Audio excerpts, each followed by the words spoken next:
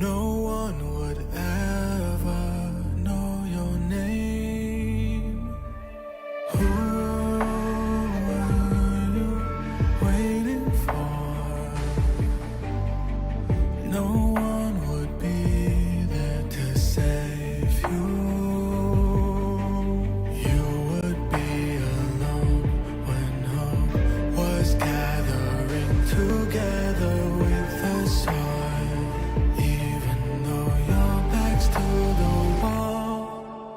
One strike, go cut the murky mind. Your blade swing one time. When clouds have cleared, sunlight can shine. One time, the fight is yours. Now fill with your sword. There's endless power once you start. Never lose your heart.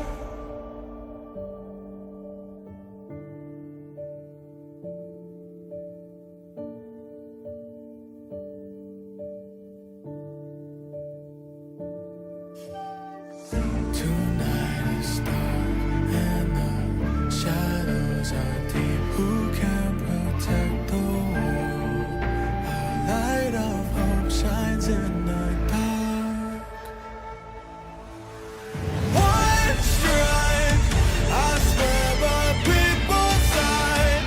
Keep faith just one time. I'm gonna light up all the fires. One strike, for my desire, a light up so bright. Each of the power in my heart, I'll defend the world.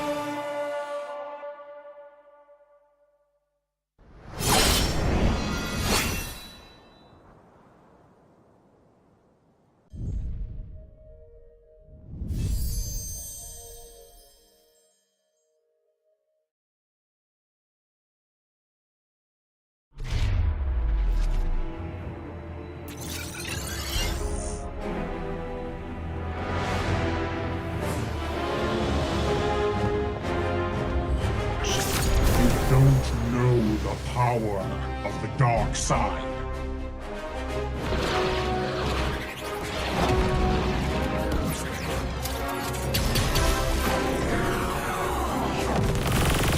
Target on the move. Prepare to engage.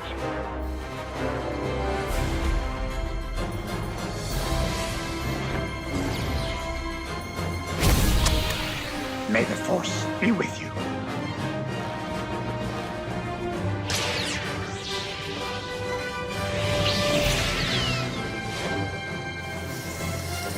I will do what I must.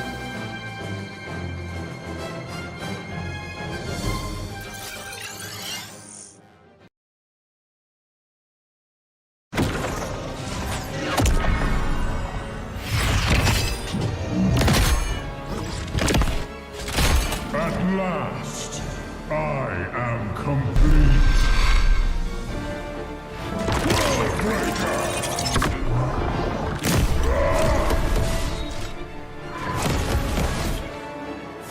Come in fairness.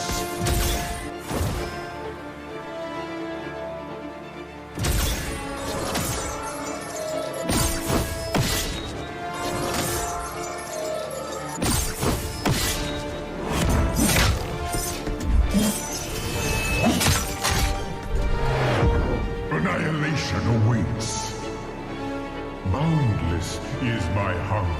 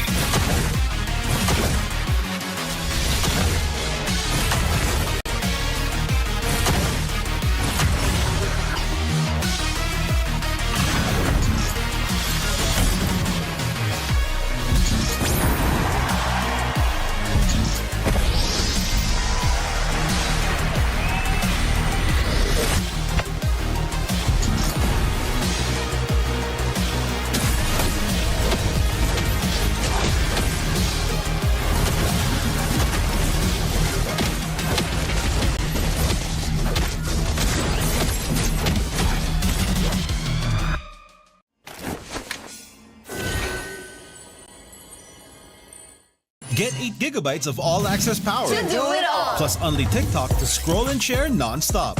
Power, work, life, and more. With Smart Power all-access data now up to 90 days. Load now. Tuloy-tuloy live selling, tuloy-tuloy content, tuloy-tuloy gaming. With new Smart All Access 99. May 9 gig ka, now for 15 days. Load now, live more today, and tomorrow, and after, and the day after.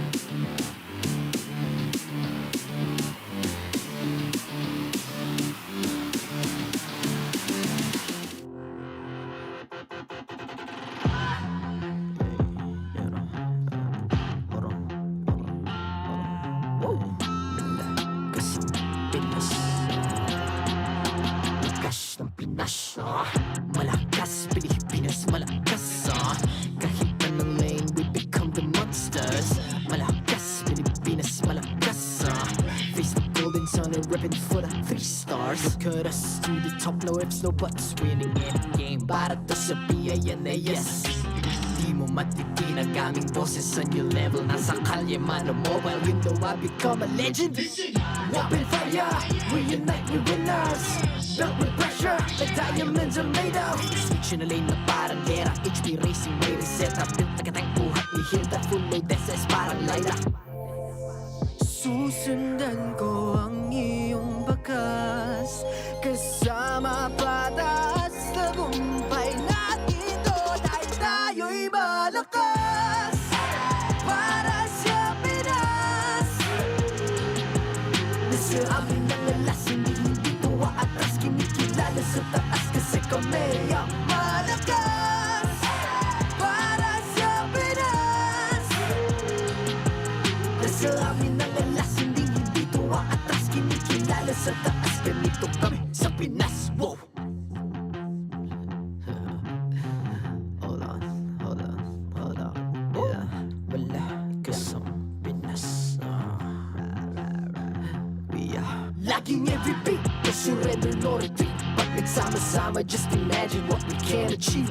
Lacking every beat. No surrender, no retreat. Giving 100 all my all, cause we just cannot be defeated. We are unstoppable, immune and invulnerable. Ready ang equipment, lahat frozen, malak crowd control. Pakita ko na jab like pow. Beast of the southeast. So what I would proud and loud, cause every enemy we devour. Susundan ko ang iyong bakas. Kasama patas. Tagumpay natin to. Dahil tayo'y malakas. Para sa Pinas. Nasa amin ang alas. Hindi tuwa atras. Kinikilala sa taas. Kasi kami ang malakas. Para sa Pinas. Nasa amin ang alas. Hindi tuwa atras. Kinikilala sa taas. Ganito kami sa Pinas. Wow!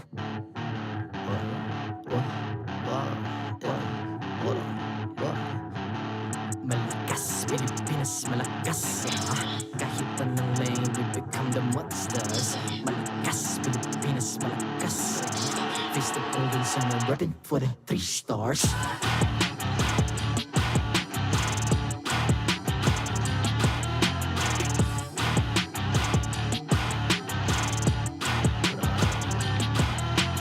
Ang lakas ng Pinas, reunite, be the stars. Ang lakas ng Pinas, reunite, be the stars. Ang lakas ng Pinas, reunite, be the stars. Ang lakas ng Pinas, we the stars. Ang lakas ng Pinas, reunite with the stars. Ang lakas ng Pinas, reunite with the stars. Ang lakas ng Pinas, reunite with the stars. Ang lakas ng Pinas, with the stars.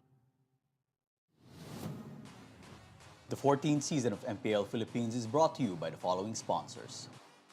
Smart, the official telco partner of MPL Philippines Season 14. The official tournament phone of MPL Philippines, Infinix GT20 Pro. Official suppliers, EMC Asia and Index Salon. Don't miss any MPL action by following our official Facebook and subscribing to our YouTube channel. Follow MPLPH on TikTok for more content. Experience the Lakas ng Pinas playoffs of MPL Philippines Season 14 action live at Green Sun Hotel. Grab your tickets now via official MPLPH website. And to ensure the equality and fairness of our games, MPL Philippines is also monitored and supervised by the Games and Amusements Board.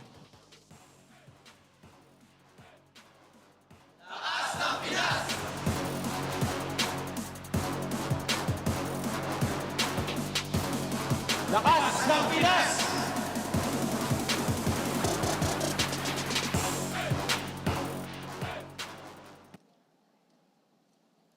It's day 3 of the Retribution Rumble, the final day of the regular season. Rivalries born before the season began will take center stage as Blacklist International meets Aurora MLBB once again. And to cap off the regular season, it'll be a matchup between the Titans of MLBB. Mamaya malalaman din natin ang official season standings. Who will face who in the playoffs? Kaya sabay-sabay natin saksihan yan dito lang sa MPL Arena. Ako po si Mara Aquino and this is MPL Philippines Season 14. Casters, pasok! It's finally the last day of the last, week 8 regular season. I was doing something, but welcome to the English Desk. My name is Ian. Together with me is Papa Bear, Naisu, and Naisu so far, even down to the last day, we haven't sealed off yet the playoffs, the standings rather. The 6 teams that will be advancing are there, but in terms of bracketing, it's not yet sure, Naisu. It's not sure. But, of course, there is something sure for our audience out there. And that sure thing is you can level up your game anytime, anywhere with Smart's Power All 99. For just 99 pesos, you get 8 gigabytes for all your favorite apps, plus only TikTok and only text to all networks. You guys can stay connected, improve your MLBB skills, and keep the fun going with your friends no matter where you are. You can load up now and enjoy nonstop gaming with Smart. So, again, thank you to Smart. Now, as you were saying, Ian, yes, the teams have all locked in their spots for the playoffs, but what today brings us to, and I love that we still have this wait to the last day of the regular season, is this right here, right? Once again, it's RSG Philippines and TNC Pro Team not going to the playoffs. These are your 6 teams going, but who is going to fall into what place when it comes to the playoff bracketing is what we're after. The fight for the upper bracket is still in the works. Falcons APBren, Smart, Omega, RORA, TLPH, all are fighting for that second seed, but unfortunately for Smart Omega, speaking of Smart Omega, the streak has been broken, by the way. It has. No 14-0, 13-1, because Smart Omega was able to reverse sweep Fnatic Onyx yesterday in one of the best matches, but right now, as we can see, we have 2 matches. First one is the highlight match between a Blacklist International going up against Aurora MLBB, and of course, our star match of the week, TLPH versus Falcons APBren. It's the Titans once again. This MLBB rival now is known all over pretty much globally for MLBB esports. And despite that TLPH, they've lost to FCAP. FCAP still regards TLPH as, their rival, the team to beat for them, and maybe even the team to a point where it's like they always push them to limits. We see that happen vice versa here. So who knows what's going to happen between this next rematch between those 2 Titans. Yeah, it's like the Lakers versus Boston Celtics, that never-ending rivalry. That could potentially be their last match for the year. So we'll never know what's going to happen, but that's why we have the panel. Renmar and Leo, please explain what's going to happen for Retribution Rumble today. We'll tell you exactly what's going to happen is we're going to witness world-class MLBB from the first to the second best of 3 and possibly a tiebreaker. Thanks, Naisu. Thanks, hashtagging. And Leo here at your service alongside Renmar Santa Cruz from the Infinix Game Tambayan. Yeah, the excitement of hashtagging earlier, man. It's, I feel it too. Potentially a tiebreaker. More on that later. But first, we got a good old meeting between old friends. That's right. Just a quick reminder, Infinix GD20 Pro is the official tournament phone of MPL Philippines Season 14. It's the phone that our athletes use on stage to compete at a world-class level. Now, talking about the first matchup, it's a rivalry that came out of nowhere. Well, not exactly out of nowhere. The first time these 2 met, we were already aware of what was going to go down. And I'm happy that through the run of the regular season, they kind of lived up to that. Yeah, I mean, this was a rivalry that was already set up when the rosters were announced because of the close ties of each of these 2 teams. And from the first meeting, of course, very different time, very different meta, very different rosters that we saw. Now we're going to be seeing reunions between, if I'm not mistaken, the MV3. That's right. And of course, their colleagues, their brothers in battle, Rena J and Yue. There's much a part of this. Yeah. And then you loop in Lord JM, you loop in, just, as long as you're Black or Aurora, like, you know what's up. And it took a turn of events, a very, how do I say, sweet and hilarious to some extent turn of events because of what happened, all right? Last night, was that last night or day 1? That was last night. All right, because of what happened in Aurora's match against RSG, Blacklist just became a shoo-in for the playoffs. Yep, they locked on their playoff slot, and Edward said, thank me later in his post-match interview versus RSG. While, of course, Haji and Oheb, the old members of MV3, they said thank you back. And Edward responded. Well, he said, you're welcome. And then I assume his thank me later is loaded, given that today here in the last day of Retribution Rumble, they will be facing off for the last time in the regular season. Yeah, the nonchalantness of Edward with regards to what Oheb and Haji said, it does bring me to that feeling of I think this might be an Aurora that are still going to be out for blood, especially now that we're going to be seeing our brighter Yue, who has been popping off lately all throughout the season. His Valentine is still to be feared, while Haji, of course, has been recoded.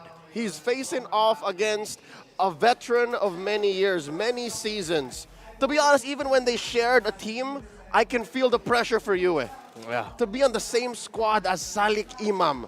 Even though Blacklist kind of struggled, and at some point I was sure that they were not going to make it into the playoffs, Haji stepped up, stepped sideways, stepped down in the round, and moved from the mid to the roam, and then roam to the mid back. And that's why these stats, to be honest, you can compare them to Yue, but I'll say it now.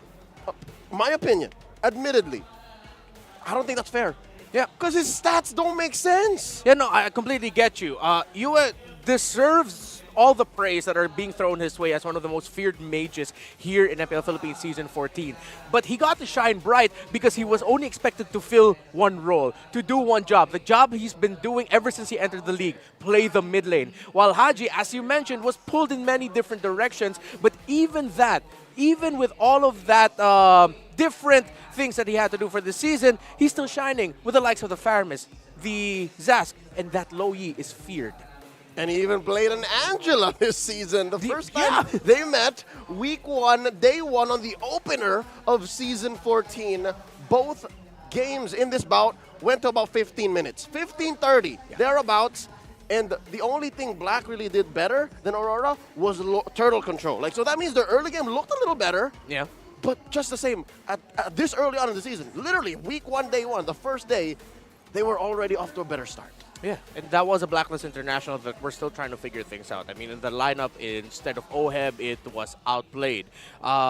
Great as he is, it was still during a time where the team was trying to find their total chemistry and still struggling. But now, Blacklist International, this is the perfect time to show Aurora, to show the world just how recoded and ready they are for the playoffs. Because, yes, there's a bit of a break between the playoffs, but teams have always said that their last result in the regular season sort of affects their mental state heading into the playoffs. That strong idea of momentum is what they like to latch on. Literally. You know what they say, right? It's not how you start, it's how you finish. And with this being the end of the regular season, no matter what happened to Black, no matter how ups and downs and left and right and loop-de-loops they took around the regular season, the fact that they made it to the playoffs is already a testament to how well they figured out what happened to them, how they recoded, how they renamed their lineup. Blacklist International Season 14 _1_2_3_final. That's what this is now. Yeah, it's like a multiple version thesis is what they showed up. And I'm sure we're going to be getting a different version of the playoffs, but it probably won't be different from the version that we'll see today. So this might be the closest to we'll see as their playoff swarm. Hence, all the more important that they put on a good showing here. And as we look at the key players, we looked at the Haji Yue comparison. What does a good mid laner need? A really great roamer, man. And you cannot deny that the effect of Perks and Renjay that they've had in the success of these two rosters, definitely they deserve the flowers. You said it. You said it. That word triggers me. Renjay, it's over. That's it already. I was going to say this was close to a 50-50 as possible, but when the Hitman... Oh, no. Hitman. When the Hitman comes into play, you know that we're going to have a good day, all right? Ladies and gentlemen, we want to know who you support because I'm suddenly all Aurora, all right? I did say in the forecast, I do believe Aurora should take this home, and we want you to show your support, MPL fans, agents, Auroras. Who do you think will win this match? Is it Blacklist International or Aurora? Vote now via the online poll. I remember for this one, I believe I voted for Aurora as well. And I think the standout, I can't remember the standout player that I went for, though. Do you remember yours? Oh, wait, no, I'm pretty sure it's Renjay. All right. In all fairness, if I don't write Renjay, it's in an effort to not seem so biased. Okay. Understandable. But deep inside, you know what it is. But I think it's clear that both of us are predicting Aurora for this one. Yeah. Not to say that Blacklist won't put up a fight. Of course. I do believe that, again, through, fair enough, Perks' unbelievable improvement. Through basically watching hundreds of videos set up by Coach Bonchan, basically his roamer jams. Yeah, roamer jams. to learn how to set the way he did. in week 6, all right? Much as I'd like to forget how my prediction record went because of Blacklist, Perks up and turned that all around and made the glory run for the playoffs that they're on now. Yeah. But even after that great performance by Perks, there was a little bit of a dip as well. I believe it was when they went up against Team Liquid Philippines that they somewhat struggled. But going up against Renajay, you're really going to have to be in your A game. Master of the Basics said it best. Renajay is the roamer that has definitely mastered the basics. I mean, he's been with the young man for the better part of 3 years now. Yeah. So with that said, best believe in this next matchup, you're going to see a lot of RORA, Rico. Wait, what is that? I don't think they've spammed it enough for us to know what that sounds like. I can't remember how it sounds like, honestly. Renajay, do me a favor. Specialized MPL Philippines team recalls are now available. You will now be able to represent your favorite team in the most unique way possible. Log in game now and get yours. I have mine already set up. I'm a Liquid main.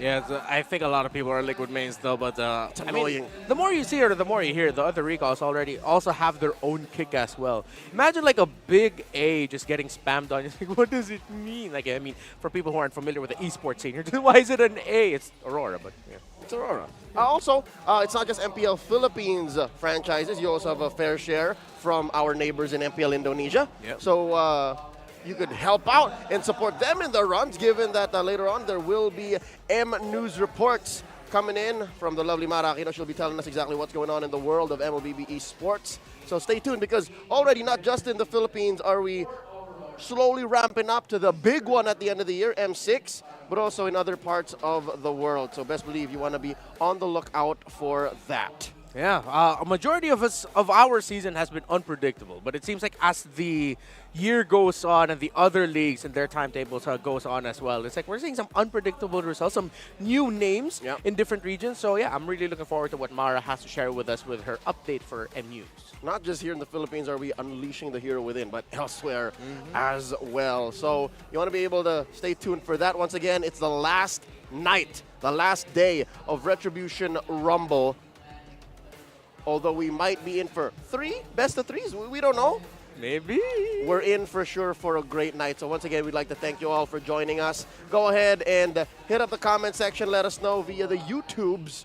MLBB Esports, we'll be checking that chat in just a bit. Let us know who you think will win once more and what you've been enjoying so far this weekend in Retribution Rumble. I'll tell you what I'm not enjoying. The fact that Onyx win streak got snapped in half. I don't know. I feel like for me, you can't go into a playoffs undefeated. You got to lose at least one. Got to learn how to lose good to win great. But that's just me. Real quick, let's reel back into the matchup. We're going to witness Blacklist face off against Aurora MLBB. Let's watch our players make their way onto the stage. Experience Lakas ng Pinas.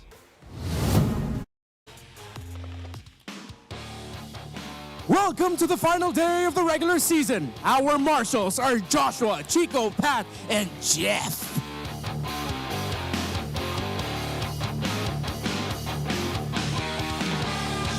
And welcome to the arena, the playoffs bound Codebreakers. They began the season finding their new identity, and they stand before us today having broken the code of the new Blacklist International.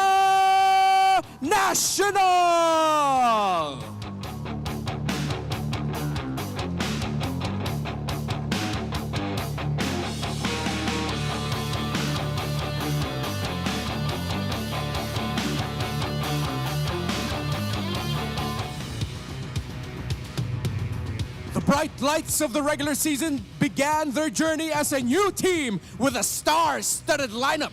This is the opportunity for Edward to get that thank you. Welcome to the stage, Aurora!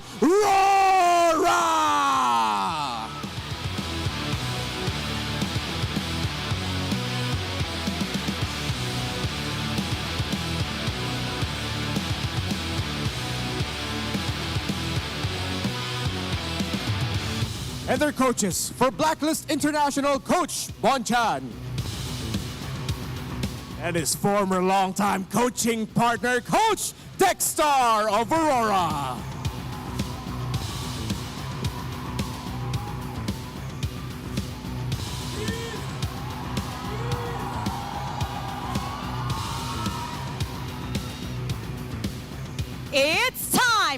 face-off. All players step forward.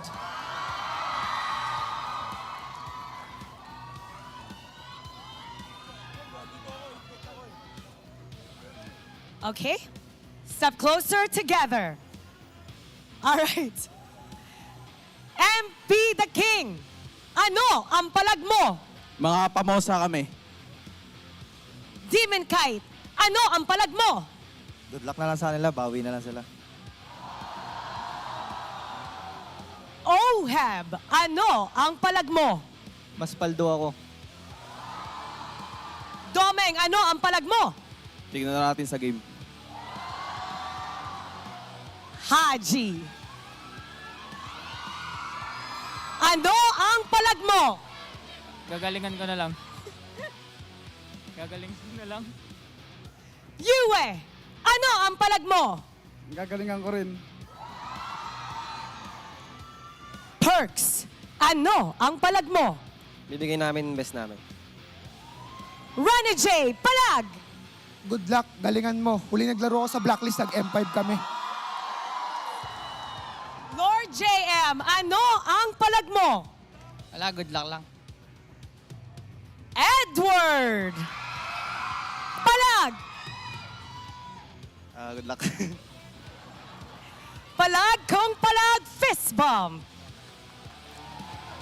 Former teammates turn to rivals will face each other one last time on the stage for the regular season. Let's begin. Panel, pass up. Good amount of spice between their palags. Blacklist International fielding the main five that's worked for them for majority of the second half of Season 14. We've touched already on the impact of Haji and Perks. Again, this is the meta where the center of the map thrives. Your center rotations. So MP the King, show us why you put the King in your name. Show us why you're a two-time Khmer King. Why you've led teams in Cambodia to great success. And you're going to have to do it really well with Haji and Perks as you go up against one of the most fearsome junglers this season and Demon Kite. You know what's scary about MP the King? What? They've lost a lot in Season 14, but his Bane still holds a 67% win rate. Ooh. Respect from one Bane main to another. Aurora MLBB, on the other hand, though, their stats are a little more everywhere given how versatile they were in Season 14. Yeah. Yue, Renegade, the center of the map, it's Hitman or Healman. Sometimes the versatility comes from what kind of hero Renegade wants to play.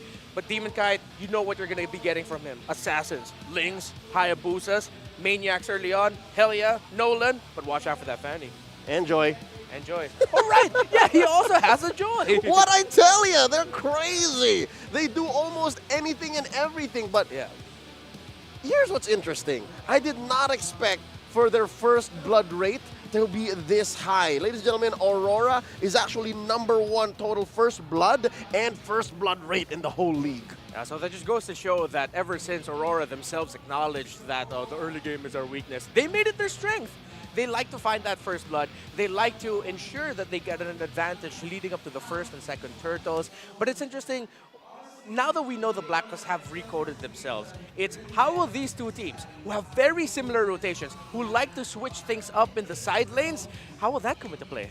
Let's check out the Infinite's keys to victory. Blacklist International definitely has to put their A game up against the Aurora, because this is their way of saying thank you, by putting up a great fight. Yeah, put up a great fight, show your strength, show that Edward helping you get into the playoffs, wink, wink, was well worth it. Rotate your way towards the upper bracket, Aurora. That's what we mentioned, the rotations. How are you going to handle your early game rotation, show off that new strength, and make sure that you get to pressure Oheb, who you know will play the same play style as Dominic because you guys rotate the same way. And he who controls the mid controls the game. That's why we put focus on Perks, on everyone else in the mid. I was about to mention all of the players, but then I realized I don't have time to mention all 6. But watch out for the roam mid and juggle for both teams. The roam trio.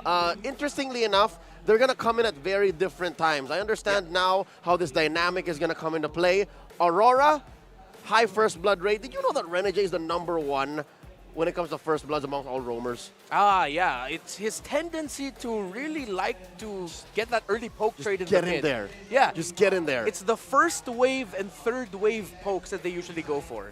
which is a total polar opposite of Perks, who just tends to be patient up until the very last moment when you're looking at a 16, 17-minute game. And why is he not rocking the implosion? Why not? And then suddenly just turns on it. Yeah, I mean, that's a perfect way to put it. Like, for Renegade and Yue, when you really think about it, they're the two roamer mid-comp duos that really just go for the, hey, yeah, we're going to hurt you first so that you can't even get close to getting vision and all of that. While Perks is more of the kind of like, fine, hurt me now, I'll hurt you later.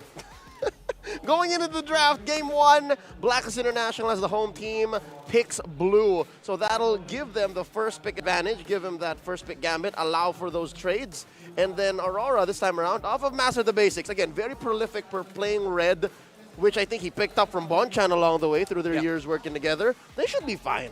Yeah, for sure. And now that we know that with Blacklist International going onto the blue side, I have two main questions here. Number one is, are you going to be one of those teams prioritizing the Khalid if it's open, willing to pick up the Khalid even if high-profile assassins are open? Or are you going to get Perks on his comfort, get the Tigreal so that Renegade doesn't get it later on the red side? I'd reckon maybe even first pickable on blue. Exactly. That might be how important it is for Yes. Blacklist. Here we see Coach Bonchan at the helm, taking out the Fanny. By the way, 100% if I'm not mistaken on DK here, yep.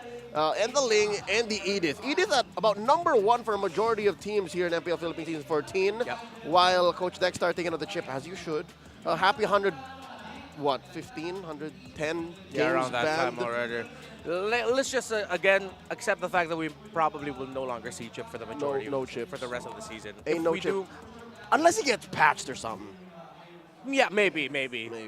But now for the first pick here, so if Aurora take out an assassin, that might actually force Blacklist to pick up the next available of assassin, because they can still go for the roamer trade here. I will not take it away from Blacklist for suddenly first picking a Matilda just to take it away from the Renegade. With Fulvius gone here now, and You you say have the Renegade? For the Renegade, yeah. Cool, Matilda thanks. for the Renegade. Yeah, that's the right way anyways. But no, they're still going to be chasing the assassins, There it's it the is. Hayabusa. So I wouldn't take it away from Aurora to just go ahead and pick up their main roamer right now. No rush for Aurora to actually put a hero on DK. Again, the aforementioned Joy shows up in his arsenal. Angela hasn't been banned just yet, so they can do anything. But wait, no, this is uncharacteristic. Look how cold DK is. He knows what's up. He knows he means business. Is the Julian alongside Khalid? Man was staring all of us down. I felt him in my soul. Yeah, I thought that Julian would go into the third pick, but the Khalid does get picked up. That most likely will be the roamer for Aurora. But let's still not turn off the idea of Edward picking that up. I mean, he had the winning Raging Sandstorm off to the back. That's true. I think a majority of why this could go into the Rome is because of the stellar performance of the Hall of Legends inductee Chaknu last night, who, with the help of the Khalid, ended Fnatic Onyx 13-game series winning streak, rather, ending it at 13-1. Here's the answer by Blacks International, the Gatot and the Valentina. Yeah, I like that they paired up that pickup together, because if you pick up the Gatot Kacha and picked up a different mid laner and leave the Valentina open for you, and number one, you're giving you a comfort. Number two, that actually makes Aurora think about the possibility of putting the Khalid into the roam, pair it up with a Valentina that gets the ultimate of the Gatot Kacha, leading to an incredibly annoying time for the jungle of Blacklist International with the constant invades they'll be getting from the EXP. Yep. So, again, because of this Moskov pick, we're more likely to see the Khalid in the XP now, right? That's the current school of thought we're following. The Harith gets banned out by Aurora, and Blacklist taking out the Vexana. So there's still the Zask left out for Aurora, who, by the way, I think is on the downtrend. Really haven't seen much Zask in the past couple of weeks. Yeah, teams have really understood like how he likes to play around the formation, how static he can be. As strong as he is in making his own plays, teams have just read into it and played into it, especially with the changes that he had. Still great in terms of dealing the damage, but for players it seems like their idea is all the same. It's like he just feels a little bit different, and it feels a little bit riskier now. He's more item dependent now. Yeah. Picks up more magic power inheritance for more items, so you can't really start bullying as early as the first 5 minutes. Check it out. RORA bans out Lord JMCC, who, by the way, is sitting at 75%. The few times he's picked it up, they've actually won plenty with it. Yeah, and looking at the Khalid and the Julian, that is very dive heavy, meaning that the other pieces of Aurora might not be enough to really help the backliners, whatever you is going to get, knowing that the Valentina's not there anymore. So a CC would have been a great pickup for Blacklist International later on. So now I think here we might see if this Khalid will be, where this Khalid will be going. If not that, then maybe Yue would want to pick up his hero now. However, there's a chance that Aurora might actually hold on to that, save that for last, and just already show their hand with the Roam or EXP Khalid.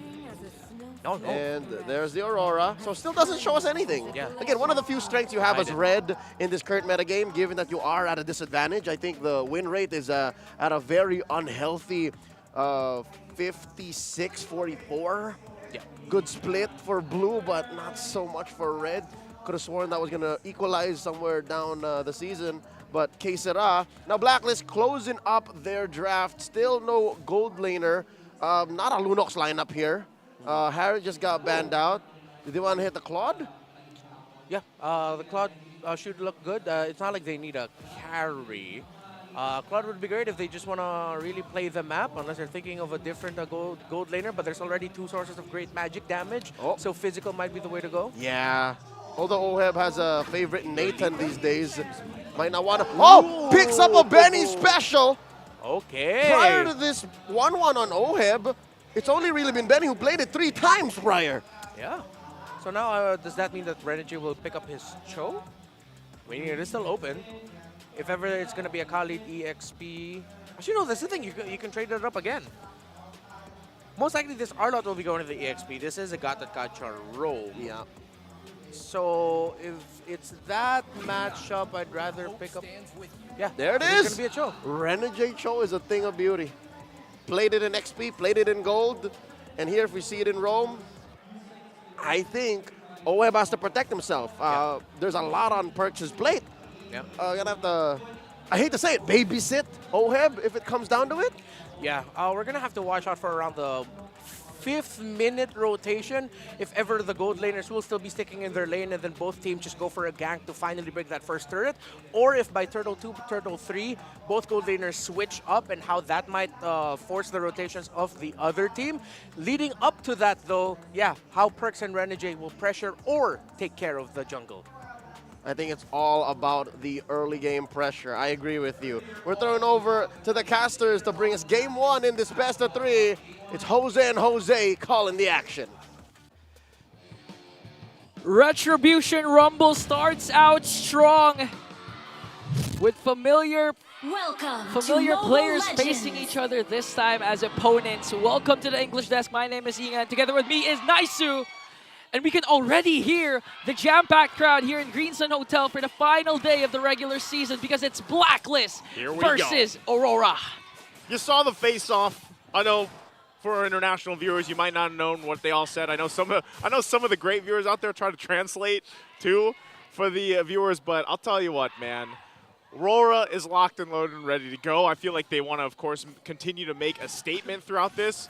And also with Renegade on the show here, they're going to have to contain this man, the Hitman, for a reason. Yeah. That's where he got that moniker especially, but we'll see how this plays out. Take a look at the emblems, though. Yeah, and speaking of Renegade, I remember Cho was one of the flavors of the day yesterday, especially in the hands of Ryota. It was used to break the streak, a reverse sweep for Omega, and this time in the hands of the Hitman, as well as MP the King rocking the Hayabusa. One of those junglers who can easily snowball at any given moment.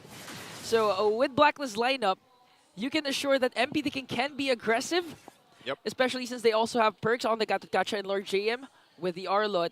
But then again, Aurora, the last time that these two have met, Aurora was able to sweep them. But again, this is a different kind of Blacklist. It's a decoded Blacklist with a different kind of lineup. And after 8 weeks, this is the first time that Oheb will face off against his former teammate, Edward.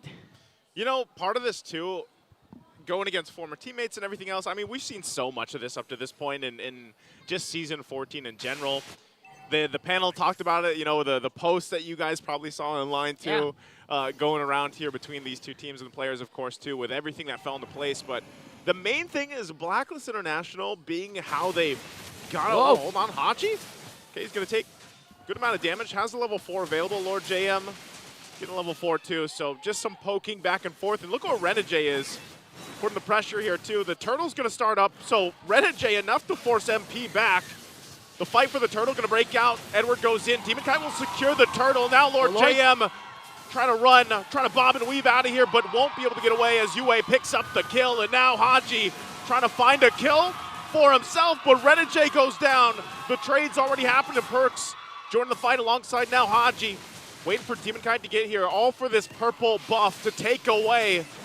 So they're going to work on it slowly. Perks, Haji, trying to delay it, but at what cost now? So RORA gets a whole lot out of the exchange. And we've been saying this, Renegade the Hitman is the frontliner for Aurora, leading the rotation with his nuisance in the jungle. Prevented MP, but look at the prediction, 79% are on the side of Aurora.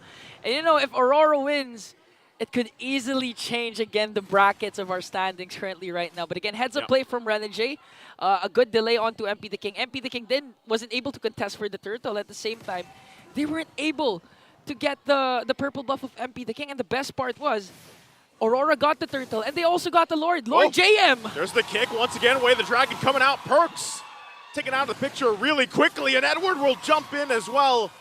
Raging Sandstorm. Haji takes that for himself. But man, once again, there's a reason why anytime Renegade picks up the Cho, a lot of people love to just watch him and see what he does. Yeah, you know, I'm sorry I have to say this, but baka Renegade to. Yeah. Maybe it's Renegade. Maybe it's Renegade. The signature throw of Renegade once again being picked up here, and Aurora really utilizing their early game power spike. Again, they have the Khalid that could be a menace. Look at him. First 5 minutes, and look at just Renegade. Just look at him. Okay. He's just going to stay there, poke a little bit, and he's fine. You know what? That's all he has to do. That's all you have to do to be an effective Cho for a lot, especially in the early game when, you know, you kind of got to rely on positioning even and being protected as a gold laner. But even as a jungle, MP the King has not been having a good time. Renegade uses the way of the dragon, not the way he wanted to go. There's the final slash in response, plus the jump on in. Domeng joining the fight. They get frozen down too, but they're going to fight it on out as they force him back. Lord JM trying to run. Domeng goes back in. Now Perks taking the brunt of the damage. Can Ohab help him? Ohab, the spear's going to miss though. Point blank. Good thing Ohab was there, but he didn't even need to help them further. Okay, Blacklist was able to finally win a clash. They got to Edward and Yue in exchange for, I believe it was Haji. And that was a good catch coming in from Lord JM. Final slash connecting onto 3. Luckily, Renegade's Way of the Dragon was off angle as well. That's why Blacklist was able to turn things around. But again, Renegade just really giving MP the King a hard time, zoning him out while Aurora works on the turtle. You know, I love to see it, man. Cho just being a nuisance enough to these assassin junglers, and that's all you got to do. Now the objective taken up for Aurora, once again, to build up on the lead that they have here. And that's really where you got to pay attention. You got to look at things falling into place for Aurora. And if you're Blacklist International, you're looking at what they can do to answer back. Again, at this point of the game, nothing's out of hand, right? They actually have a lot of potential to turn these fights on their head. It's more so that MP the King hasn't been able to get that, you know, that snowball momentum we always see from Hayabusas early on. He has gotten a couple kills, but he's been constantly focused out, especially from Renegade here. And now they're going to force a fight again. Oheb could be in trouble. Fires back. Defensive Edward trying to get back with Raging Sandstorm, but Oheb will pick up a kill. Onto his former teammate, Edward, and a heads-up play from Perks to protect Oheb as well. Popping his Revitalize, making sure that he's not going to get bursted down as Demon Kite works for a trade onto the bottom lane. But a 1v1 between Lord Jame and Demon Kite, though. Okay, so that was a kill onto Edward. In exchange, Aurora got a third down bottom, but this is the thing. You've been saying Renegade has been a nuisance in the Blacklist's jungle. Yeah. But even onto the middle lane, he's trying to zone out every single member. And if we're going to go back to the keys of the victory, one of the main things that they have to think about is whoever controls the mid controls the game. And so far, it looks like Aurora still is controlling the mid lane. They're going to, and you can see this happening here. Like, they're getting all the turrets that they need to. They're pushing these in. They're getting the space to work around, and, you know, they still have... Oh, hold on. Lord JM gonna get kicked once again with the Way of the Dragon from Renegade. They get frozen down. There's the answer back, though. Renegade won't be able to skip the crossbow of Tang. Coming out from Oheb, but now Oheb could be in trouble in response, but Perks still working on it. Still fighting for it. Oheb doesn't want to press the situation further after losing 2 members, the 2-for-1 trade. Okay, that was a good call for Doming to just wait a minute. I'll enter after almost all the ultimates from Blacklist have been expended. He waited for the crossbow of tank to be used up, and then he entered in. That's why they were able to take down 2. And again, Demon Kite dominating the neutral objectives. All 3 turtles will fall to the side of Aurora, but for Blacklist, it's still, you can still come around again. It's a 4.3k gold lead, and at the same time, OHEB hasn't been shut down. Looking at the KDA, it's a 2-0-0 with this 1-1. And if they continue to just build up OHEB, wait for his items, wait for his power spike, one single catch from either Lord JM or Perks can do the job and wipe out Aurora. Not only that, but also here, Ingon, is the fact that, you know, once OHEB scales up on the 1-1, gets online per se, like you said, a Final Slash can set things up. Even with Haji, a lot of times he's been taking, you know, UA's Frigid Glacier, and that's enough to slow things down and hopefully capitalize on it. But as the game continues to build up for Aurora, you're looking at, you know, a comfortable lead at this point into the First Lord. This is where it's either like make it or break it with the lineup that they have. Blacklist might actually contest the First Lord as they still have a minute to go, but if they get, let's say, wiped out, I'm worried for Blacklist in game 1 here. Yeah, a lot of pressure, especially for MP the King, again, to prove himself that he's the new king for the side of Blacklist. Hasn't had a chance to get any kind of neutral objectives. And in terms of trade, Blacklist still lacks the trades that they can do against Aurora. That's why Aurora has a 5k gold lead. Just look at Renegade. He's inspired me to play Cho this season, this new season. Honestly, we were talking about the Midnight Rock Hard. You were talking about playing the show, especially because of the performance of Ryota, but Renegade. Oh, he's going to get Final Slash, and he's still going to be able to escape, but there's the Shadow Kill. Renegade trying to run away, and he'll do it. The rest of the team now joining the fight. Spear Destruction there as well. But they just disengaged. They don't have to pull the trigger on it. And man, look at everything that Renegade just took from the team of Blacklist International. That's 3 ultimates. Wiki Shadow Kill, the IMU coming in from Haji, and Lord JM's Final Slash. That was a good catch though. Yeah. But again, the problem is, do you have enough damage to burst down a Cho? Again, this is a kind of a roamer that's agile, not that tanky. And at this point, you can't even burst them down. That's a huge problem that Blacklist has to overcome, especially coming into this First Lord as Aurora tries to burst down the Lord. Well, let's see what they do. Once again, initiating the fight. Perks takes the brunt of the damage on the front side. They're going to force him back a little bit here. So we get a reset from the Lord. Renegade was trying to find that way of the dragon again. Doesn't get it. Good pickup here to deal with some of that sustainability. Sea of Halbert now on OHEB. Okay, so Blacklist was able to prevent Aurora from bursting down the Lord and getting it for free at the very least. So right now it's an opportunity for them to reset, work on their minion waves, and looking at the item, Doming dominating the gold lead with almost a more than 1k gold lead. Already has the Trinity build. So right now in terms of damage capabilities, Doming can really just burst down anyone, even Perks especially with the DHS. So right now Blacklist needs to worry about the split push capabilities of Doming. You know, the next standard. Because again, this is a Moscow that can join the frame any given moment. Once again, Perks unbreakable, going for the taunt on Renegade.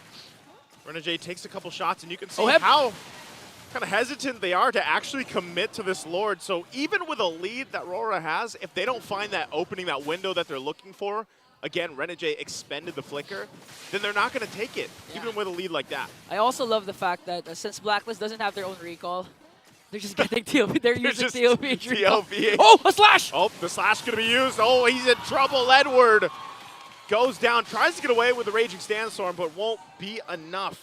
But look at the push happening here. Doming, they're going to have to deal with this as he's pushing down that bottom side. So even with a pickup, still no commitment. Blacklist International not taking this Lord just yet. Yeah, this is what separates a Doming from most pro players. Again, his ability to focus on the macro instead of just utilizing his micro skills. Again, micro skills, it's unquestioned. He's really good at it.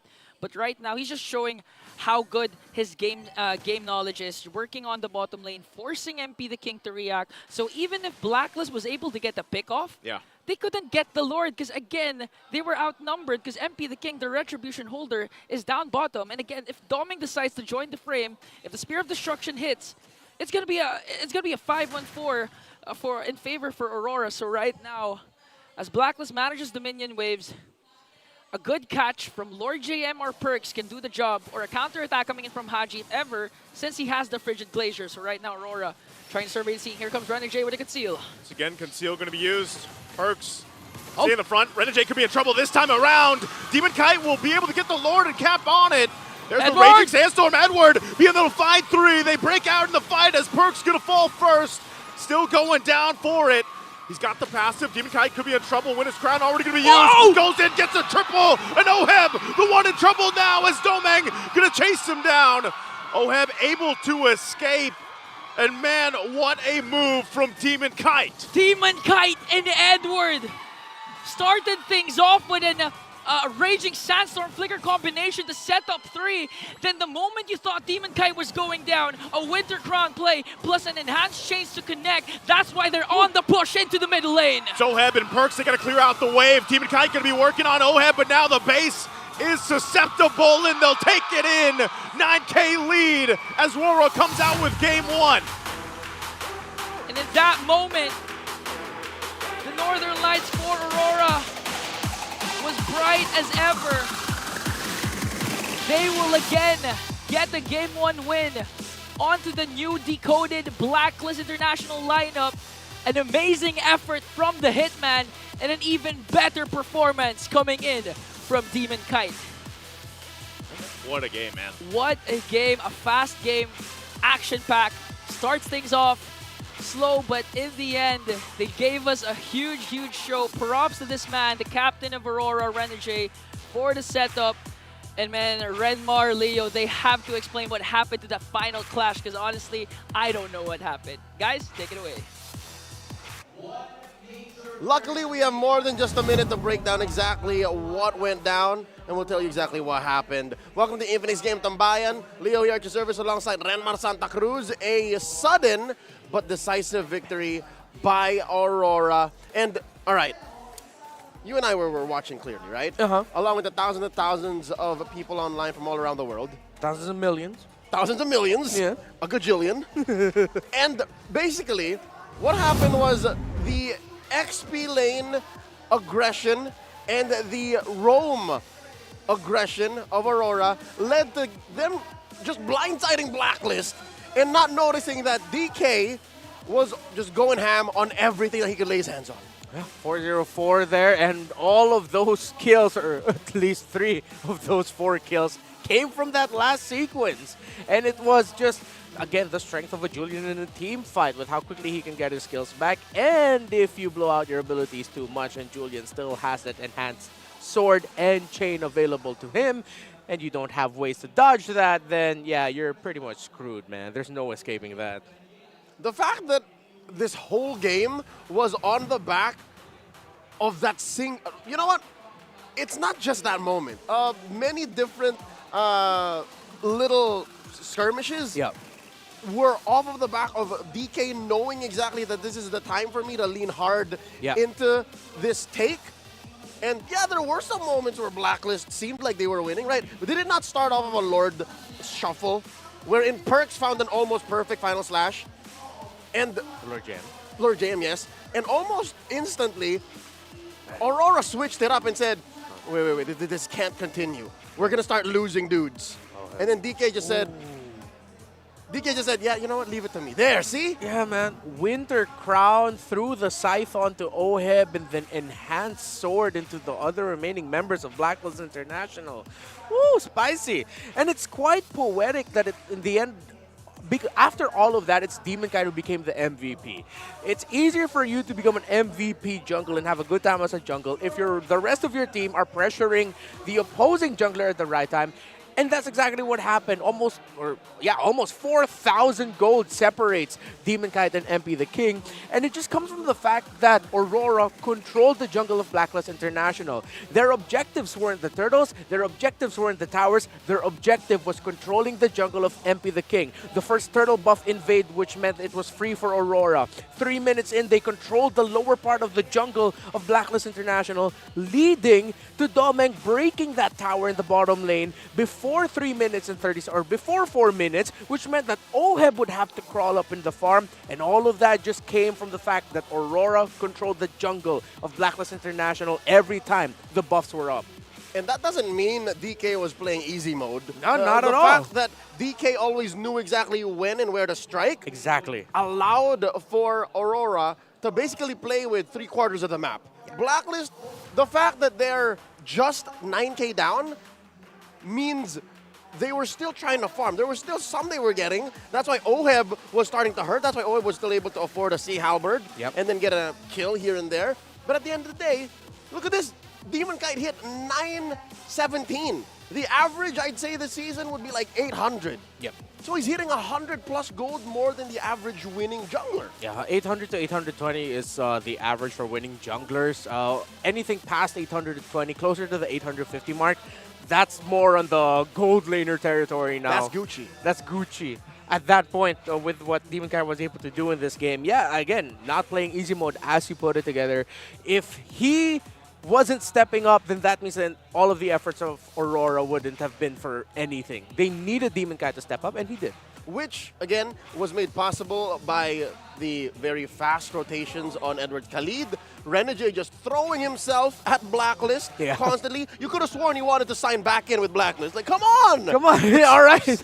I got a contract ready here. Oh, psych, flickers out. Not signing that. And, again, very, I don't know, if you see this as well, or is it just me hoping that the utility Mel comes back? You will play the utility Aurora. Like, he was so willing to put himself there and just use his CC and his body so that Doming and DK could do core things. Yeah, I think that little sequence that Renegade had in the mid where 4 members of Blacklist International went on him and he still escaped with around 5% health left.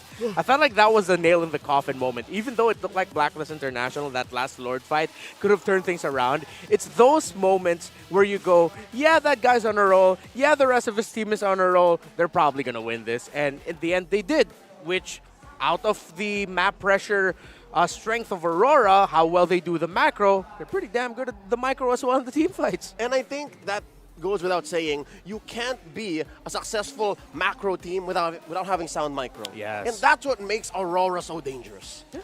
From a roll-to-roll perspective, they are, if not the best at their role, close to it. Close to it, yeah. So when you duel with them, you know you're dealing with world-class talent. When you're playing with them on a map scale, next thing you know, you only have just this much farm. Yeah. One thing I can show is that Demon Kite really showed that in this game with this meta. It's like, that was the signature core performance. He was definitely the core of that lineup. Speaking of, cores have taken quite the turn in this current meta game. Here's a quick meta check, talking about what 1.9.20 has done to our meta game. On the downtrend, here's a core hero we don't see anymore, Roger. Yeah. Zask, again, I was calling Zask on you. He has a stellar win rate on that. Doesn't show up as much anymore. Joehead, more of a acquired taste these days. Hylos used to be a first side pick, and also, he just shows up like last pick these days. And of course, Terizla. Where's the Rizzler? Yeah. At this point, I think that with the other EXP options you have available, with the rise of Khalid, the rise of Gata Kacha, even the rise of Cho, those aren't just roam pickups, they're EXP lane pickups too. And then, of course, with how important it is to control the center of the map, it's understandable why Matilda has made a comeback with how fast she can help rotate. And of course, well, Low Yi's there. But if we look at the consistent heroes, those are the ones consistently getting contested. Well, for Chip, he's just, no one wants him. Poor guy. I'm pretty sure if Blue could ban him, they would too. Yeah.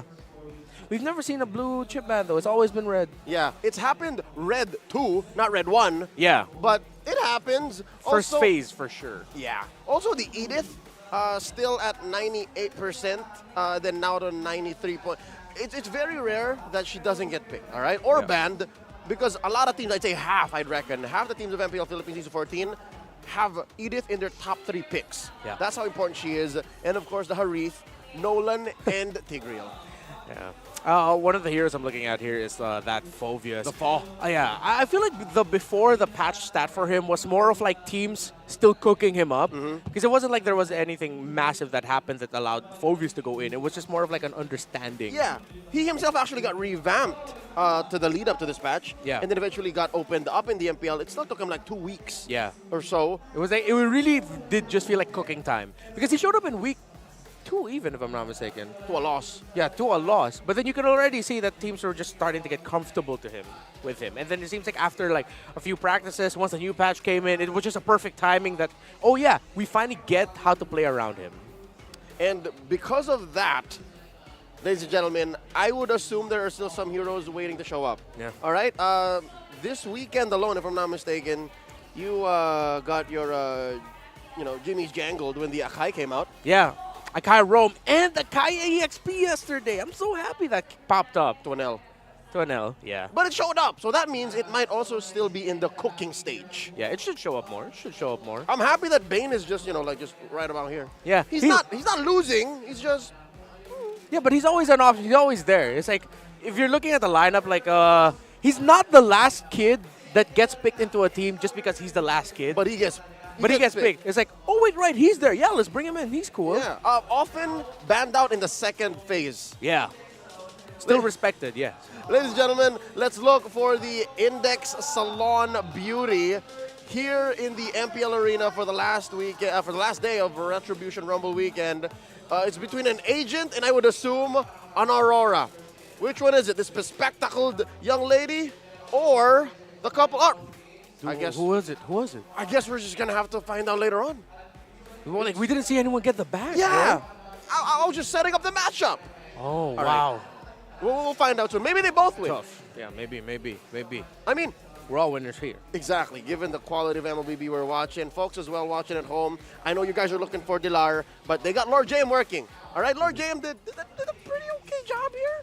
Yeah, I feel like we just need a little bit more consistent communication between him and Perks when it comes to the entries. Yeah. Because if you look at it with Renjay and Edward, you can see, oh yeah, flawless. He go into this time, or they go in together. While it seems like Lord JM and Perks are just a little bit disconnected at times. Yeah. We'll work on it. The patience and the gusto of Lord JM should match up here, especially as they go into match point. Aurora might take it down. Real quick, shout-outs to everyone watching, especially the Auroras who have gathered at the watch party at Good Food in UP Diliman for the matchup, all right, for this rivalry between Blacklist International and Aurora. It's got to be weird being at one of these watch parties because it's fair to say that when you go there, you got to be a fan of both, right? For sure.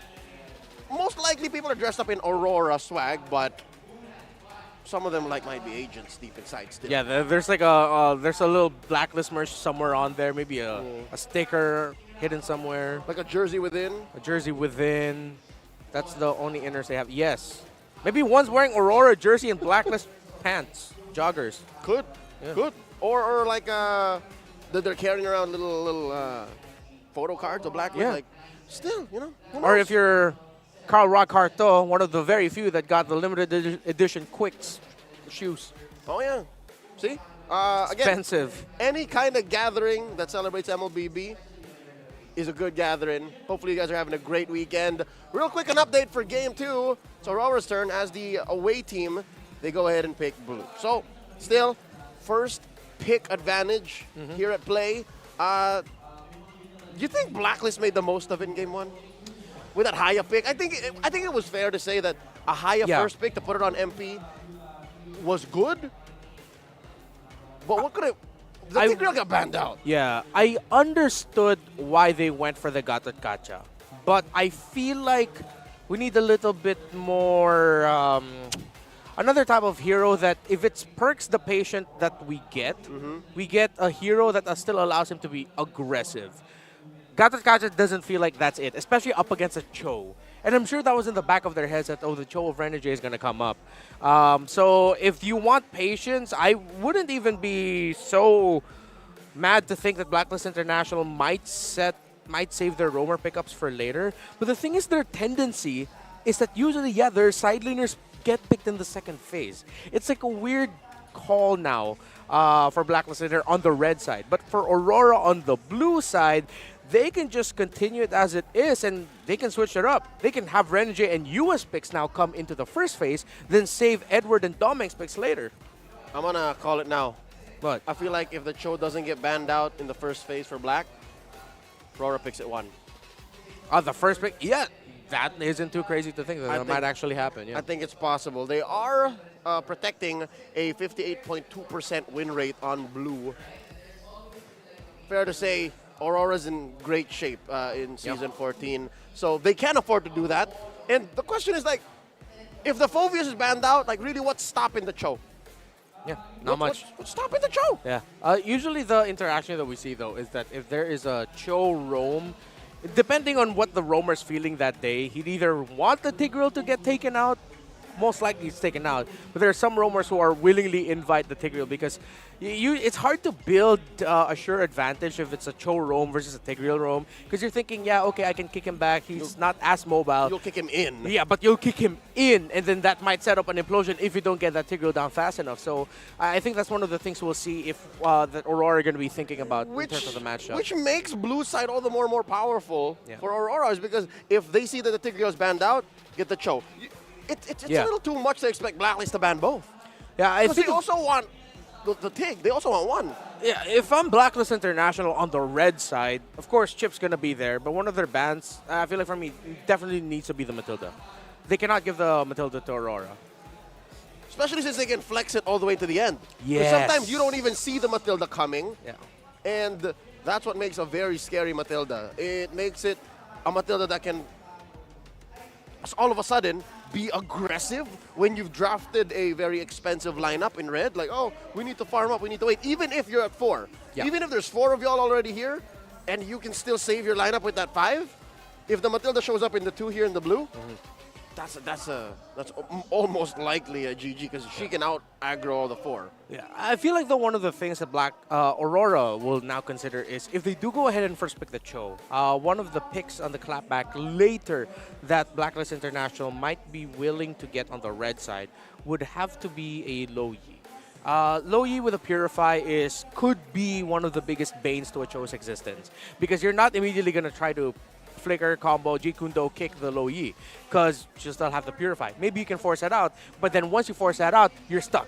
You have a Low Yi who can supplement herself with shield. Suddenly, you're stuck within the rotation dispersion combination, and it makes it difficult for a Cho to get away. That's one of the responses of teams have had recently to the Cho is to pick up a Low Yi in the mid and then just make sure you pair it up with a good high crowd control roamer as well so you can punish that Cho. Yeah, to be fair, I think they could just make sure the Low Yi isn't touched so they have an answer to Renegade's Cho if it does come out. Low Yi, despite her being more of a here and there kind of hero, has there it is. They respected it. Has crept up the Blacklist top 10 picks in Season 14, so they know. See, they're setting up for the Cho. Yeah, they're setting up a Cho first pick. Oh, they know. Great, and Blacklist ban out the Phobius. All the more. Yeah.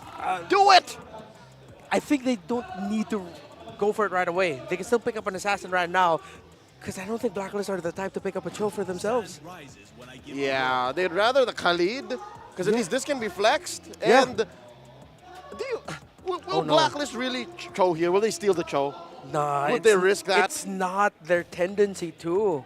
I mean, Perks before was a highlight Cho player, but it's been a while. And we don't know if it's a playstyle that they're comfortable with right now. Cho plays good into the Khalid too. Yeah, more often than not. Okay, they'll still go for the Gato Kacha. But they need something in the EXP lane that can clear fast and rotate fast because if that's a Cho Khalid combo, the Blacklist International jungle's not going to be safe. Oh, no. Huh? It's a CC. CC is so good. Rather, Khalid into a CC, I actually like that matchup. Yeah. And plus, at the same time, it... Actually, no, I felt that.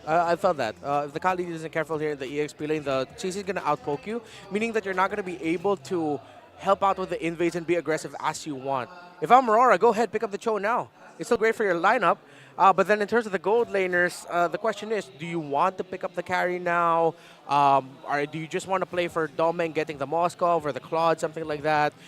There's also the big jungle question. Do you pick it up now here as well? You still have the Julian, the Hayabusa available if you want it for Demon Kite.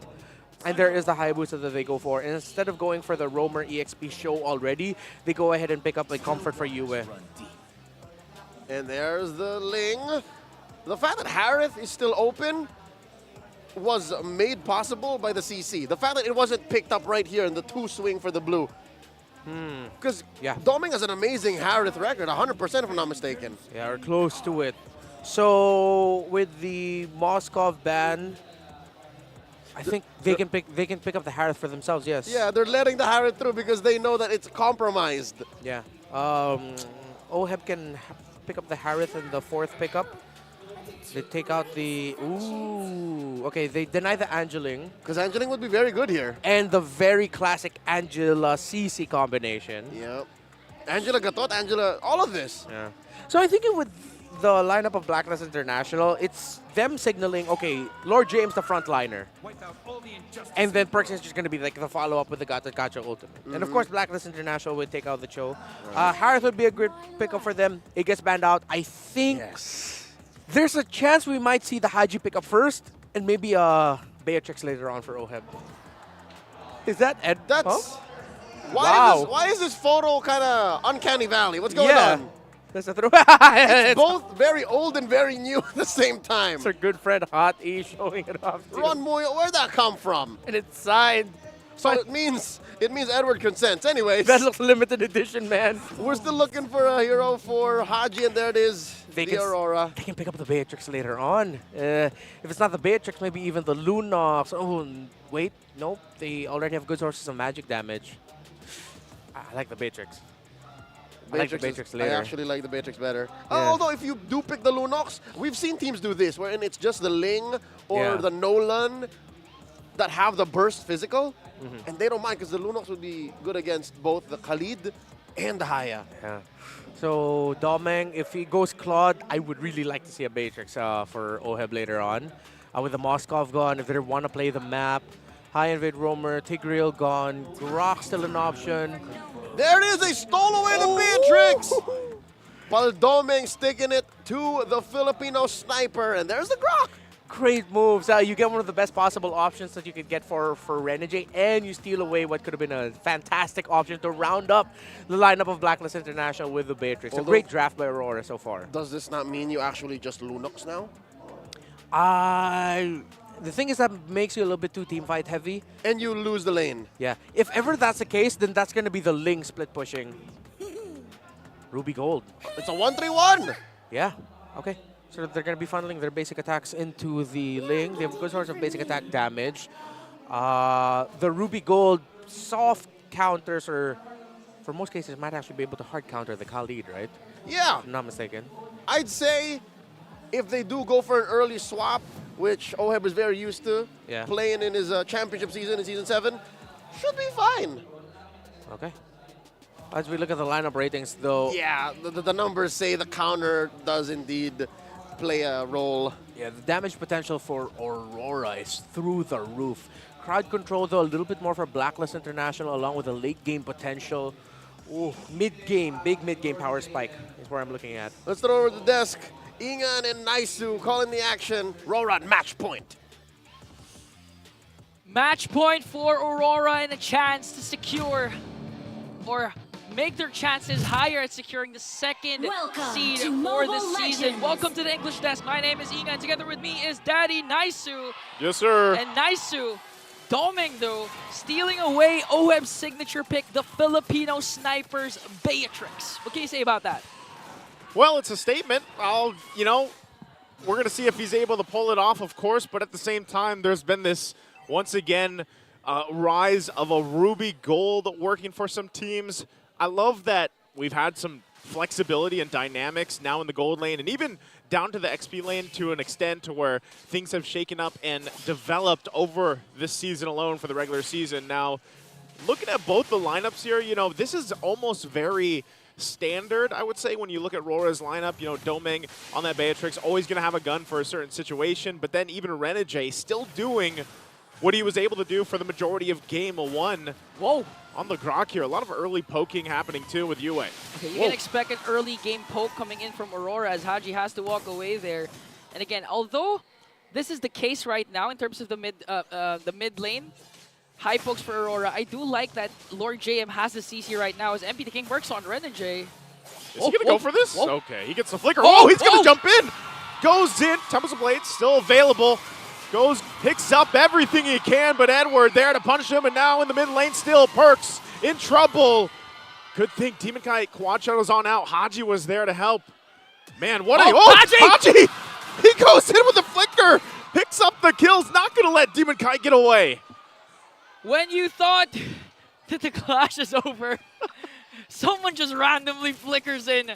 A while ago was Renegade backing off against MP the King, but MP the King goes in with the Defiant Sword plus Tempest of Blades and a good pick off there for Aurora. But look at Dominic. This is what they were saying in terms of the laning stage. Dominic can easily poke Oheb, especially during long-range matches. Almost level 4. Let's see if he's gonna get that sniper and bring down Oheb. But okay, Blacklist right now, in terms of lead, they have a slight advantage as they are controlling the Turtle Pit. Going to rotate down. They got to work on the objective. Edward there. Haji also making his way for this fight. Renegade almost level 4, so he'll have the wild charge in just a second. So going to hold the turtle for now. That's a good way to hold the turtle. Quick sand guard, just holding turtle right now as Perks trying to zone out 4 members. Here comes the clash. It is once again Edward on the backside. Raging Sandstorm right on Haji, fighting for it. Frigid Glacier there, and the follow-up coming on through. MP will be able to pick up a kill, but it's already a double kill for Blacklist International's MP the King, and the turtle for the taking as they demolish RORA in that fight. Wow, shades of MSC, MP the King with odds against his back, performing at his very best when pressure arises. And of course, the recoded Haji this time rocking the Aurora against Aurora, connecting the Frigid Glacier onto a Demon Kite. Another huge catch. It's a tongue twister, isn't it? Yeah, using the Aurora against Aurora. Hey, that might be the answer maybe, bro, because right now, Blacklist International is really setting the pace in this early portion of the game, and that's exactly what they have to do if they want to get to a game 3 here. And it's not even often that you see a CC pop up anymore. Like she's kind of just one of those niche picks at this point. Yeah, honestly, I think it's only Lord JM who has been using the CC. But in times where Lord JM has used the CC, he has a higher win rate, and at the same time, I feel like it's more of his personality, not just being reliant on the setup, but more of the zoning and bursting down the tank heroes. But whoa! With the flex from Oheb. Okay. Domeng just got deleted, man.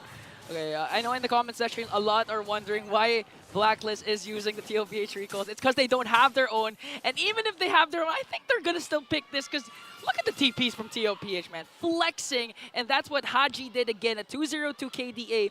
And if you're going to go back to Haji's journey, even just for Season 14, he's been switching roles. He started as a roam, right? Yep.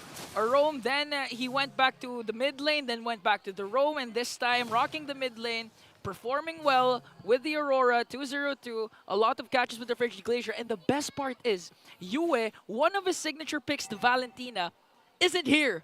So they don't have the luxury of getting a Frigid Glacier of their own compared to game number 1. Yeah, I think part of that too is just, so far this whole momentum coming out from Blacklist International has been a really decisiveness. I mean, even MP the King early on in the game when he went under the turret, as level 4, that got him to this point. Now he's going to go again. Tempest Blade's going to be used. Gets knocked into the wall, though.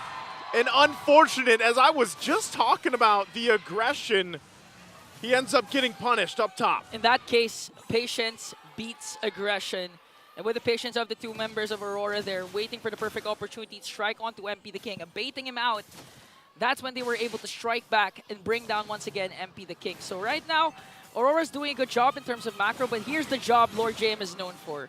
Just zoning out Renegade, eventually gonna zone out Edward, making sure that Blacklist has a good position to get another turtle as 4 members are approaching here in the Turtle Pit, working onto Renegade. Just look at the damage coming from Perks and Lord JM.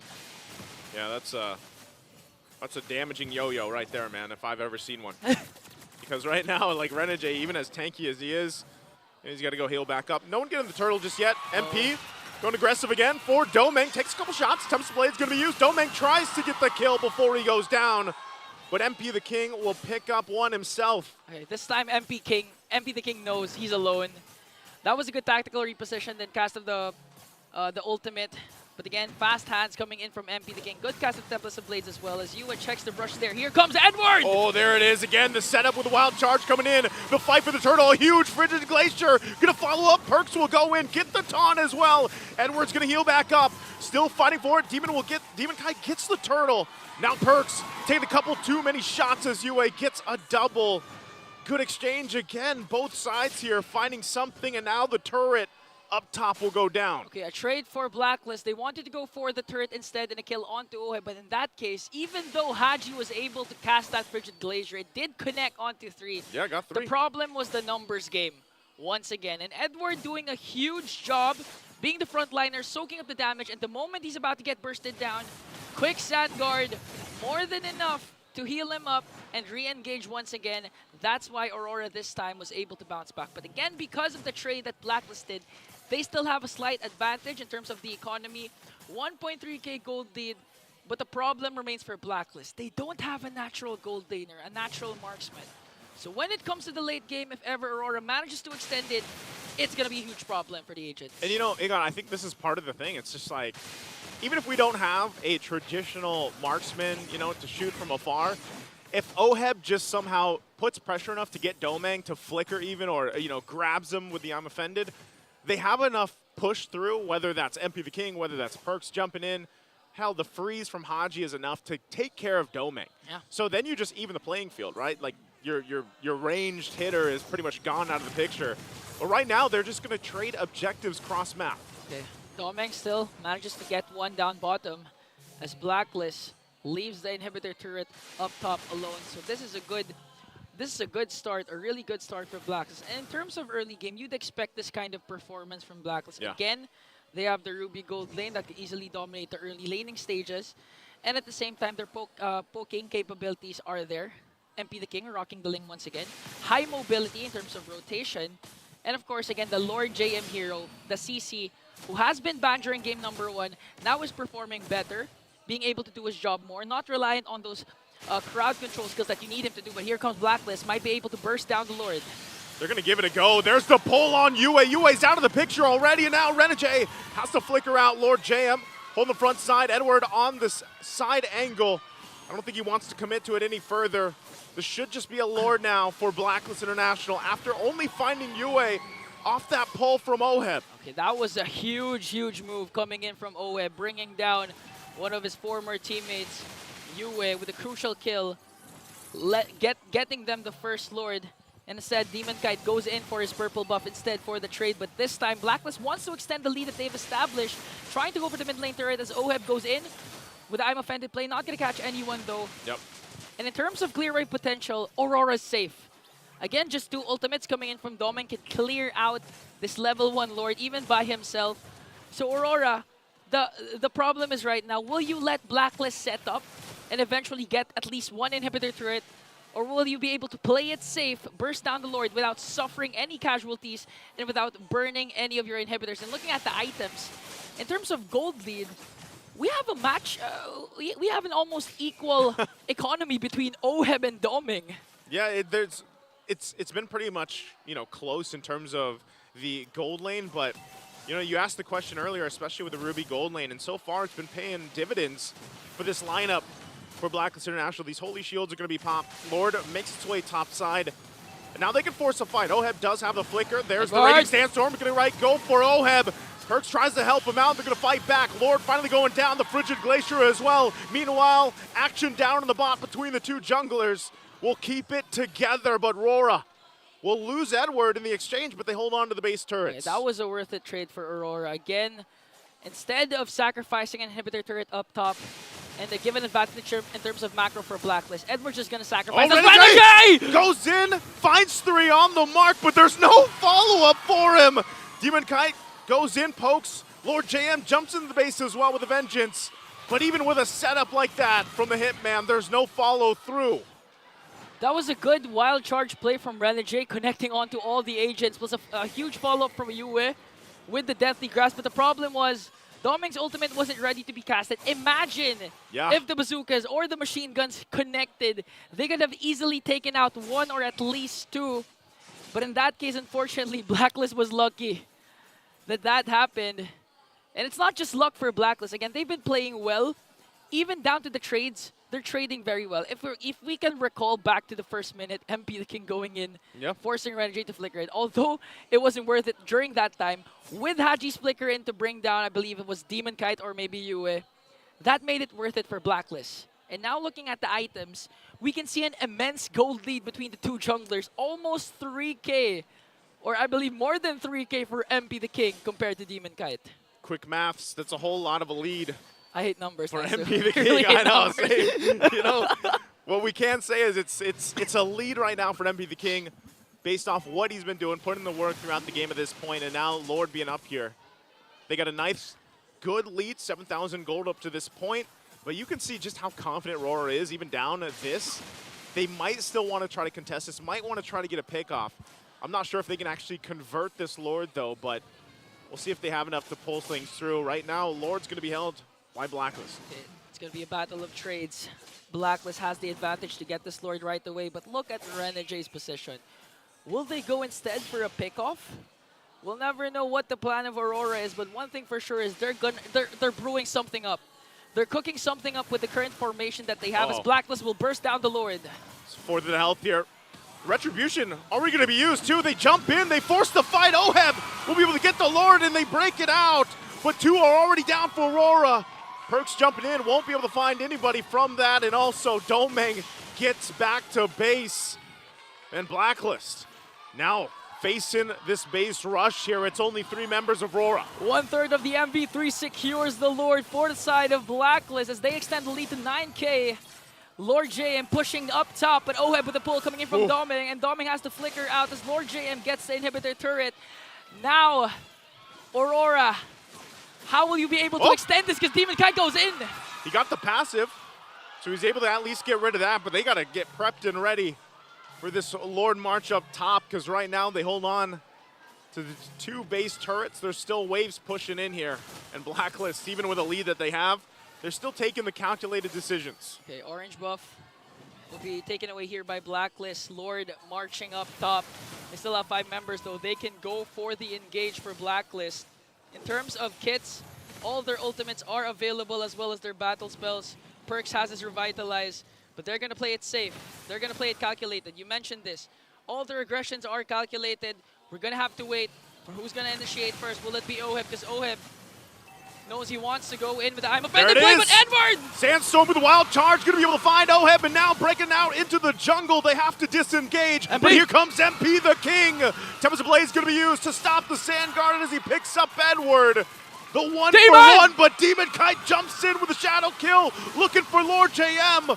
Won't be able to find him, and Domeng loads up the sniper shot. Won't be able to find Lord JM either. Oh no, Aurora really won that clash.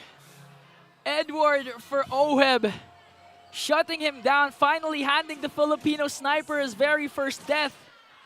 That was a good cast of the Raging Sandstorm.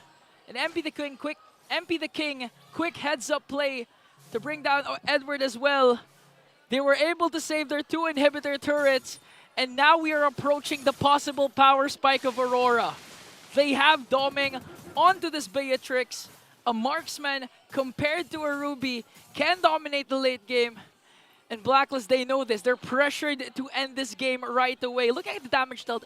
Yue with the Vexana leads all. Yeah, that's pretty crazy. Look at the damage already. There's the jump in from Perks. They're going to try to cut them off. Edward could be in trouble. He's low. Tempest of Blade's going to be used. Demon Kite jumps back on the backside. He will be able to find Lord JM for a little bit longer, but now Demon Kite's in trouble. Couldn't pick up the kill as he finally goes down. Demon Kite and Edward gone. It's up to these 3 from RORA to defend against a full push from Blacklist. Oh, they're not going to wait for the Lord anymore. They have minions. Oheb still has a potential setup here as he's trying to zone out Renegade. Here comes the inhibitor turret, gonna go down. And 1 more inhibitor turret into the middle lane. Renegade enters the frame though. What are they gonna do? Still holding on. It's only 1 minion left. Renegade taking a ton of shots. Oheb trying to get away. Once again, MP jumps in. Domeng! Won't be able to find Domeng as Domeng gets a double. And they're trying to turn this one around with every piece of ammo they have, from Domeng to Yue to Demon Kite and Edward. What is with this Retribution Rumble week? I mean, yesterday we saw Omega finish the streak with 3 amazing defenses in one game. Aurora might also pull it off. Hertz jumps in, gets the taunt, and just disengages Demon Kite. defensively.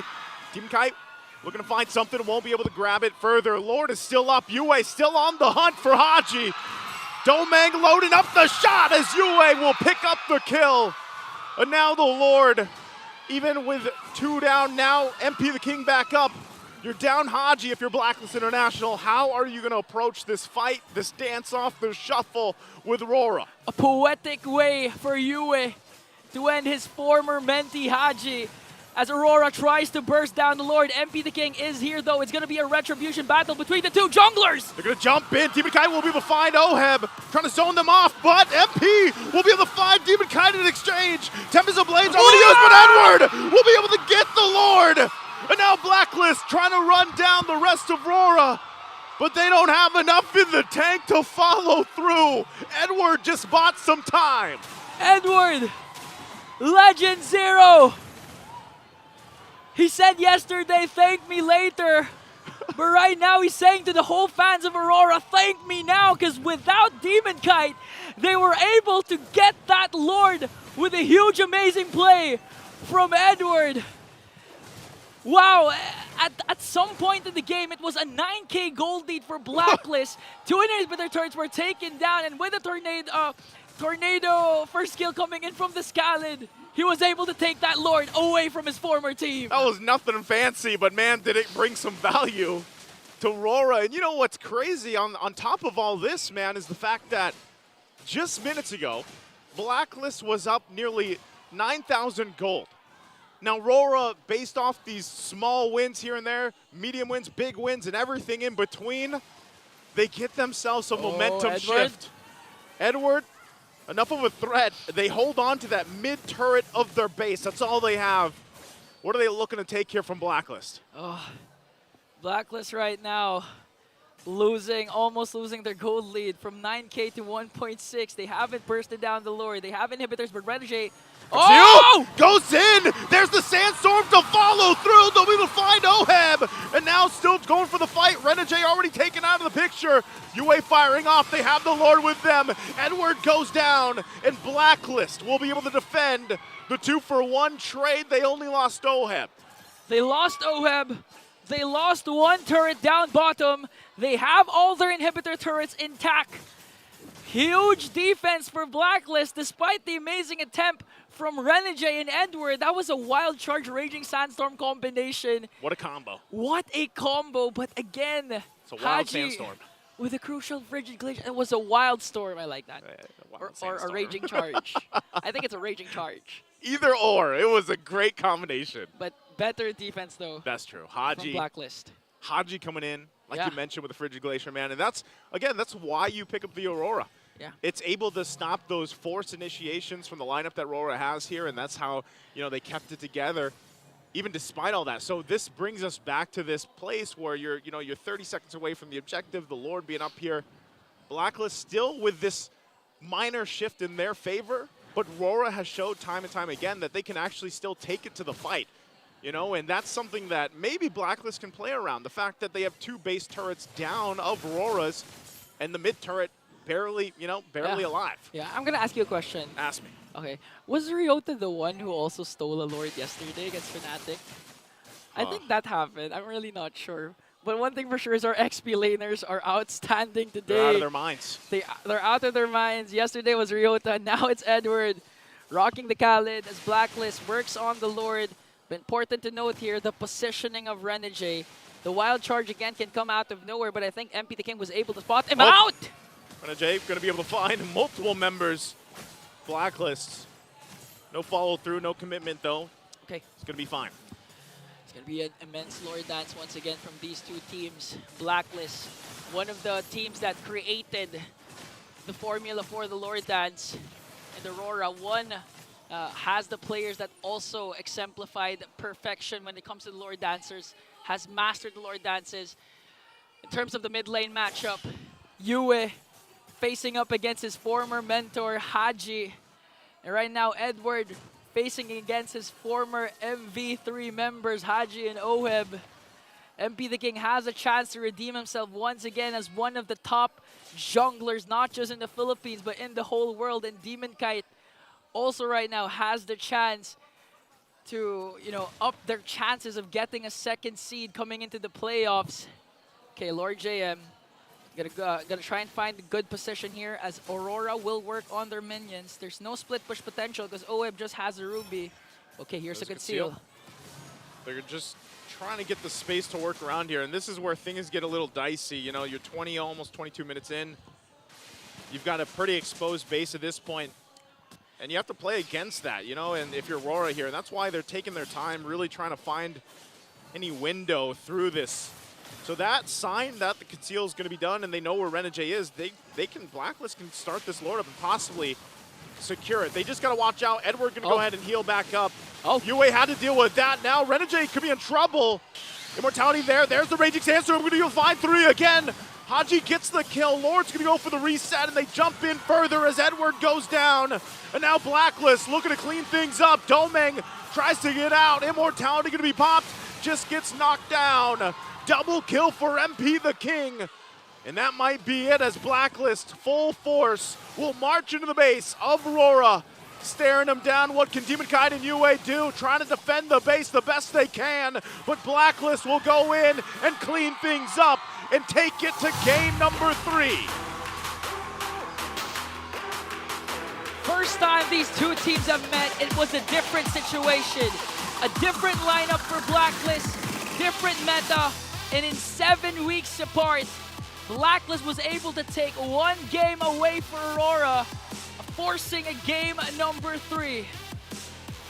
Man, the agents showing their determination that they can go head-to-head with any single team. Leo, Renmar, it's your time to shine. Thanks for giving us the time to shine, Ingan. And Naisu calling the match 1-1. The score between Blacklist and Aurora. And in an odd turn of events, the swing from momentum to team, yeah. I could have sworn Aurora was on the up and up.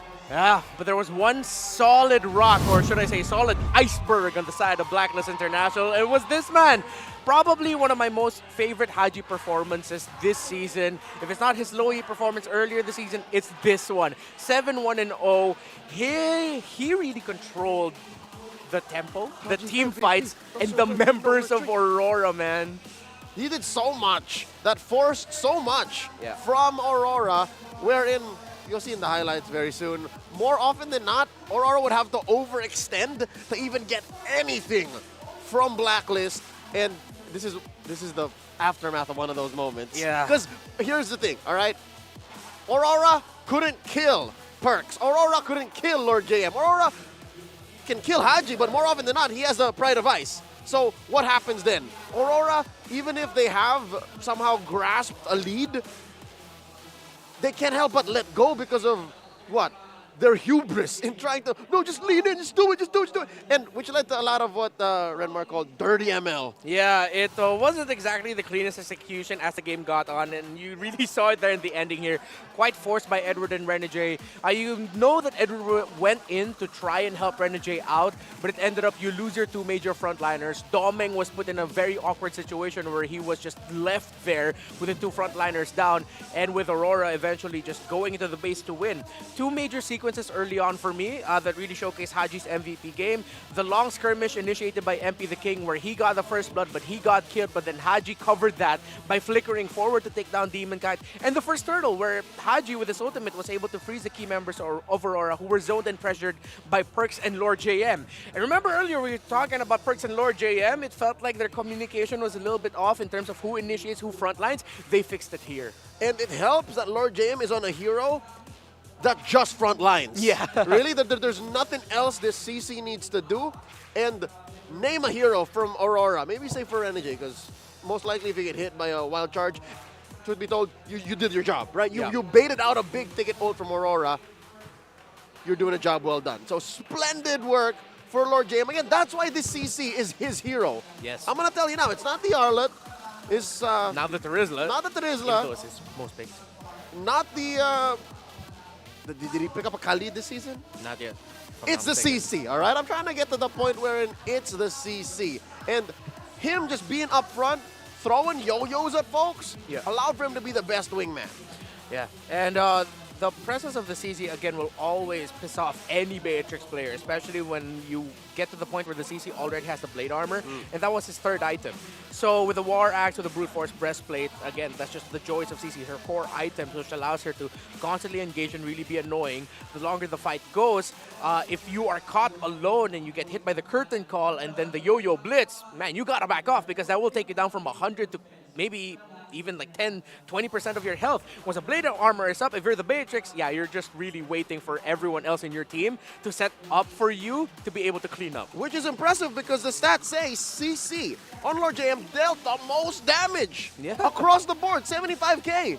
So they spread out the damage well enough to, you know, fix that whole Perks and Lord JM connection to allow Haji to play captain and serve all the roles that Blacklist have, and not to mention, allow Oheb to really flex. I think Oheb, he wasn't a core here.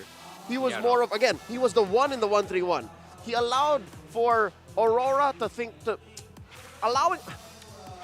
he made Aurora make a lot of mistakes. Yeah. Just to put it at that. Yeah, every time Aurora would want to get into position in the major team fights, Oheb wouldn't be shy with using the I'm offended, and then Haji would be like, all right, thanks for the feed, man. I'm going to use my Glacier.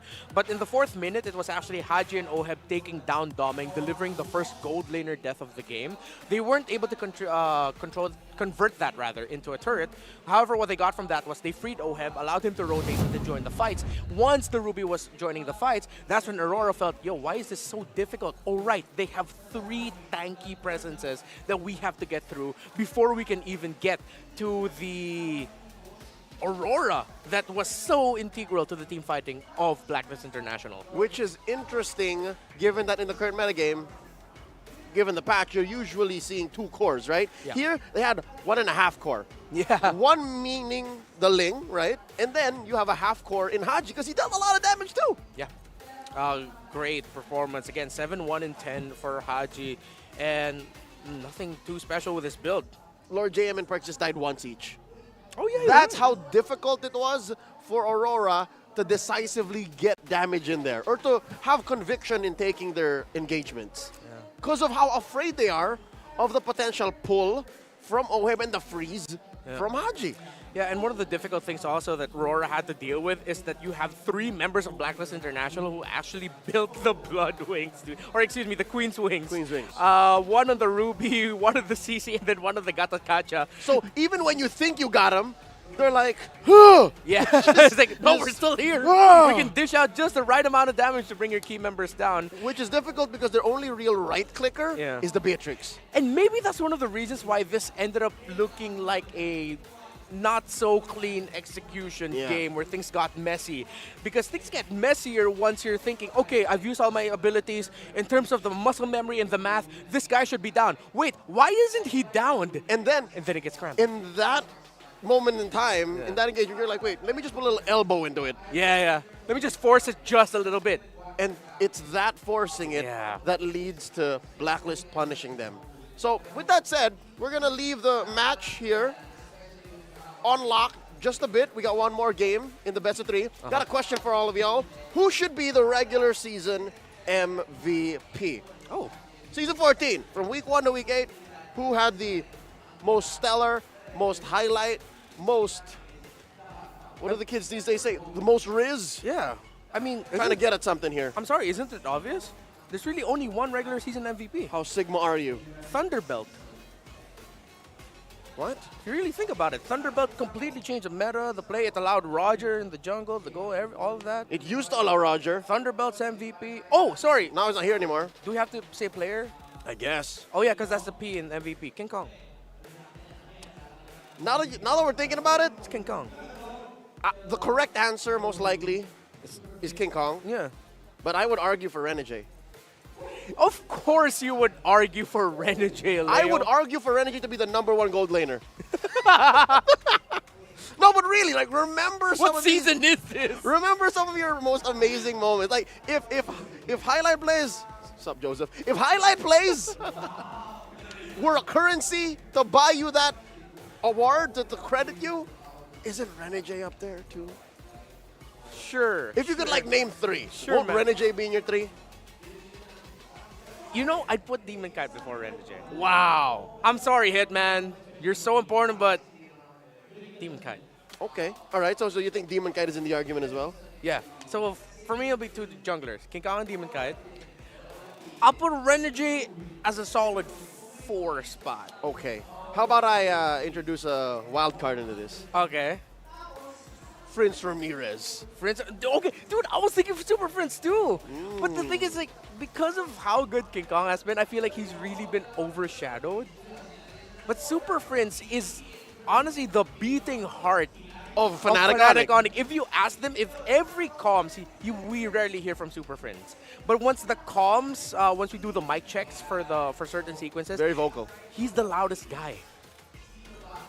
It's so easy to say all of the members of Fnatic Onic, but let me bring up one that might change your discussions here. Most developed player or most improved would be Brusco. Yeah, for sure. Brusco or definitely. Kirk. Yeah. Most improved. So Yeah. I don't think, as much as I love them, they're great. I don't think they're regular season MVP, but they're most improved. Let's be real. It's at this point where if RRQ Hoshi, Hey Kingdom, didn't end the regular season top 1 in MPL Indonesia, they would have been looking at RRQ and going, hey, why'd you guys waste Brusco? But now at this point, it's just like, we're very happy for you, Fnatic Onic Philippines and Brusco, that you're able to shine. Because the Kingdom's doing well in Indonesia too. But yeah, I agree with you. Brusco really stepped up, and his partnership with Super Prince is top notch. World class. Amazing. Amazing. I didn't think they would gel so quickly. Yeah, me too. I thought there'd be like maybe 2-3 lose streak to start things off, get things heated. But no, they just went for a 13 win streak. And then won. Which doesn't stain it at all. They're still a record holder. For sure. Still in the history books. That's not going to be broken for a while, man. We got about 15 seconds left before we jump back into the match. Let me bring up one more question. Should be on everyone's minds. Where do the Titans of MLB fall in the whole regular season MVP discussion? That's the thing. It's as the season went on, it got a little bit harder to make a case for any of the Titans. More so Liquid. I'd say Liquid was very ho-hum. Maybe FCAP? For FCAP, okay. Since he was the top jungler for the first half of the season. The one above all. Kyle TZ, for sure. Definitely up there. Maybe. And then, but as the season went on, Super Marco, still low-key, held on to his bulletproof title before King Kong. I haven't crunched the numbers not yet, but like King Kong's probably the most bulletproof right now in the league. All right. Hopefully that helped you guys figure out who you would vote for your regular season MVP. Back to the matchup. Blacklist, being home, picks game 3 side, and they choose red. Reptar, what's going on? It's been blue, and then the wrench in the plans here. Coach Bonchan says red. Yeah, it's the Bonchan special. He's always been the red side guy. It's the Bonchan plan. It's the Bonchan plan. It's the Geo. When around week 5, when we started to see more red side wins, that's when Blacklist International, when given the choice, would choose to go red more. And considering that they're coming from a game where they won on the red side, I think it's also the idea of them just wanting to continue the momentum. That's right. And if ever, it's going to be Aurora making the drafting adjustments here. Because Blacklist don't need to budge. They can still commit the bans into the Fanny, Chip, Phovius. Whatever happens next after that is Aurora adjusting to the draft, adjusting their bans, and adjusting their picks. Yeah, they can actually just play the first phase the same way. Yes. And then attack from a different angle. If anything, it was Blacklist who flexed in game 2. Neither of us saw the Ruby coming, but still it was a very valid play. Something tells me Aurora, by this news alone, makes them think, it doubles the priority on them problem solving. Because if they were blue, that would have been like, all right, reset. This is definitely a game 1, best of 1 all over again. But this time around, Blacklist being red reminds Aurora as they start the games like, oh no, this is the same situation. Yeah. We're gonna get beat up again. Yeah. I think for this week, if I'm not mistaken, we've been seeing more red side wins. Maybe it's closer to 50-50. Red side wins at game 3?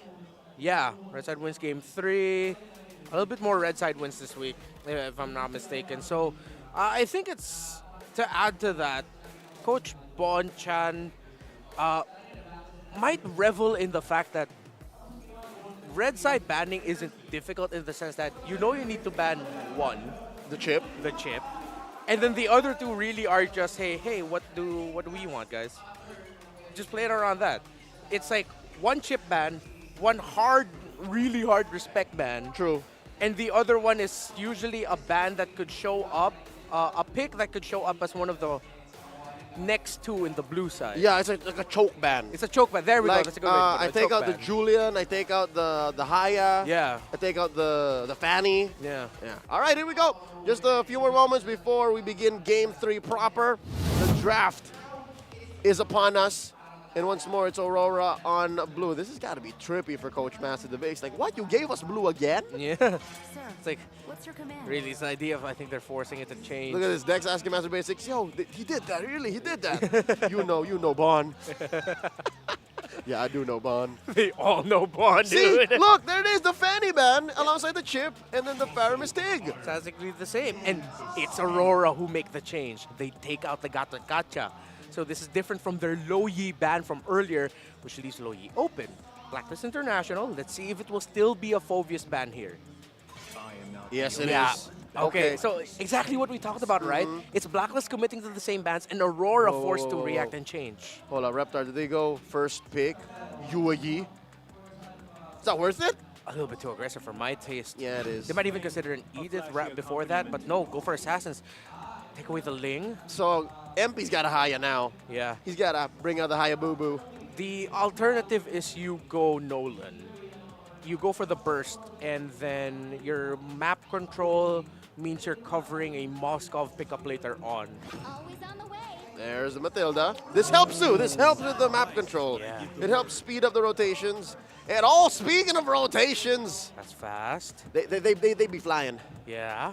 But this is important, the mid lane pick for Blacklist International. If I'm them, go ahead, pick up the Low Yi third. Unless... Of course, the Hitman gets his Cho, and... Low Yi, just pick it now. Does Blacklist go Low Yi? They kick butt with Aurora. Yeah, it's a great answer. The problem with that is, yes, you'll be giving the diversion also to Aurora, which leaves you susceptible. Although, isn't that weird timing? Like, you have to find the Low Yi first and then set it up. Exactly. That's telegraphed. But I really lean in on the school of thought that you want to control the Cho a little bit more, but now it's not the Low Yi. Okay, we did say the Moskov earlier. Blacklist is playing the map. Yeah. Oh no, Blacklist turning the Lanadon into Tomas Morato. that's where their boot camp is, by the way. It's a great neighborhood, y'all. See you around there. Real close to Reptar. Like 5-minute walk. All right, going to the second phase, taking out the Harith.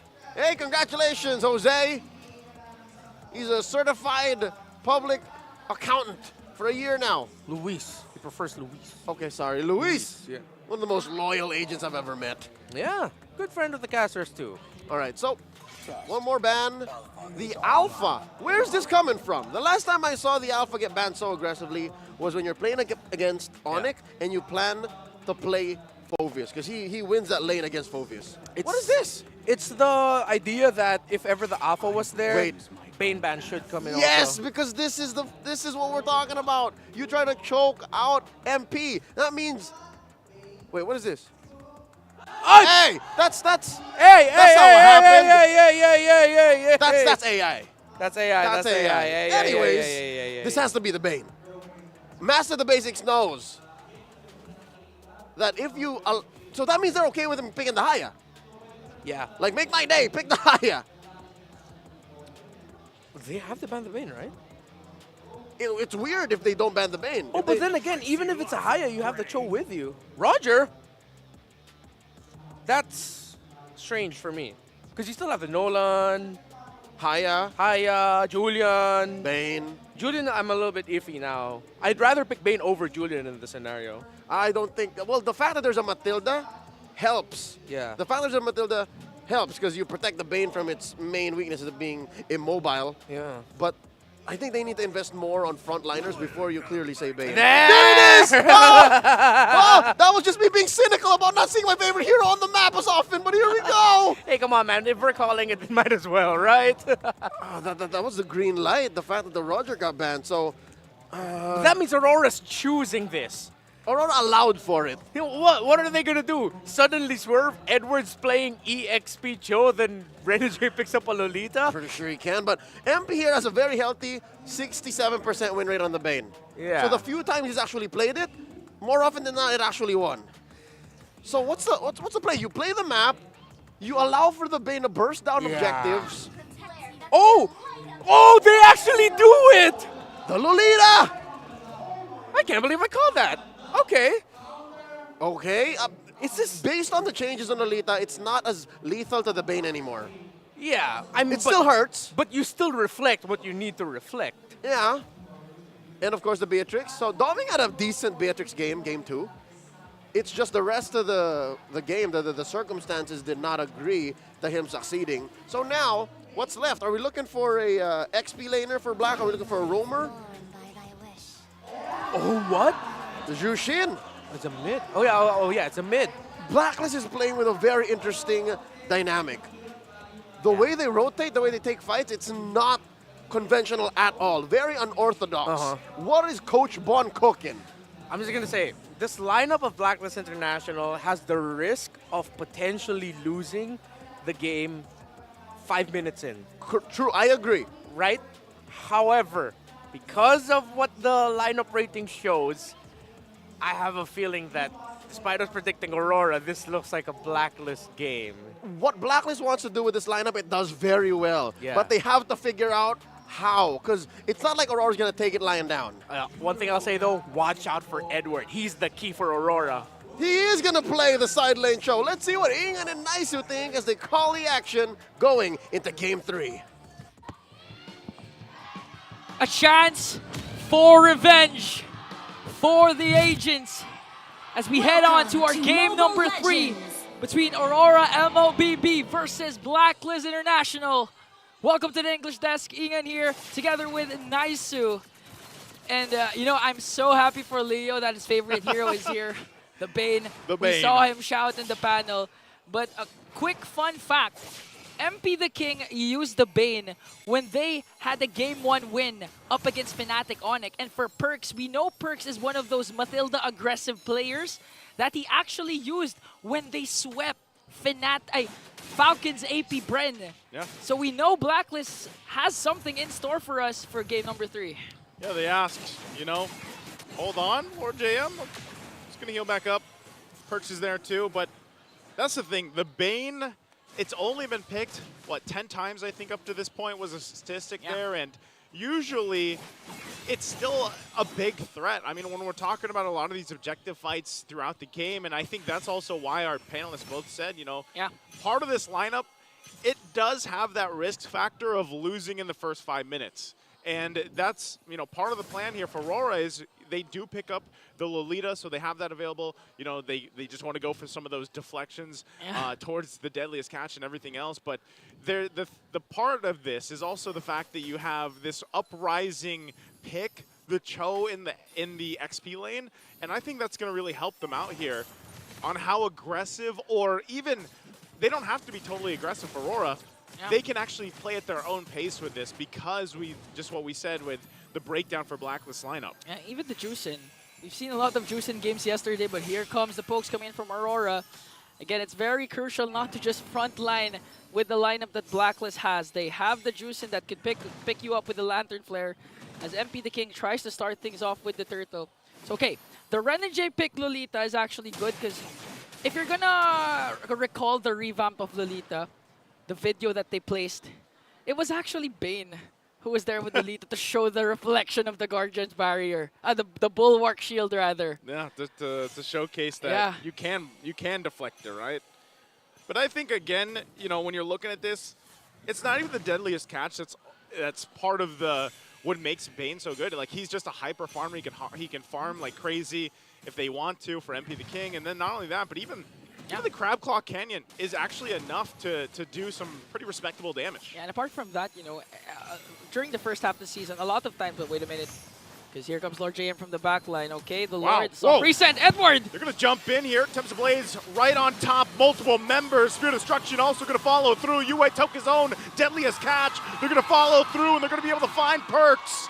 as they find multiple kills here, and it's a trade, the 1 for 3, but also the turtle going in the hands of RORA. Okay, just turned around, looked at the English panel. Leo nodded his head, disapproval, because again, Blacklist has a higher risk, higher reward when it comes to the early game, and with that triple kill from Demon Kite, you know they're in trouble. Bane has a huge way of dealing a power spike early snowball, but with this snowball coming in from Demon Kite, it's going to be hard to pull off the Bane once again.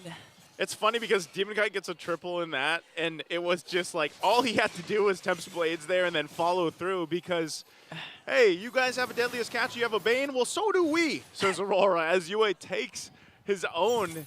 And that's something that, you know, Blacklist has to be mindful of because no one's going to be deflecting UA's if he decides to take that. And you can see the shots already coming through from RORA. Domeng just showing that he can also rock the Beatrix, not just the Filipino sniper, using it against even OHEB as Lord JM picks up his Thunderbelt. An aggressive start for Aurora, even down to the orange buff. They're not giving Blacklist a good time. Perks circling Eagle, going to be able to try to escape, and that he does. Demon Kite now in trouble as well. Tempest Blades out, Lear's Lord JM though. Raging Sandstorm able to follow through on the kill.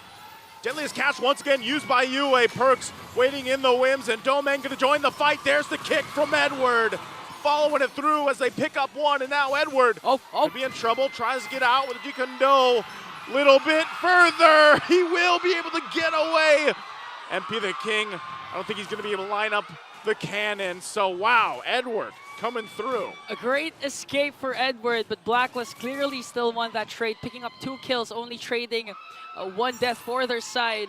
That was a good play though from Edward. Way of the Dragon, alley-oop to Domeng's ultimate, and we can hear the crowd just I don't know if that comes through our mics, but there's always that one fan in the crowd. Yeah, either for Edward or for UA. You know what? We love it. That just shows how passionate Filipinos are for this game, the love for the game. But right now, second turtle is up for grabs. You see 4 members of Aurora against 4 agents. Haji continuing to use the Lantern Flare just to zone out UA and Renegade. And at any given moment, OHEB can also join the frame here as he has the Spear of Destruction, as both of these junglers are working on their purple buff. A while ago, it was Aurora who secured the purple buff, leading to a triple kill coming in from Demon Kite. But in this time, Blacklist can actually control the Turtle Pit with how they're playing, how aggressive they're playing as well. So MP the King has the chance to regain what this Bane can do in the early game, assuming he doesn't get picked off again and assuming Demon Kite doesn't go out of his mind. See if he does do just that. Pokes Perks a little bit here. Or JM's got the information. He can go in. Renegade? There it is. There's the stun coming through. Not going to be able to find who they're looking for, but Demon Kite will be able to get the turtle. Still back at the choke point. Deadliest Catch there. There's the Spear of Destruction. The follow-through isn't there from OHEB as they get dismantled. But now Blacklist, Lord JM trying to get away from this. They're going to be fine. He's still up. Lord JM and OHEB losing 3 again for Blacklist. What can he do? Nothing, because Domeng will pick up that kill. But now OHEB all by himself. They're going to lose that tier 1. RORA comes out swinging. You know, it's like an instant replay of the first turtle. As we were saying things that Blacklist needs to avoid, it literally happened to them. Again, Demon Kite picking up the second turtle, plus a double kill. But in that case, Blacklist lost 3 members, and looking at the items, we can see a huge advantage in terms of the gold lane. Domeng, of course, has a slight advantage as well as he takes a turret up top. And right now, Blacklist needs to really establish themselves once again, try to get the huge pick off, eliminate the gold lead that Aurora has. And in order to do this, Lord JM needs a perfect setup with the Raging Sandstorm. Haji needs to continuously poke with the Lantern Flare, and of course OHEB needs to be activated right away. But with the current rate this game is going, it's going to be hard to pull things off for Blacklist. Yeah, you see that too. Lord JM spawn out too. They want to force the fight. Raging Sandstorm going to be used into the circling eagle. They're going to go for Domeng, but Demon Kite and UA are here. Join the fight. Wow! As Domeng will go down. OHEB trying to join it. There's the Newman on blast. Be able to find multiple. And now Perks and OHEB on the run. Edward gets the kick. Purify's not going to be enough as Demon Kite picks up a triple again. He's out of his mind. He's looking for more. Takes a couple too many shots from the turret and will have to disengage, but RORA continuing to find a whole lot here against Blacklist. Because of the gold lead Aurora has established, Blacklist had to use up a lot of resources just to take down one member of Aurora, which resulted to Aurora being able to counter-engage. Again, heads-up play from Edward, all the way from the bottom lane, making sure he's in the picture as Aurora tries to get Lord. They don't want to let them get the Lord for free. Raging Sandstorm on the backside, and they jump in once again. Unleash it. Demon Kite will be able to jump on multiple. Gets stunned in the wall. Thames of Blades following through under the turret. Takes too many shots as Oheb gets the shutdown. And what happened to Aurora? It's only Domeng alive. What a fight for Blacklist. And that's how you turn things around. Aurora, they got the Lord, but they won't be able to use it. Blacklist can easily burst it down. Finally, Oheb in the picture, connecting with the Spear of Destruction. Heads up play as well for MP the King with that huge, deadly catch as they work on the Lord up top. And look at the gold lead, Naisu. 400 left, but an off-cam kill from Domeng. Takes down the KDA machine in the middle lane. That's Big Damn, you can't forget it. Big Down, man. Beatrix still a threat here. Right now, still putting the pressure where they can, despite any lead that they have. They're going to get a couple of these turrets really worked on. They can still play around the space that they have for Aurora, but man, you know, if they have another team fight like that and they get nearly wiped out, look at Domeng. It's going to be troublesome. Took down the turret, down bottom without even the minions using the sniper. So right now, again, Aurora in the driver's seat. This pendulum game swinging back and forth for both of these teams. But with the recent clash, we all know that Blacklist is capable of going head-to-head 5-on-5 against Aurora, assuming their skills will be intact, will be casted right on time. Here comes Haji, Crimson Beacon. Beacon's going to be used. They're going to drag Renegade. Renegade, I'm not sure if he can be saved from this a little bit further. They might have to force the fight. Edward trying to jump in. Numina Blast too, but they just get collapsed down on. Thames Blades on the defense and Demon Kite running away. As Blacklist once again will win a fight, take two through it. And now look to take the turrets. That was a huge Numina Blast from Renegade, though. The problem was Blacklist was prepared for it. Huge Raging Sandstorm coming in from Lord JM as they work on the middle lane. Look at Lord JM just really zoning out Yue and Domeng. They're going to bring one inhibitor down as Demon Kite tries to push up top. They might be able to take him, sandwich him though. Oh, they're not going to find Demon Kite.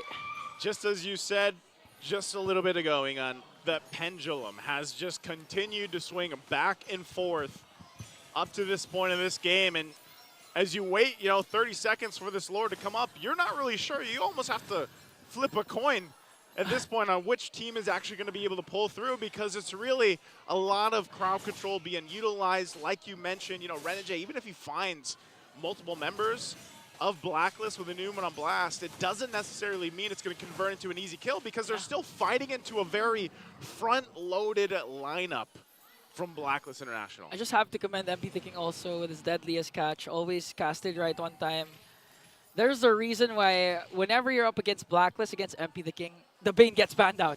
If not banned out, it gets stolen from you. I can really recall whenever Omega goes up against Blacklist, Andoryu picks up the Bane for himself, because you can't give MP the King the Bane, but Lord JM.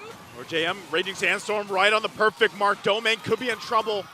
Relies on the team to help him out, and he disengages, and now they're going to force the fight. Beacon going to be used again. There's the Spear of Destruction. Oheb joins the fight. Possibly looking for more. Going to force them off the orange buff, but they're happy with just finding Renegade, and they'll start up the Lord after that.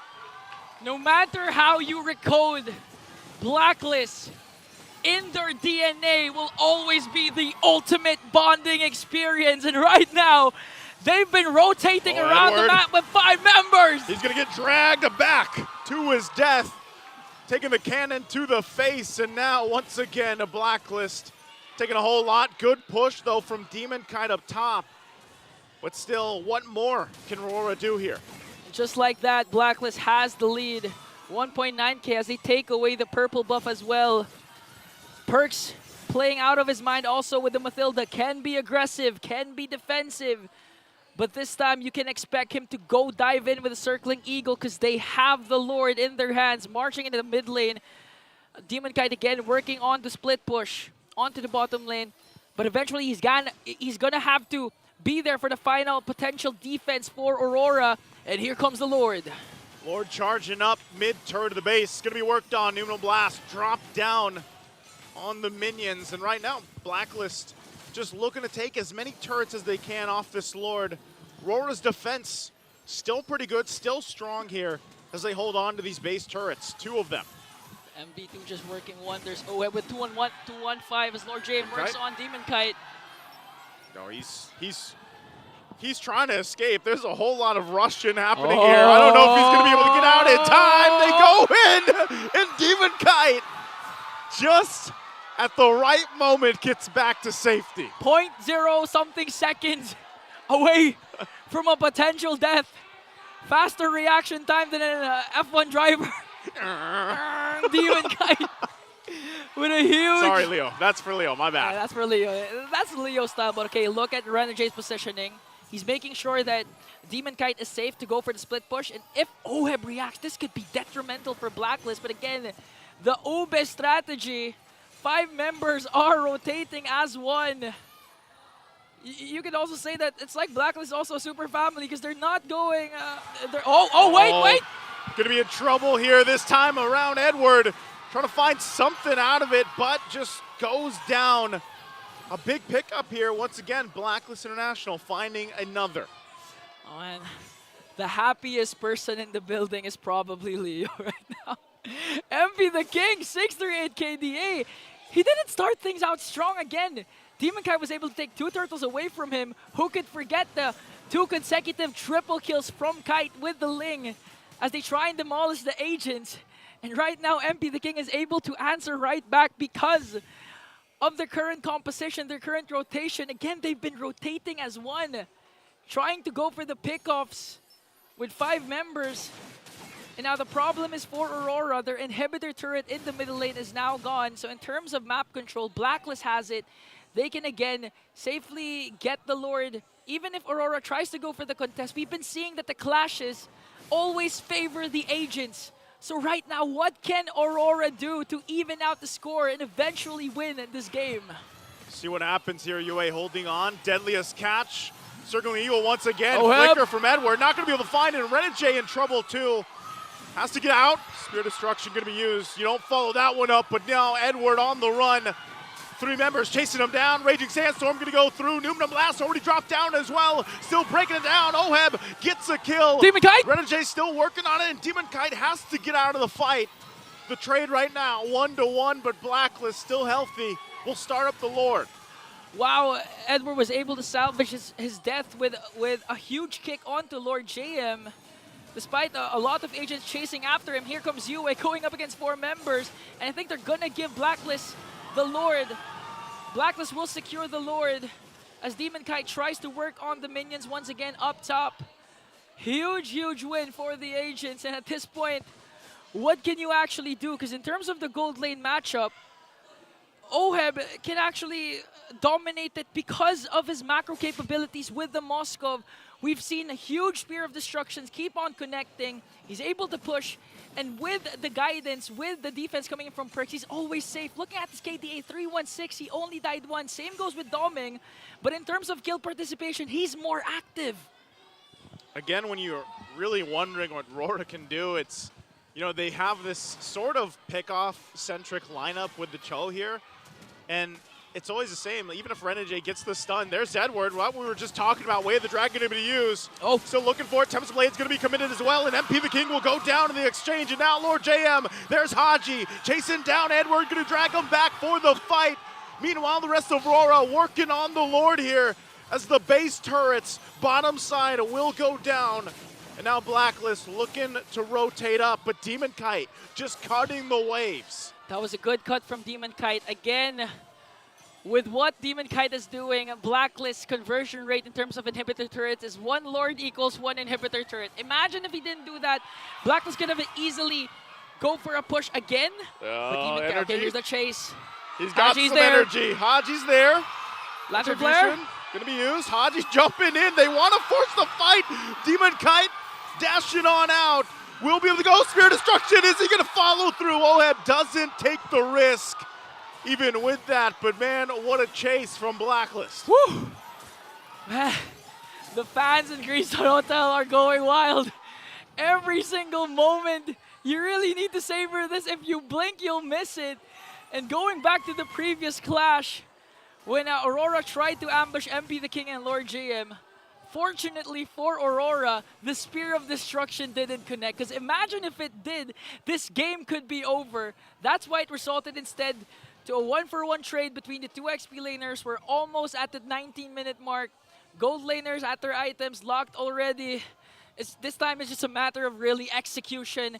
Macro gameplay will be the name of the game for both of these teams. Again, one of the pioneers of Lord Dance's Blacklist up against one of the a few players who have mastered actually the Lord Dances in terms of Edward, Yue, Renegade, etc. It's gonna be a very, very close final clash as 15 seconds in, a Lord will spawn. Huge defense is needed from Aurora and Blacklist. Again, sticking with the Uber strategy, rotating as one. That's what they can do. Play into the fact that they've got these turrets down in Aurora's base, letting some of the waves pressure in, so they're going to start up this Lord. But Aurora, they don't want to give it away freely either.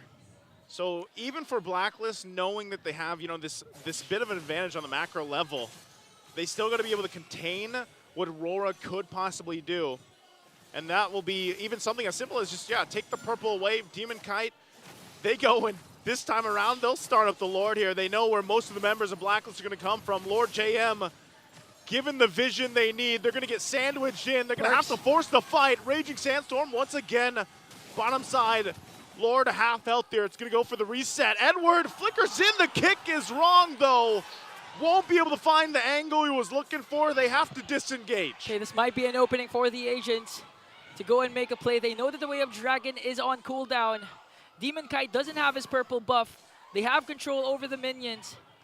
But looking at the gold lead, it's almost non-existent. Blacklist has a huge control over the map as Oheb and Perks goes to work onto the top lane, trying to create a slow push and make Aurora react.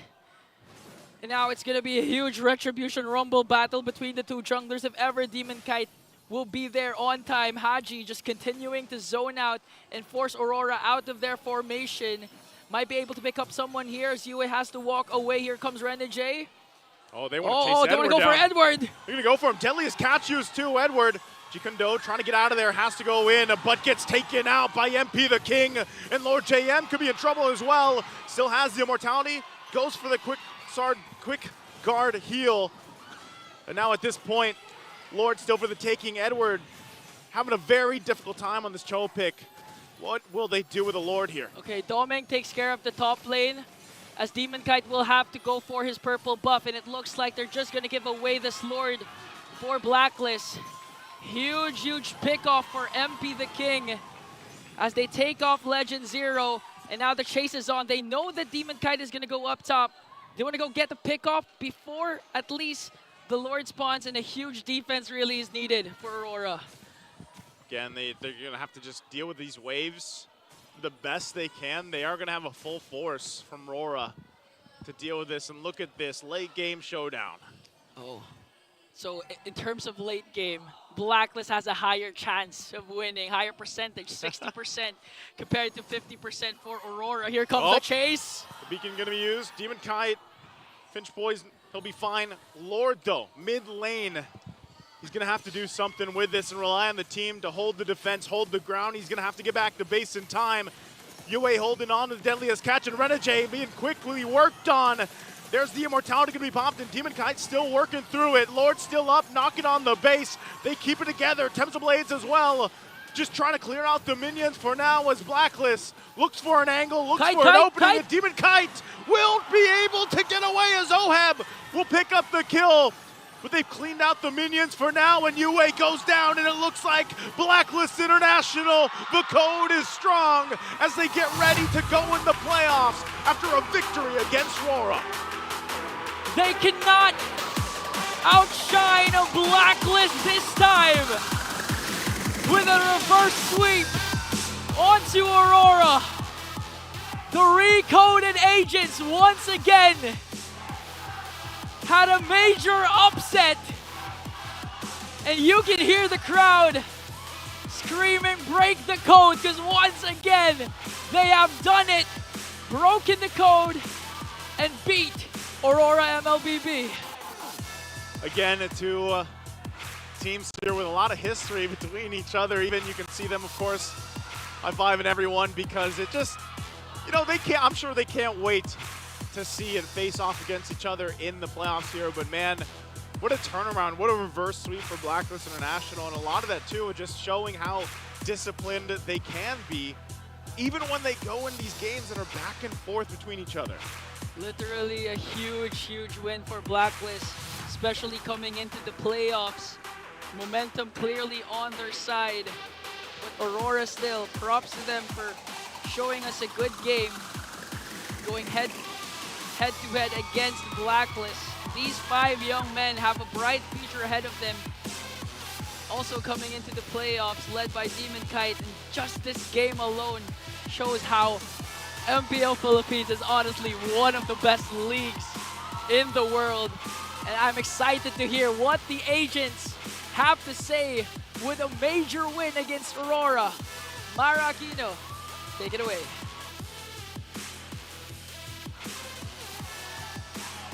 All right, Blacklist! Let me hear it from you, Blacklist! Congratulations, Blacklist International.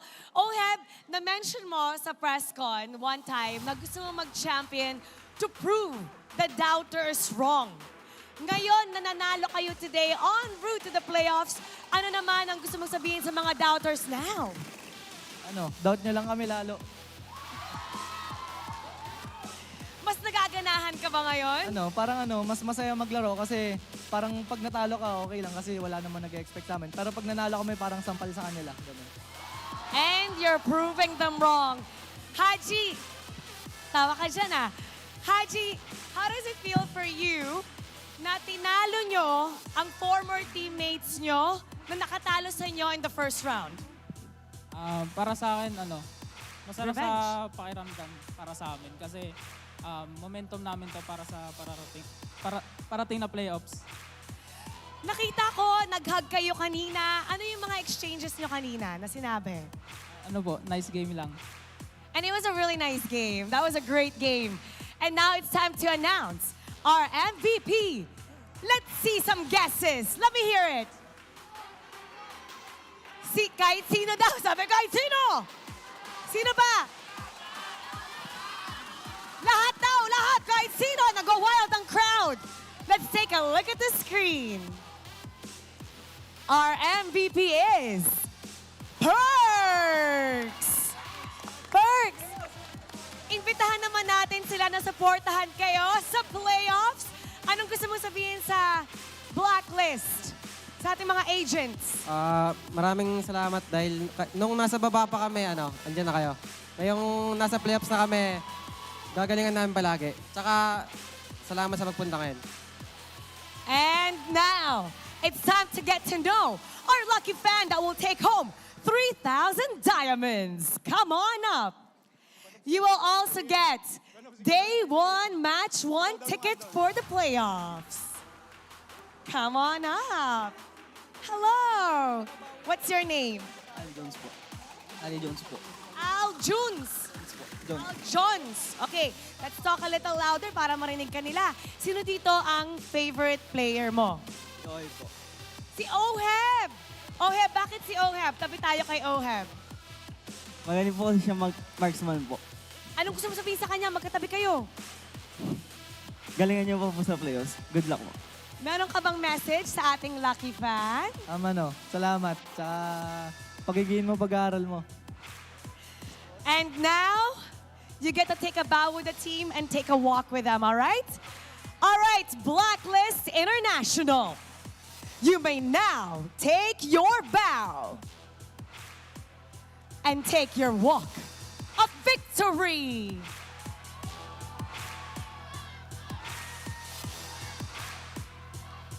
Blacklist International, proving doubters wrong en route to the playoffs.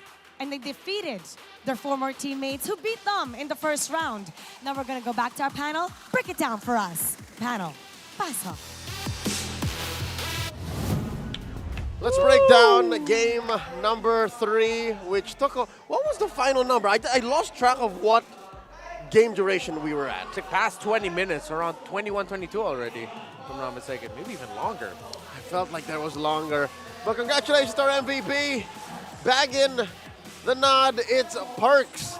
I don't think he just died twice. Wow, 20 assists. 20 assists. 20 kills total then for Blacklist. Yeah, all of the major sequences that led to kills, Perks was present. And Blacklist International needed to play the unit and play that deadly Ube playstyle around this Matilda. And that Ube playstyle would have only been possible with him at the center of it.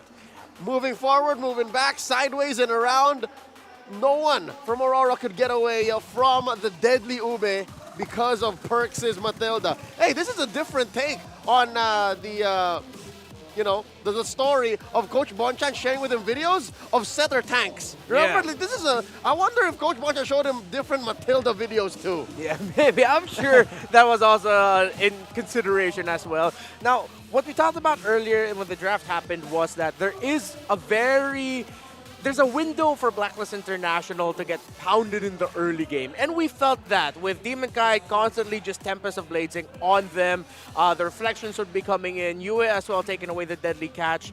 But once Blacklist International hit that power spike and kept the game close so that when they hit their power spike, Aurora would suddenly feel all the damage that they can dish out.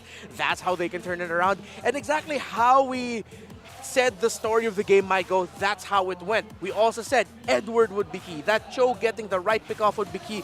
But how difficult is it for a Cho to get a pickoff when you have 1, 2, 3 members of Blacklist all packing Purifies? Impressive work by Blacklist, upsetting everyone, ending at 22:33. There it was, just under 23 minutes. Joining us at the Infinite Game Tambayan, we have Coach Bonchan of Blacklist International. Coach, congratulations. Thank you. Amazing work from the squad. I'll be honest with you, we were running for a loop. We were shocked by the way the draft went, especially after the second phase. Where were you when they were banning out the Alpha and the Roger? What happened there? In the second phase, I'm looking forward for an Alpha pick. But since they banned it, I look for an alternative. My choices are Julian and Bane. Because the main reason that we picked Bane is when we saw they pick Ling as their jungler, normally those assassins will just come close to you. Yeah. And that's the best time we need to pick the Bane. Yeah. Bane wants his opponents really close to him, right? It's easier to deal the damage. And then I think also, although from our perspective, it looked like Demon Kite was handling that really well at first. Like in the early game, he was avoiding the sharks at the right time. But it just got to the point where the damage was too much even for Demon Kite. So was that something that you told the team was that, hey, at some point you guys will hit your power spike? Yes, we really need to wait for our power spike, especially we are Matilda Moscow. We have the better scaling in terms of Moscow. We just need to wait for Matilda to get his first item, which is the Flask. Yeah. And after that, we can sustain everything, especially we have Khalid and we have Bane. You know, if you have Bane, you still have a sustainable skill like his drunken something. The ale. Yeah. The ale. I don't know what you call that. But so what it looked like in practice was a literal tank. You looked like a tank because it was an Ube wherein everyone was in the same 5-man rotation, and anyone who comes close, whether it be Haji pulling them in with the lantern flare with the Jushin, or they get bursted down by Bane. Was that something that just came out now, or is it something that you guys do in scrims? Because this is a new flavor to Ube. Ube is now conditional, unlike before. We can do it all the time. We can spam Ube strat all the time. But now in today's meta, I need to consider everything: the mage, the jungler, before I put that into the Ube strat. And when I saw their first 3 picks, that is the cue that okay, we're going old school. Once you saw the Ling, Cho, Valentina, for you that was enough condition. Now, okay, we can go old school for the next one. Oh, that's really cool. I like that. Right. I like that. Impressive work. Again, they were able to, in the early game, you were the ones getting overrun because their lineup deals that much damage. But after that, after the boys figured out, okay, they just have this much. After that, we can win. Yeah. What happened was, Lolita is a direct counter to Bane. Yes. If you saw the first clash, the first turtle clash, there are 2 whales. Yeah. We hit. Yes, that's why we lost the first turtle fight because of Lolita shield and then you with Shark. That's right. Yeah. And after that, they figure out, okay, we need to target Lolita. We need to force Lolita to throw his shield first. Yeah. Before we can throw MP Shark. Yeah, and we actually got to see that after they realized that, wait, oh, this hurts. Let's wait a little bit. Every time we saw Renege's shield goes down, that's when the Sharks came out. Right, that's their cue. Oh, okay. So it's an interaction that the boys are used to. That means I can expect more Bane from MP? Might be. Yes! Thank you. Thank you, Coach Bon. More on the team now. Let's talk about ending the regular season on such a high note. Congratulations again for making it to the playoffs. Thank you. And for defeating your rivals in Aurora. How are you guys going to celebrate? Did you talk to the boys about promising something fun before the playoffs? There's nothing. I think it's just a little bit of unwind on our day off. But there's nothing to celebrate. It's just we went to the playoffs and we're hoping for a better performance coming to the playoffs. This is looking like another season 12 run, because a lot of people were doubting that lineup. Cinderella run. Right? Amazing work again, Coach Bonchan of Blacklist International. Thank you so much. Any messages for all the agents and all of the supporters that have been with you through all of this? Okay, sa mga agents dyan na patuloy na sumusuporta sa amin, thank you so much. Kahit nandun kami sa time na nasa baba kami, up until sa time na nakapasok kami sa playoffs, kayo nagsisilbing strength namin and kayo yung dahilan kung bakit patuloy kaming nagpupursige and patuloy na nag-i-improve. Suportahan nyo kami sa paparating na playoffs, makakasa kayo na mas magandang performance. Amazing work. Thank you again, Coach Bonchan, to all of the fans who have supported Blacklist through ups and downs. They were there when they were down, and now that they're in the playoffs, more of your support, please. Hopefully, you'll see more of them here in Green Sun. Yeah. Tell them to buy more tickets. Yes, you guys buy more tickets so you can watch this historic event. It's gonna happen. I think there's more surprise from Blacklist. Yes, of course. All right, once again, on behalf of Coach Bon, on behalf of Renmar Santa Cruz, nice winning, and our casters, we're going to go on a quick break. More MLBB action coming up. It's a Clash of Titans coming your way. We'll be back here for MPL Philippines Season 14.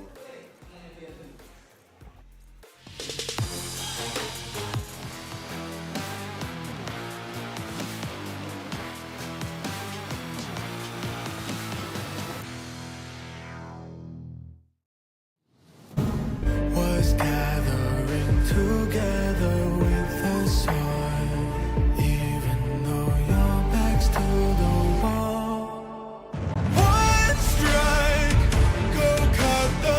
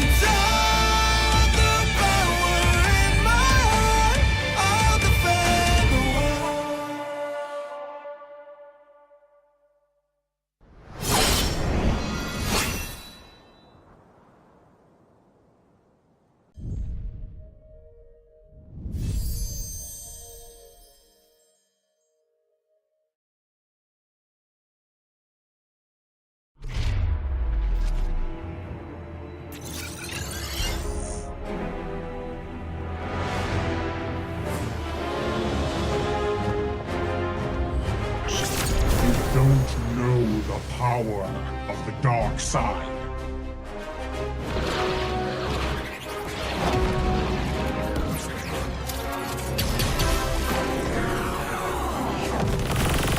Target on the move. Prepare to engage.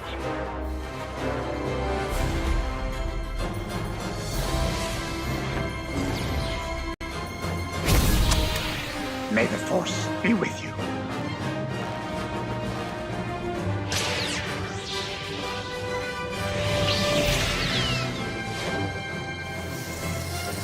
I will do what I must.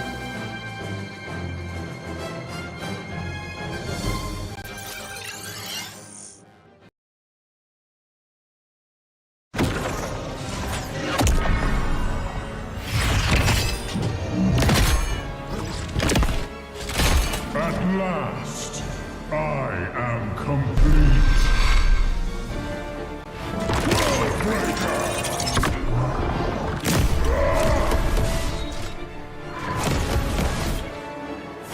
Come in fairness.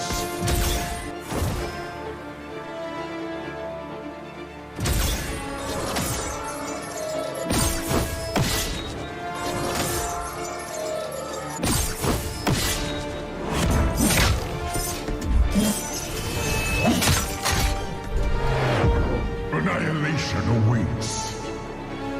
Boundless is my hunger.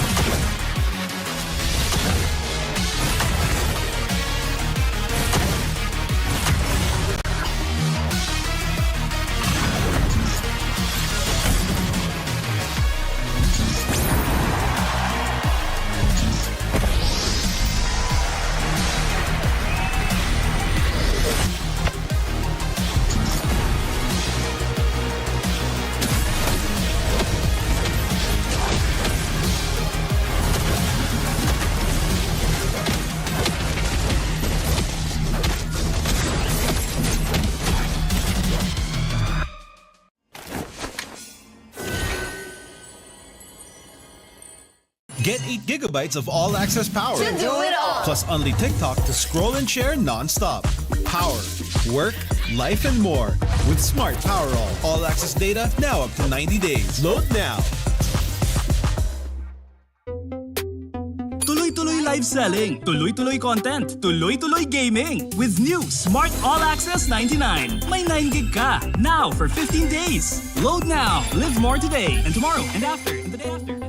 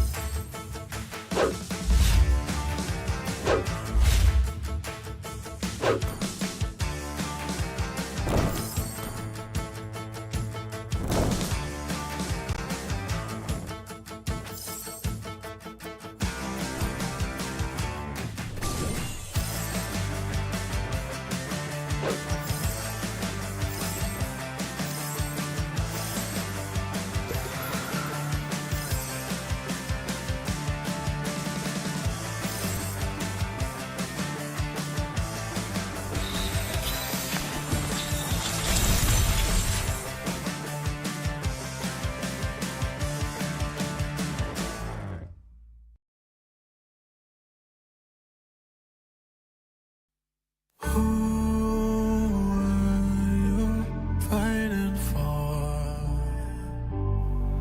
no one would ever know your name. Who were you waiting for? No one would be there to save you. You would be alone when hope was gathering together with the sun, even though your back's to the wall. One strike, go cut the monkey mind. Your blade swing one time. When clouds have cleared, sunlight can shine. One strike, the fight is yours. Stop it with your sword. There's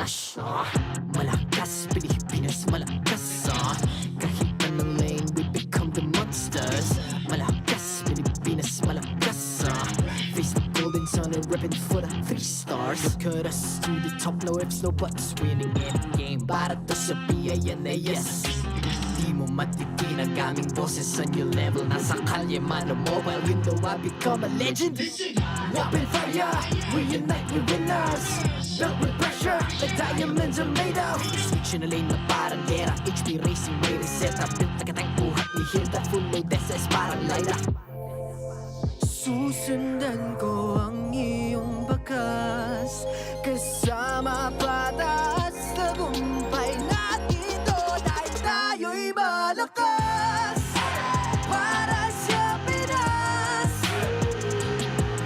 Nasa amin ang alas Hindi ko atras Kinikilala sa taas Kasi kami ang malakas Para sa Pinas Nasa amin ang alas Hindi ko atras Kinikilala sa taas Ganito kami sa Pinas Wow! Hold on Yeah, malakas ang Pinas We are lacking every beat No surrender, no retreat Pag nagsama-sama, just imagine what we can achieve Lacking every beat No surrender, no retreat Giving 100 all my all Cause we just cannot be defeated We are unstoppable, immune and invulnerable Ready ang equipment, lahat frozen, malang crowd control Pakita ko na jab like pow East to the southeast Taas sa matawa, proud and loud Cause every enemy we devour Susundan ko ang iyong bakas Kasama patas Tagumpay natin to Dahil tayo'y malakas Para sa Pinas Nasa amin ang alas Hindi ko atras Kinikilala sa taas Kasi kami ang malakas Para sa Pinas Nasa amin ang alas Hindi ko atras Kinikilala sa taas Ganito kami sa Pinas Wow!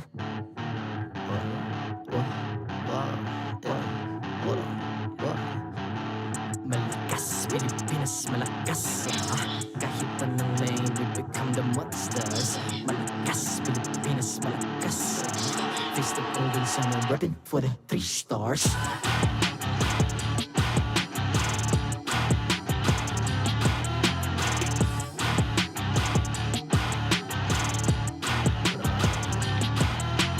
Ang lakas ng Pinas, we unite, be the stars Ang lakas ng Pinas, we unite, be the stars Ang lakas ng Pinas, we unite, be the stars Ang lakas ng Pinas, we the stars Ang lakas ng Pinas, we unite, we the stars Ang lakas ng Pinas, we unite, we the stars Ang lakas ng Pinas, we unite, we the stars Ang lakas ng Pinas, we the stars The 14th season of MPL Philippines is brought to you by the following sponsors. Smart, the official telco partner of MPL Philippines Season 14. The official tournament phone of MPL Philippines, Infinix GT20 Pro. Official suppliers, EMC Asia and Index Salon.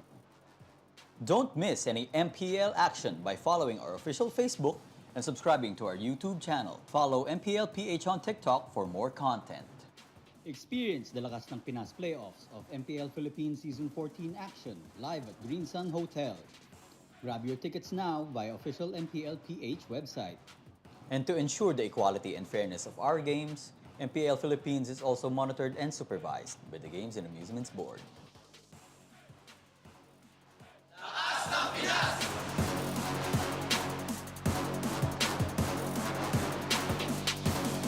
Lakas ng Pinas!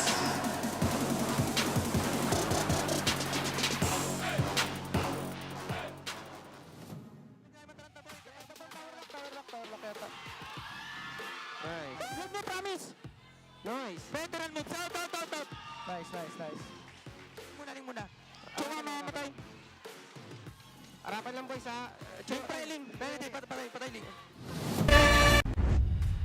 And just like that, we saw a major upset for Blacklist International, reverse sweeping Aurora in a very, very dominating fashion. Welcome back to Retribution Rumble, day number 3, the last day of the regular season for the last match. Once again, my name is Ingan, and you all know who this is. Big Daddy, Big Damn Naisu. Naisu, go recap the last series. Did you forget it already, or you just reached the limit of your intro? Yeah. All right. You know what? Again, as you can see at match 1, we had Perks lead Black to a reverse sweep against RORA. That's what happened there, and you know, it shakes things up a little bit. Obviously, as we look at the standings here currently, there are 2 teams tied right now for those 9 match points. That's Falcons APBren, Smart Omega at 9. Yeah. And of course, that means something here for the next match ahead of us. Okay, so down to the last match. Quick math. It will still have an effect on the final standing. Still, no one has secured the second seed, the last slot for the upper bracket.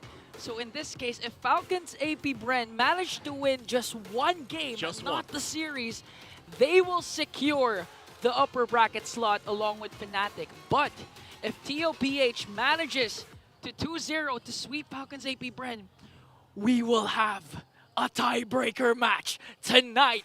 Retribution Rumble Sunday is not going to be over just yet. Part 4. That would be part 4. Day 4, yeah. Day 3.5 at that point. Yeah. Well, we'll see what happens again, if it's going to, you know, go in favor of TLPH or not, because this is always the thing, you know. We go to both these teams. We know that they're the Titans that we've talked about through this, and honestly, at this point, on last match, anyone can win. Yeah, anyone can win, and anyone can also get the Akai's 8th anniversary exclusive skin, Marvelous Maestro, Spawn Effect, Killing Notification, Avatar Border, Battle Emote, and more epic skins are waiting for you. And that's not all. There is also another hero that has a special skin right now. It's Kagura. Share her brand new epic skin will also be available for free starting on October 18th. Don't miss out. And, you know, I can't wait to see some more Kagura hopefully one day in the competitive scene. Maybe. Things can happen right now, but I'm pretty sure everyone wants to see who's in the panel. That's why we're going to throw it over to the Infinix Game Tambayan. It's me, Danley Obang at your service with Renmar Santa Cruz, calling this match, setting it up once more. It's Retribution of the Titans. Falcons APBren facing off against Team Liquid Philippines for what seems to be the nth time in 2024. This time to close off the regular season. And you know what? I ran the numbers a little bit just in my head. This could potentially even be the last time we'll see these two compete against each other this year. But let's not get too far ahead of ourselves. Right now, I'm just looking out for 3 games, slobber knocker. By the way, it's not just the good time of watching these 2 Titans clash once more that we're going to enjoy. There's a lot on stake. There's a lot on the line, ladies and gentlemen. The fact that the 2nd seed, upper bracket slot, still up for grabs between Aurora, Falcons APBren, and Team Liquid Philippines. I think there is a chance that... No, it's just these 2 now. This is Aurora drop. Oh, earlier, yeah. All right, so there's an update. It's really just these 2. Then they're definitely looking for Retribution. The last time they met, week 3, day 2, Falcons APBren swept Team Liquid. And given what else happened between then and now, Team Liquid, I think, correct me if I'm wrong, the one way that they can qualify for that upper bracket is to sweep FCAP. Yeah, sweep FCAP and force tiebreakers later today. That's what's going to happen if they do get that sweep. For Falcons APBren, Ingon mentioned it earlier, they just need that one game and they go to the upper bracket. And it's interesting that the story has gotten to this point. There was one interview earlier this season where Sanford said, when asked about the struggle of Team Liquid Philippines so far this season, even he said, maybe, just maybe, upper bracket isn't meant for us this season. But now they're at this spot where they're so close. They just need to beat the team that's been beating them since MSC, SPS, and even in Eurasia. Something tells me we're going to see something new here. I'm hoping that we go all the way, given that the few times that they've actually faced off prior to today, it's always been FCAP on top. Yeah. And I'm going to throw back to another interview, another very important quote from Carl Tizzi this time. He said, mas gigil kami. May inayos lang kami, pero mas gigil kami. Meaning, we want to really do more now. We had to fix some things, but we really still want to get there. And you'll see here, they're still very good at turtle control. They're still very aggressive when it matters. So, maybe, just maybe, TLPH's down days might be behind them. Yeah, and for Falcons APBren, they might be on the receiving end of that. Because now it's their turn also to find retribution, this time for themselves. As TLPH wants revenge against Falcons APBren, Falcons APBren wants retribution against their most recent performances. The shortest game of the season was 9 minutes and 52 seconds. They set that themselves up until Fnatic Onyx Philippines defeated them in 9 minutes and 51 seconds. A part of me feels like that stings more. It does. Given that FCAP is also the holder of the longest game in the season, up against this very team right here. They're co-titans, their heated rival in TLPH. Upwards of 36 minutes was the record. So with that said, ladies and gentlemen, fasten your seatbelts and get ready to witness world-class MLBB once more as these two World Championship squads, these MPL Philippines Championship squads face off. And who knows, we might even see the Paquito FMVP skin. We might even see the M5 skin from APBren. It's not impossible that actually a TLPH may get up to. Commemorating APBren's victorious M5 journey, the first ever FMVP skin, Fist of Glory, Paquito is now 30% off for the first week. Direct sale purchase. Unlock the APBren Champion souvenir card to obtain APBren Brody skin, the battle emote, the elimination, spawn recall in effect, and more. Now available in-game. Come and experience them in Mobile Legends Bang Bang. Once again, that's the finals MVP skin. And for Falcons APBren, if they want to ride into the playoffs, potentially in the upper bracket, they've really got to play like in championship form. Their most recent performances, they cannot bring it out. A part of me feels like, as you mentioned, Team Liquid Philippines are in that position now where they can back up what Carl Tizzi said. Yes, they dropped that first game against TNC Pro Team, but game number 2 and 3 was a little bit more Team Liquid flavored. So I feel like they're in that position now where, again, TLPH are one of those teams that if you piss them off or if they get pissed off with themselves, they will start playing like gods. Let's see. And behind those sudden bursts of fervor is their fans, the Cavalry, the Cavaliers, and the Bees. Show your support, MPL fans, everyone in between. Who do you think is going to win? Liquid or Falcons APBren? Vote now via the online poll. I personally said FCAP, though. You personally said FCAP? I think so. Really? You don't remember which one? No, here's the thing. Based on how things happen on a daily basis, the spirits, they talk to me. The voices in my head, you know, they say something else. But I'll say FCAP. You got to get that checked. I'm FCAP too. Oh, you're FCAP? Yeah, come on. Like that's why I'm a bit shy about it. Like I may not always like predict for them, but I've been a Bren guy since M2. Y'all know. You cried. I cried for them. I cried tears for Ducky, for Carl. That's for few. That's why I hear a voice in my head. I'm FCAP. That's my voice. My voice is what you hear in your head. Yeah, when you cried. All right. So here's the thing. I put my money where my mouth is. This is the first recall I bought. Oh, really? Yeah. Not the liquid. Before that became a thing, before everyone just started doing that, this was the first one I bought. Oh. For reals. Okay. Well, to be fair, I got the APBren Champion recall first, and then I got the horse, and then I got this one. That's somebody's rent money that you spent in total. Yeah, a good amount. All right. Thanks, MLBB. We hope to see you in chat. We hope to see you guys watching online. Let us know who you think is going to win. What are your expectations? All right, are you expecting for this to go the distance? Are you expecting for Team Liquid to finally get their comeuppance and take it to FCAP? Because here's the thing. Stats-wise, Liquid don't look good. Oh, yeah. it's a bit of a struggle for them. Yeah. But if we're gonna try to simplify this Titanic matchup and all the heroes that they have, I honestly want to look at the mid lane. I want to look at the hero pool shared and contested between Few and Sanji. We know the typical picks, the Auroras, the Valentinas, the Vexanas, but I'm really looking at who gets Loyi, who gets Faramis. Which one of these two are more willing to pick up a unique hero in the mid? We've already seen the Nana high loss combo for Falcons APBren. While Team Liquid Philippines, they flex around Sanford's flexibility as well. That's what's tough is because looking back at Team Liquid's stats, they do shine in a few avenues. Number one would be average assists and kills. They're number one there.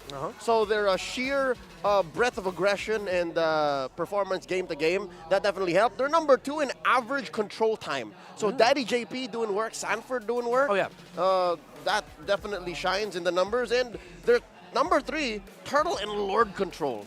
So even if they do lose, they have a good showing in those games regardless. Like, they still get these big ticket objectives. And even though this series ended in a sweep for Falcons APBren, their last meeting around, that doesn't say the whole story. Game number 2 was the longest game we've had so far this season. It still is. That's when we first saw Lunox brought out in the gold lane by Team Liquid Philippines. That's one of the major reasons why they held on. And I think the gold lane mages might actually be coming into play here. The Nathans, the Lunoxes, the Alices, but there's so many to talk about. The draft is almost upon us, ladies and gentlemen, but before we get into the game, of course, let's welcome our players on stage. Here we go. Retribution of the Titans coming your way.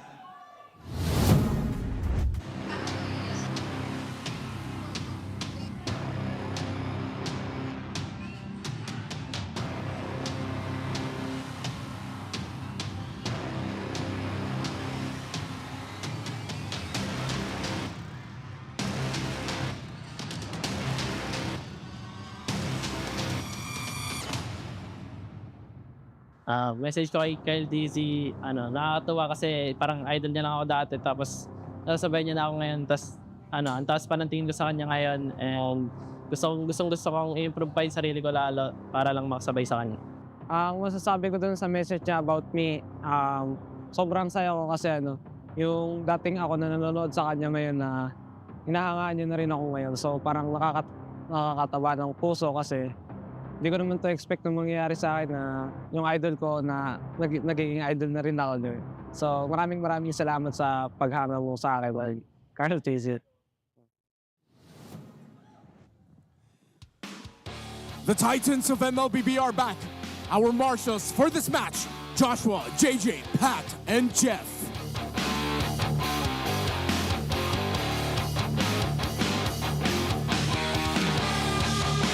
They opened the season as the reigning champions of MPL Philippines, and they closed the season looking to beat their longtime rival once again. Here comes the cavalry, Team Liquid Philippines.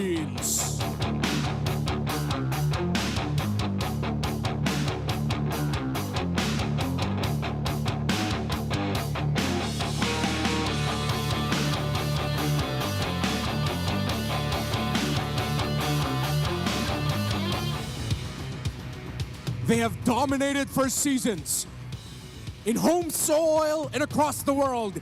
Can they cement their dominance today as we end the regular season, looking to gain another point against their rivals, the defending M-Series champions of the world, Falcons APBren?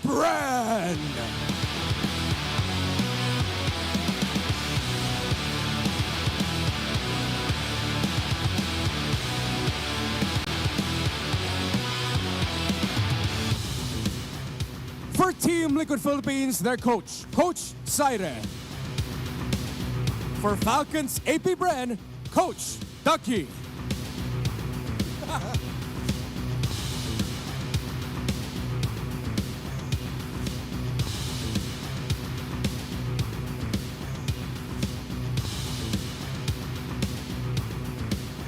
It's time for the face-off. All players step forward.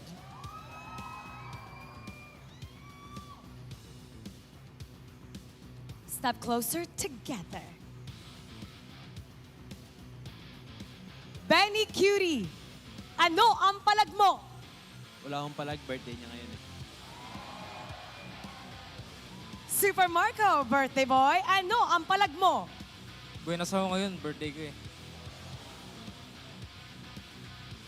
Carl TZ, ano ang palag mo? Papakita ko sa'yo ba't mo ako in-idol. Kyle TZ, ano ang palag mo? Sana wag mong kalimutan na idol kita. Sanji, ano ang palag mo? Wala akong palag, good luck na lang. Phew, ano ang palag mo? Nasa amin si Kabayas. Step closer together. Sanford, ano ang palag mo? Magandang gising ko ngayon. Flap TZ, palag. Pangit ng gising ko ngayon. JP, ano ang palag mo? Papawiin mo na kami. Oh, Gwen, palag. Yoko. Palag kung palag, fist bump. How fitting that the last match of the regular season are between these two titans. Sworn enemies on and off the season. Let the casters and the panel tell the tale. Panel, pasok. In full display, both their fervor, their competitive spirit, and their deep friendship. They're in the palag moment leading up to this bout. Their sense of humor as well, but when we get into the game, nothing's going to be funny anymore. Again, we mentioned the picks of Sanji, what he's going to end up with, what he will play to potentially pressure out Few and Ogwin in the center of the map as Falcons APBren. Again, on the back of Ogwin and Few, maybe that's where they can start redeeming themselves. I hate how despite the meta changing, how many times they fought wherever they fought all around the world, it seems like it's the same dynamic, is it not? Is it the aggression and the forward momentum of Team Liquid versus the macro and just calculated approach that FCAP has? Yeah, for Falcons APBren, they have a little bit of a buff. Super Marco's birthday. So I'm pretty sure TLPH would actually want to pressure the gold lane. And why do I say it's a buff? Because that means maybe Falcons APBren might use that against TLPH. If they over-rotate to the gold lane, they can hit another part of the map. Or maybe they'll protect Super Marco by picking a lineup that is able or stronger to fight as 4 better. See, isn't that just all about the stats? Isn't that turret damage a trump for FCAP? Doesn't that say that Marco, more often than not, is able to find success in his lane? On the other hand, TLPH has better first blood, better early control. So that means Benicudi can wait, can sit back up until the rest of them are ready, and he can brew that bagyo, and then just come in and end things. And that might actually be one of the things we have to look out for here. Which of these two gold laners will decide to be aggressive earlier? Because we know the gold laners joining in at around the 4th to the 6th minute mark is a game changer in terms of mid-game power spike or heading into the mid-game power spike. That's more of a Marco thing. If you ask me, just based off, I'm not even looking at stats, like, you know, like just mentally speaking, it's Marco who's usually more willing to jump like that. And now, moving from roll to roll in mid lane, Sanji versus Few, you talked about how deep Sanji's hero pool is. I'm more invested in the IQ of this young man. The lone stallion, he's one of a kind. Yeah. He definitely is, with how he plays in whatever mid laner role he ends up with. More utility in terms of bringing other members of Team Liquid Philippines in other parts of the map. How will he play up against Few? Will he be aggressive? Like lately, a lot of mid laners have been very aggressive towards Few. So from the mid, we now look at the EXP lane. Usually the island that we see. But in this current metagame, they've been really playing more as roamers as you see how they respect each other a lot. More the norm, yes, but if you look at the stats of Sanford, the apex predator in the long haul of Season 14, you'll see that his KDA, where he trumps Flap, is pulled up by his amount of kills. Like, he still likes killing. Now, when we look at the roamers, though, we mentioned how the EXP laners usually play more of the roam frontline role. These two, well, they are very flexible. JP, though, is more of the type to, hell, I'ma pick off, y'all start, follow me. While Ogwin's more of the, well, I'll follow what Flap TZ does and cover for him. Isn't that just perfect paternal combat? It's two different kinds of fatherhood styles, Yeah. right? It's like, all right, no, you follow me. This is my example. And the other's like, son, whatever you want to do. Well, we gotta ask them if that's actually their parenting style. Well, we look at the junglers. On the right side, Kyle TZ, tried and tested top-tier mechanics, where Kyle TZ, he himself has admitted, he's shaky, not quite there yet, not yet up to his own tempo or his performances with the Assassins. But it's not the first time in his career Carl Tizzy has felt a dip. He has felt a dip, defeated it, won another World Championship, and came back kicking. Let's go to the Infinix keys to victory here. Liquid just challenged Kyle Tizzy's hero pool. Yeah, maybe pressing buttons he's better than Carl, but what if you take away those picks? Yeah, take away those Assassins, but Team Liquid Philippines are going to have to watch out for the Bane and the Alpha that they might bring out. But for Falcons APBren, we mentioned it. Challenge Carl Tizzy's Assassin mechanics. Make a lineup that can high invade the side of the jungle where the EXP lane is, pressure Carl Tizzy, which means it forces Sanji and JP to respond. And the last one, get ready for the Retribution Rumble, is more for everyone watching. Just sit back, relax, expect the best MLBB action you've seen in a while. Because I'm going to say it now, if ever any one of these teams make it to M6, they're going to cap another level in what we thought was possible. Because, I don't know, Filipino teams just do that.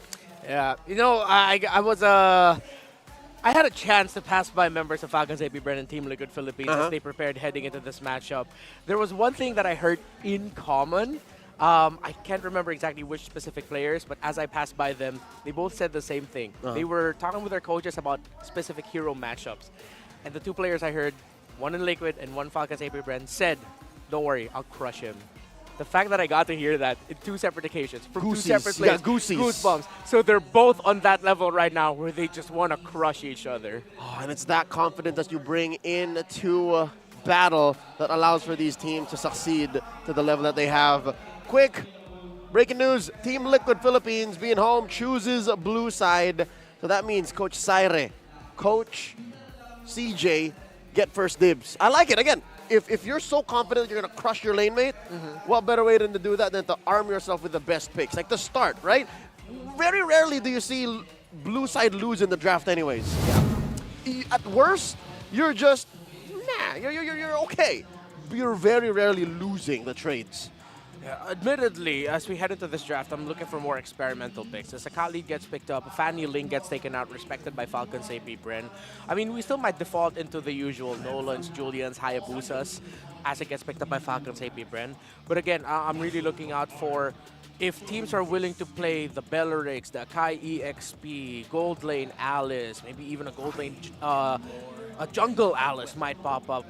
This is the best time right now for these two teams to be somewhat experimental, but that level of experimental that has a lot of thought into it. You're limit testing for the playoffs, but you're also fighting for a chance to be top 2 heading into the playoffs. And that definitely goes a long way, especially for the defending champions, Liquid Philippines and Falcons APBren, who have gotten their number over and over and over again in the past few months. The answer by Liquid, the Julian and the Moskov. Safe to say, Julian is their number 5 pick so far going into this matchup. And I do believe the Moskov is number 3. So they pick a lot. They play a lot of Moskov. Yeah. For Falcons APBren, let's see if they'll pick their mid laner now or show their Roam EXP tandem. They might want to flex the... Still open up the Gata Kacha question for Team Liquid Philippines and just be safe and pick the mid laner now. Yeah, force out an Edith ban in the second swing. Yeah. If not that, they might actually want to pick their gold so that they don't have to like trade it all out. So they do, playing the Harith into the Moskov. Okay. So there you go. Super Marco with his birthday buff rocking the Harith going into the second phase, the banning. I'd reckon FCAP's going to take out mid laners. Just choke out Sanji. Yeah. Do it now. Again, we talked about the usual pickups, the trades between the Valentinas, the Faramis, the Xana, Aurora. I think Aurora is the one pick that Falcons APBren need to respect from Sanji. So if they're not going to ban it, I would really like to see them pick it 4th, considering that they have the Harith with them and the Hayabusa as well. It'll be a bit annoying to go up against an Aurora. And there's one, the Valentina first. that might be a signal that Falcons APBren is thinking about Faramis. That being a few specialty. Yeah. Few is currently not even sitting at a positive win rate. Like, he's played it a lot, so that means he's lost with it a lot too. Yeah. And there's the read by Coach Saire, taking it out. Still getting respected. It's odd that both teams don't have a mid laner just yet. So that means whatever's left is literally what's left. Unless, again, the likes of a Nana pop back out. Actually, the Nana might actually be a problem for the Khalid and the Julian, honestly. Right? You can't jump in. Yeah, I'm not completely turning off the idea of a Nana. But if you look at the picks that they've constantly picked more, I think who's clapping to Joe Hendry? That's Pando. That's Pando? Yeah. When did we get a video of Pando clapping like he's clapping to Joe Hendry's theme song? Talking about 2 weeks ago. Really? Cool. He believes. I'm guilty. I believe the Vixana Aurora might be the trade, but I think Falcons APBren are still also thinking about the Low Yi. So Low Yi might actually get picked up as the 4th pick because it's the old Low Yi Haya combo where you can take care of the map a little bit better. Well, it's already out though, so. No, Low Yi? Yeah, there Oh, he excuse is. me. Right, yes. Yep. Excuse me, sorry, I completely blanked. Okay, so Vixana Aurora will be the trade. I second guess myself too. Is it not banned out? Nope. Okay, so yeah, it's the Vixana. Vixana. So they're more willing to. Again, to sometimes you gotta wonder, like, what you want better. The utility that an Aurora brings, and its slow ticking CC, or just the instant effect of a Vixana. Yeah. Okay, TLPH has 2 dive heroes. Let's see if they're gonna go for pick-off combo. Zask! Oh, they bring it back. Dear Lord, that's a oldie but goodie. And of course, the Arlo. Is this an Arlo Rome? Good question. Yeah, because Khalid Rome or Arlo Rome, I think that's the biggest question. I think we'll see it depending on the matchup. You know what? I'm gonna call it now. I think Daddy JP is gonna play the Khalid. Makes sense. But why pick up a Zask when you know that the high loss is still open? You can go high loss Rome here, and it wouldn't be a problem for Ogwin or for Falcons APBren. In fact, it would be good. And then it would compromise the Julian too. Yeah. But instead, oh no, something worse is out there. Oh, they go for the Tigreal. Going up against... That's worse. I'd reckon that's worse. That's worse. Oh. Should be a little bit more difficult for JP and actually even Sanford. You can even stop quick sand guard. Yeah. Ooh, interesting draft. You know what? Not just us. I'm pretty sure maybe a lot of these picks just from out of nowhere took even Syre and CJ by surprise. But I'm pretty sure they were willing. I think they asked their players, what are you comfortable with? Let's do that.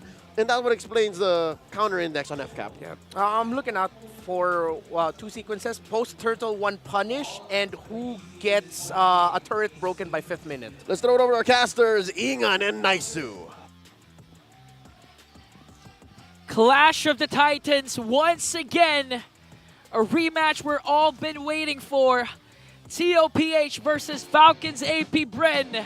Welcome to the English Desk. My name is Ingan. Together with me is Naisu. And we are in game number 1 for the final match of the regular season. Unless there's going to be a tiebreaker. So again, with the stipulations of this match, if ever Falcons APBren wins 1 game, not the series 1 game, they're automatically going to secure the 2nd seed, meaning they're going to be at the upper bracket.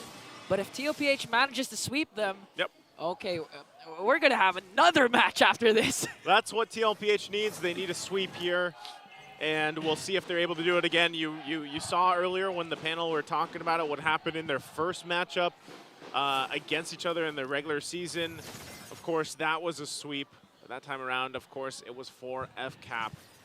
And so with all this, when you look at how things are going to fall into place, even with these, the poking going on early on, I like the compositions for both teams here, really. But I think, equally as much, you always have to pay attention to, obviously, the junglers. I feel like everybody, when they talk about these 2 teams, is the junglers themselves. Wow. But real quick, look at this milestone here for the Idol. 500 games total played for the Kapitan Few.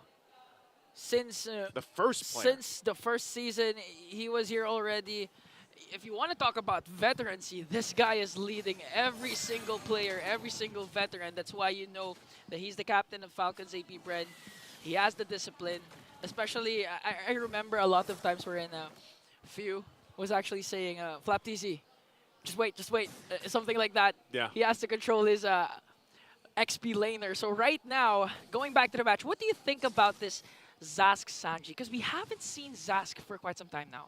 I know, you remember the time when Zask was just kind of like unreal.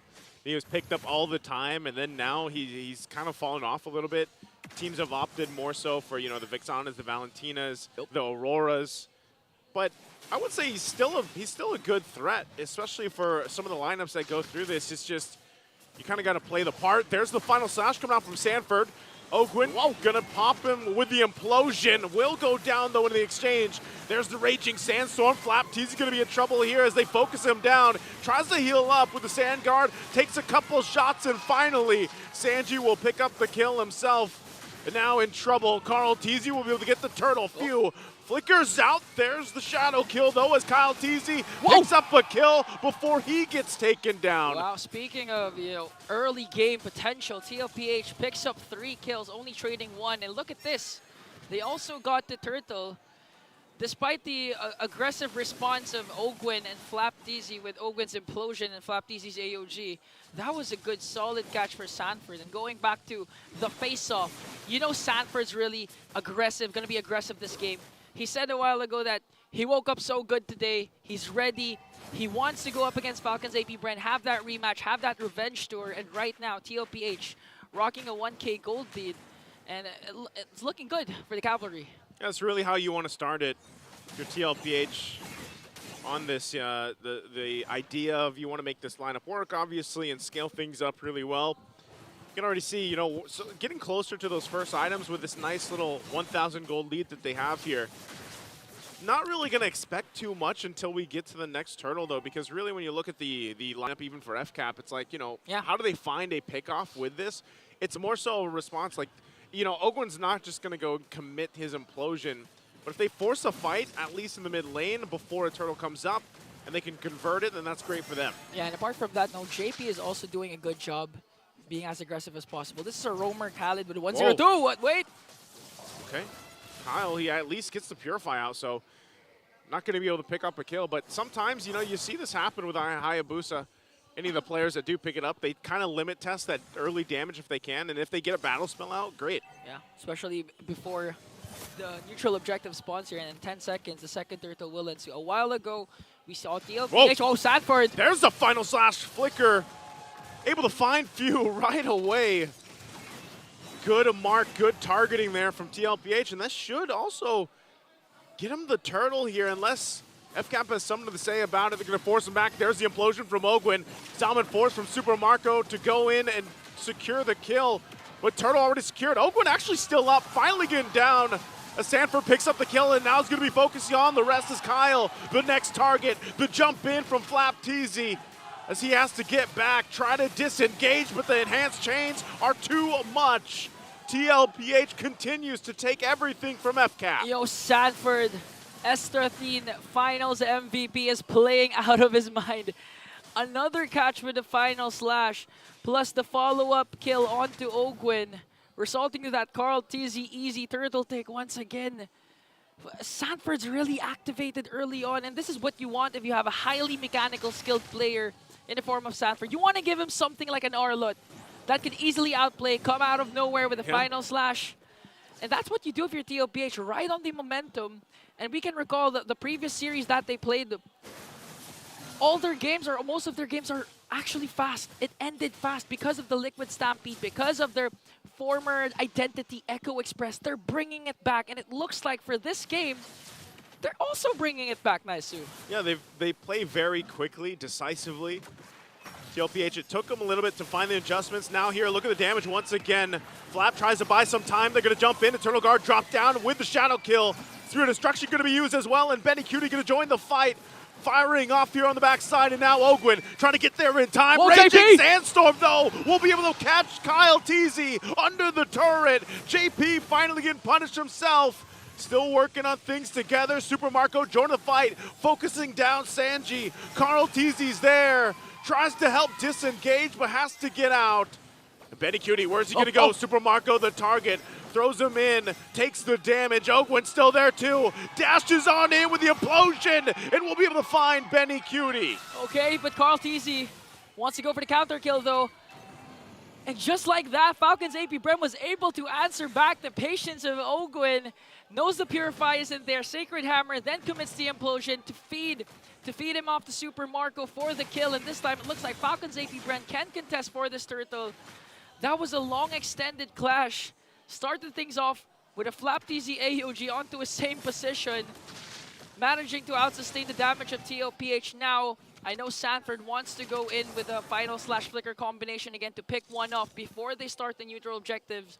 And JP, good response also, but here comes Ogwen with Sacred Hammer.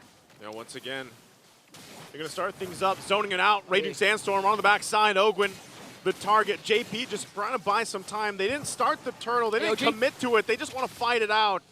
Forcing FCAP down. A couple members less than half health, but they'll heal back up with a Revitalize. It's still going to be used as well. There's the implosion. It's right on Sanford.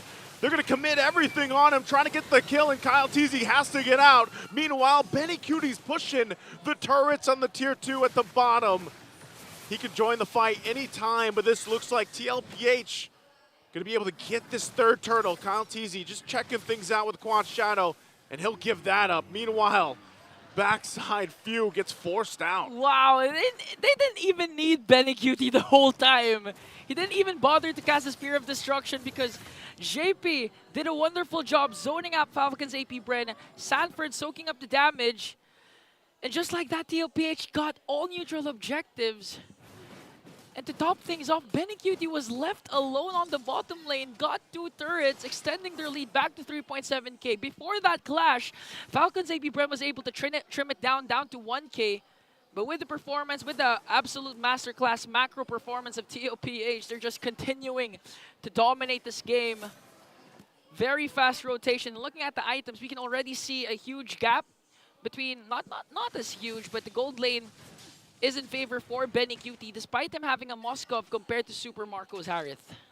You know, this is a scary thing too here, is like the rise of this Khalid Rome, man. You see how many times we've seen fights just kind of start up, and I'm not just talking about JP here, but this weekend alone, and even to the first time the Khalid Rome popped up, man, like, it is a nuisance to deal with. It's annoying for teams to have to deal with. Where is this Raging Sandstorm going to come through? Yeah. And there's a lot of good combinations with it too, and that's why, you know, this surprise factor from TLPH's lineup, where it's either the final /flicker combo or, like I just mentioned with the Raging Sandstorm, there's so many options and angles that TLPH can utilize with the composition, and so it's FCAP being the responsive ones. And so far in a lot of these skirmishes and these earlier team fights, they've actually responded pretty well to them. It's just my question is, as the game goes on, how long can they go? Oh, JP, though, just as I was mentioning, does get spotted out and they keep things together. We're 10 seconds away from the Lord, though. Ideally, I mean, before we'd used to say, but wait a minute, because Kyle Teasy goes in with a wee shadow kill. That's a whole lot of damage. Defensive Raging Sandstorm on out of there. JP's going to be fine. Should be able to reset. Lord is up here, though, so FCAP going to get in position. You know, a couple of weeks back, we had reservations when it comes to the Rome Khalid because it's not as tanky. But the thing is, if you cast the quick Sand Guard and you're unbothered, you're uninterrupted, it's going to be tanky enough to soak up the damage that your opposing teams can do. And that's what JP has been doing. That's why, despite him being as aggressive, being the front line for TLPH, he only has 1 death, but right now goes in the picture. There's the spear once again. Benny Cutie going to be joining the fight. Gets the spear, the misery off, and Sanford will go in, pick up the kill and turn. Now with 1 down, TLPH can just go ahead and start up this Lord. It should be theirs. Not sure if FCAP can do anything. Conceal's going to be used from Ogwin. Wants to lead the charge, but sees that Lord's already down. And they go back in to re-engage Ogwin under the turret. Huge setups, though. Trying to follow through, but Few gets caught out with the final slash. A good attempt there from FCAP, but now they got to deal with this Lord push coming through as they hold down the mid. Despite the chain crowd control from Falcons APBren, even under their first tier turret in the middle lane, they weren't able to burst down any member of the cavalry. That's how huge the economy gap is right now. 6k gold lead for TLPH. They're lacking the damage, lacking the sustain.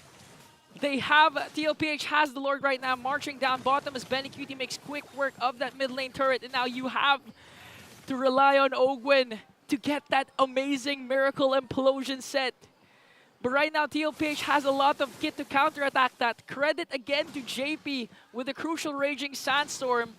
But if we know Falcons APBren, you know this team can bounce back at any given moment. One crucial set from Ogwin is what you need.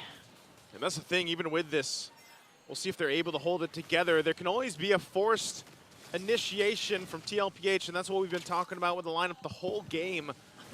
Lord's finally going to get taken care of. That's fine. They keep it together. They hold on to the base turrets for now. And FCAP will go ahead and buy themselves some more time. But anytime we see this, the goal difference between the lanes, how things are falling in place, this is where the tricky part is, Ingan. You know, you have these Winter Crowns being picked up, eventually some more of the defensive items, the Wind of Natures and everything, what have you. You have to work across that. Conceal going to be used from Ogwin again. Jumps on forward. Might get caught out by himself here. Won't be able to escape. Flap jumps in as well, and now they're going to be forced to fight. Flap holding down the front side, cut off from the team. Almost gets Sanji. But two go down for FCAP as TLPH cleans that fight up. It's not looking good for the M5 World Champions against the defending MPL Philippines champions as TLPH continues to dominate this game. A good catch onto Ogwin. FlapTZ again was forced to use the AOG to try and save Ogwin or initiate a counterattack, but TLPH was ready for it. They wanted to go for a trade onto Sanji, but Sanji was able to escape. Slither of a health left, and TLPH is really playing this game to perfection. And in 30 seconds again, they can actually end this with one Lord, because right now, you can already feel the damage coming in from Benny, from Carl, even Sanford alone. And if you're Falcons APBren, do you contest for this Lord? I think, you know, at this point, man, you knowing FCAP, they probably will. They'll probably try. I just feel like even when they've tried a couple times, Ian, the timing has been off. That's the problem. Like, by the time they find that window and they try to get in position, it's, you know, TLPH going back to what you just mentioned, you know, earlier in the portion of the game where it's that express that we were used to seeing before, and now it's just this kind of stampede, this rush that they play around with. They're very decisive for TLPH, and they've had improvements just in the second half of the regular season alone.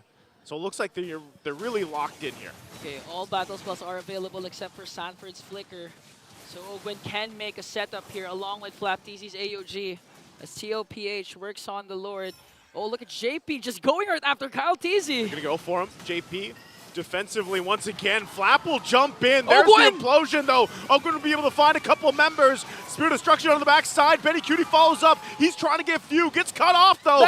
Benny could be in trouble. Pops the Purify. Has enough damage as well as Kyle jumps in with the Shadow Kill and picks up multiple kills. It's only Carl TZ left alone. So a big trade, the 4 for 2 in favor of FCAP. You can't count out the heart of a champion.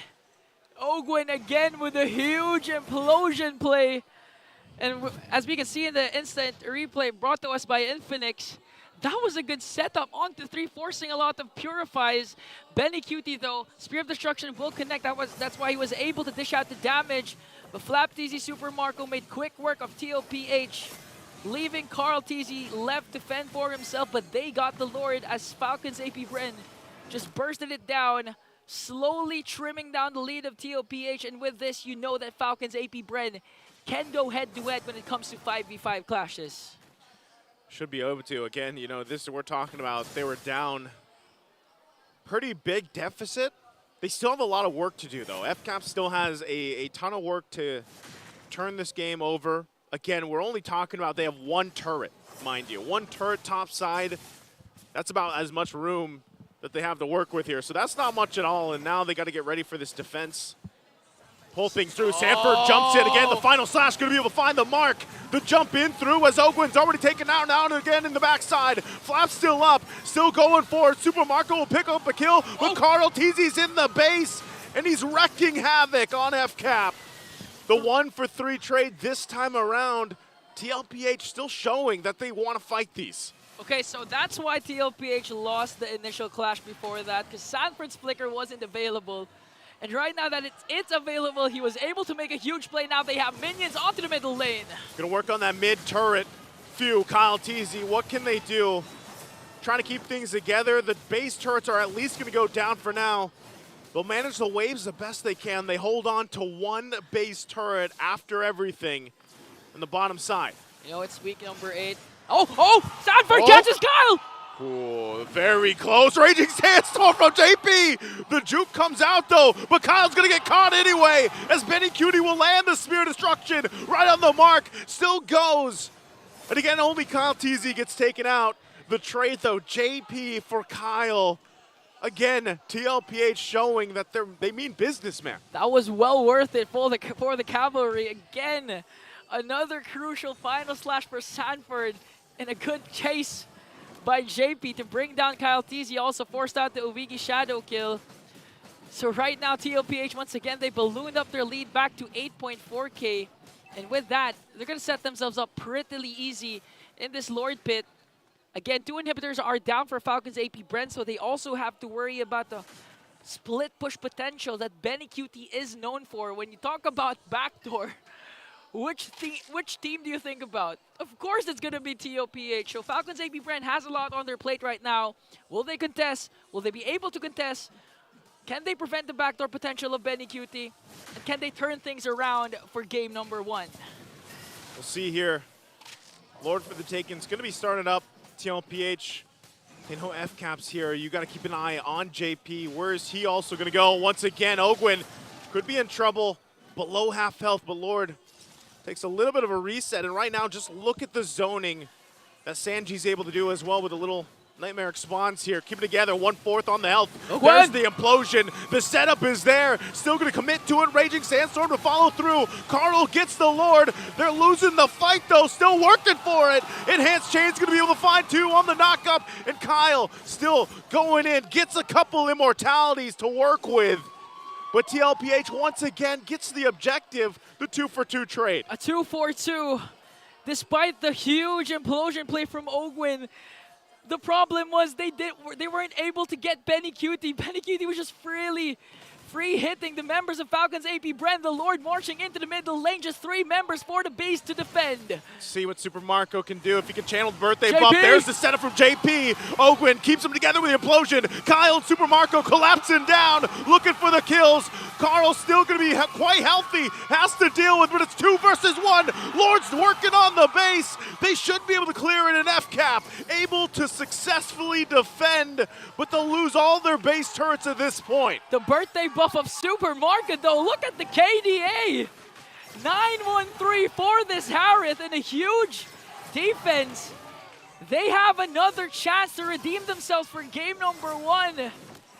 But the problem is they lost all inhibitor turrets, and they're only able to take 2 away from TLPH. But with this potential push, they can actually do more. And looking at the items, Marco now has the lead over Benny Cutie, making quick work onto the middle lane as 3 members of Falcons APBren are pushing in. Look at this push. Running it down mid, gets some turrets that they needed. Focusing on the top side too. Again, up until this point, they only had 1 turret down. So you got to give it up for FCAP, the determination to stay in the game, even when they were down massive gold lead for TLPH. They've more or less evened things out at this point. Man, there's something with week number 8. I mean, how many games have we seen go this long? A lot of successful base defenses, even without inhibitor turrets, even when you think that the game could finally end. Look at the gold lead of Liquid. It was 9K a while ago, now it's 1.2. That's sad. I don't know, man. I in that last defense, I was like, let's see if he can channel the birthday buff. I'm pretty sure he channeled it. He got to channel it some more, though, to win the game here. And FCAP wins this game. That's going to be an amazing turnaround, flipped over on its head. Okay. Important to note where Ogwen is positioned right now. He's going to provide a lot of vision for Falcons APBren, and they can potentially make a play. And for TLPH, the name of the game is, again, macro, lane control. Benny Cutie can just easily create slow pushes that could build up, make a potential backdoor play, force Falcons APBren to react, and give Carl TZ an easy time with this Lord as it spawns in 2 seconds. Okay, looking at the neutral objectives, 3 turtles was secured by Carl.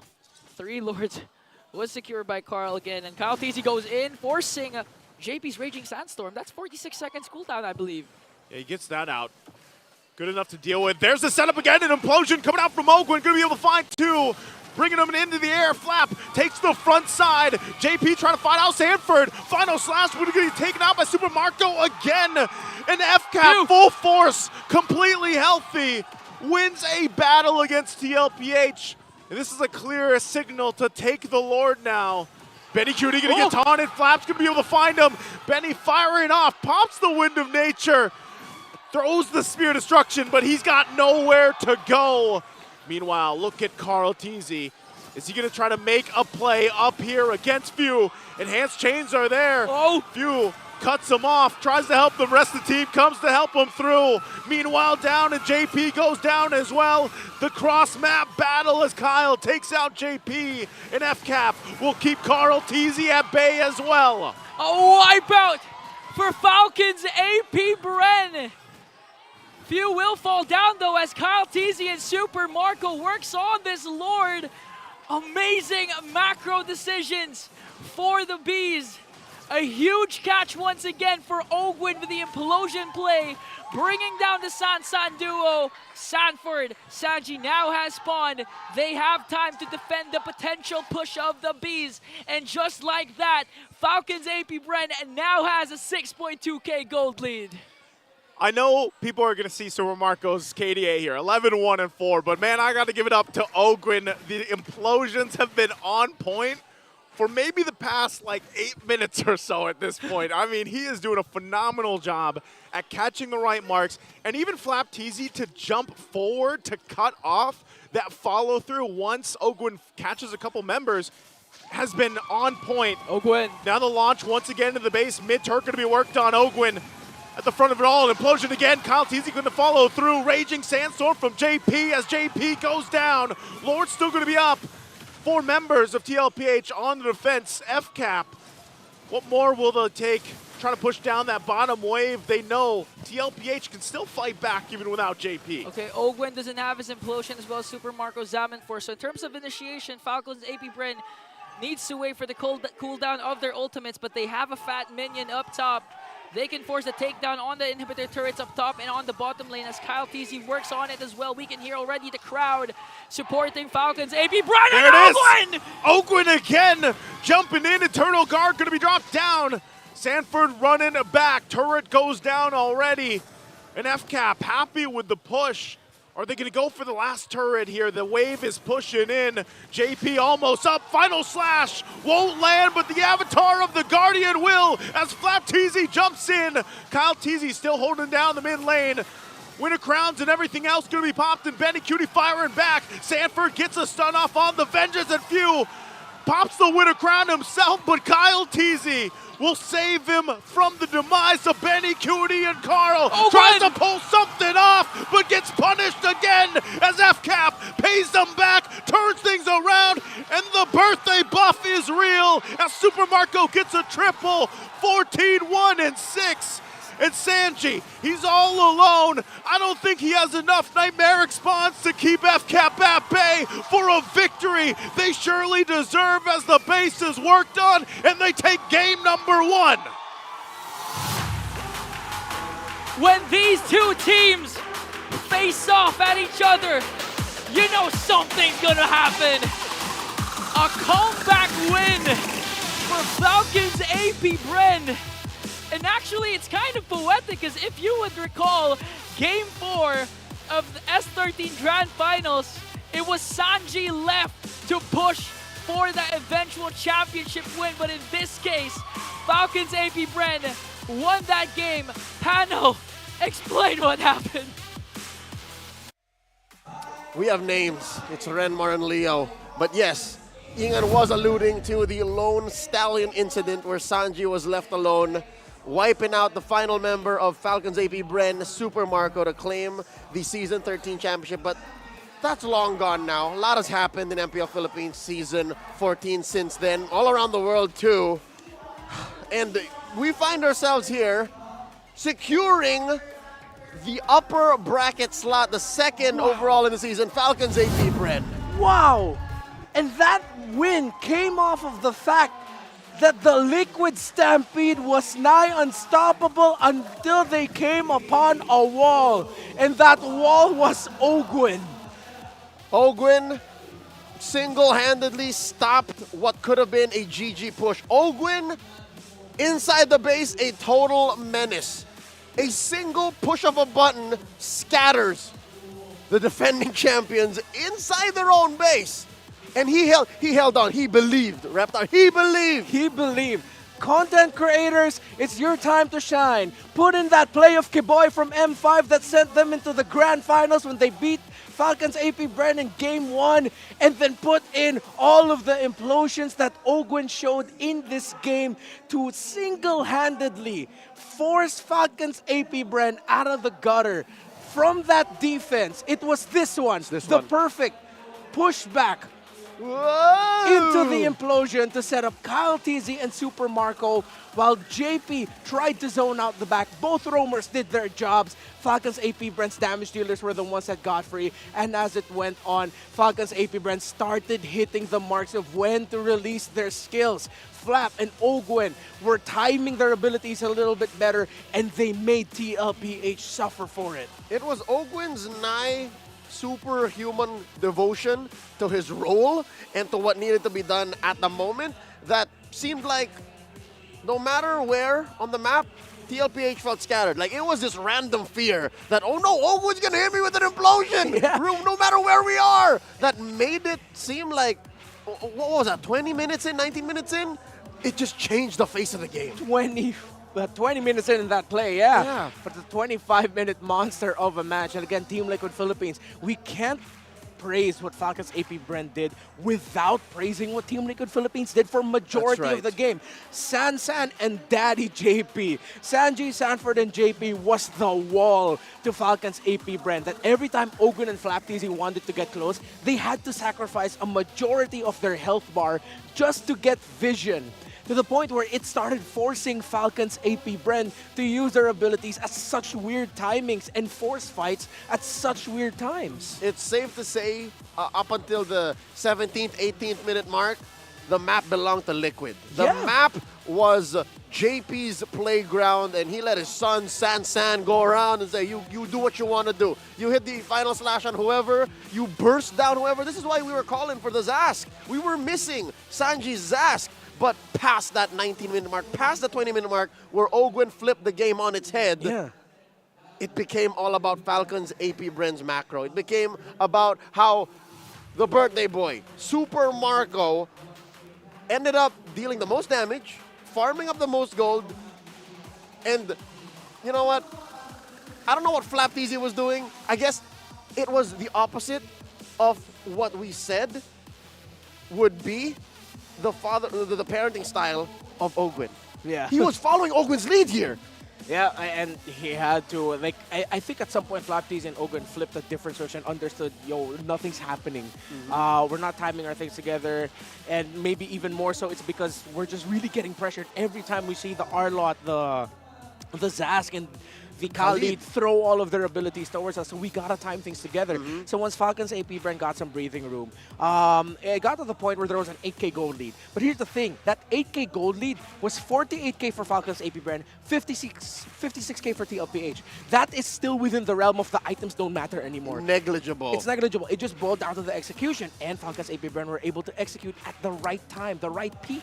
And a key here, concept that allowed for that 8K gold lead, 9K almost, to be negligible, especially at that point in the game, is FCAP just had the better kit. That's why in the draft we could not help but praise how they ended up with a Tigreal at the end and saying, yo, this is going to be so difficult for Liquid. We didn't know it was going to be difficult for Liquid in the ultra late game, but we eventually got to that point where what we saw was going to happen. An inevitable approach into a point of the game wherein Liquid be like, nothing, like as long as Ogwin knows where we are and Flap is like within a meter away, it's over.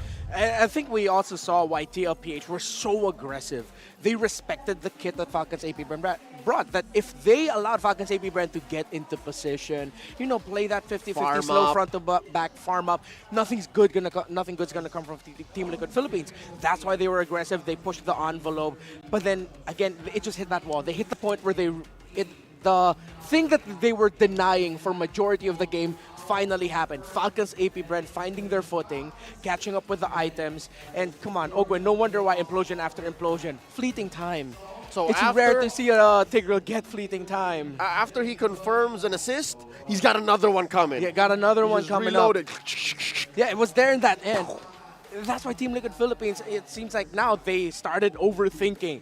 At one point, I told you behind the scenes where it felt like Falcons APBren had to overthink. You did. Which they did.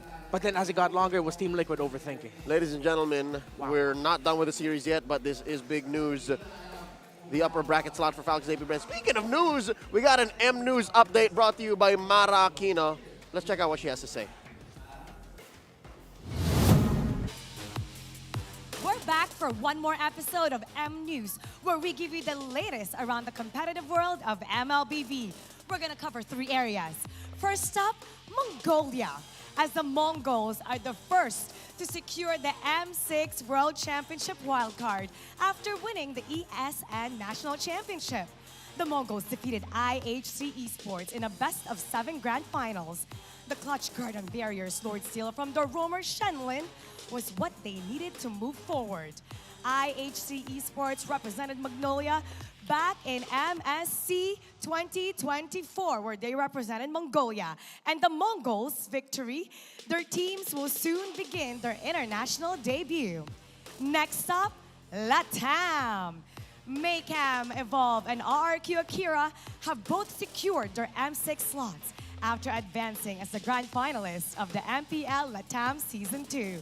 The champion will head straight to the group stages, while the runner-up will fight their way through the wildcards. Watch the best-of-7 grand finals on October 13. And for our final stop, Indonesia. RRQ Hoshi, Team Liquid ID, Bigatron Alpha, Fnatic Onyx, and Geek Fam have all qualified for the playoffs. And just a few moments ago, during the final day of MPL Indonesia Season 14, Alter Ego took the final slot. Before this, it was both Dawa United Esports and Alter Ego who were aiming for that coveted spot. But after Dawa eliminated by Fnatic Onyx Indonesia, Alter Ego gets to move forward, and they have completed their playoffs bracket. And that's it for our M News. Next time you'll be seeing me deliver the M News will be in the playoffs. So see you then as we break down the world of competitive MLBB. Now let's head back to our panel. Pass up.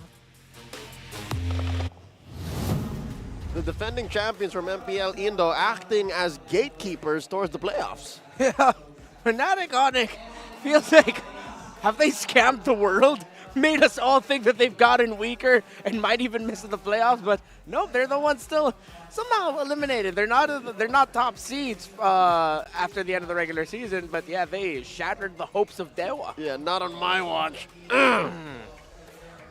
Ladies and gentlemen, back to the match at hand.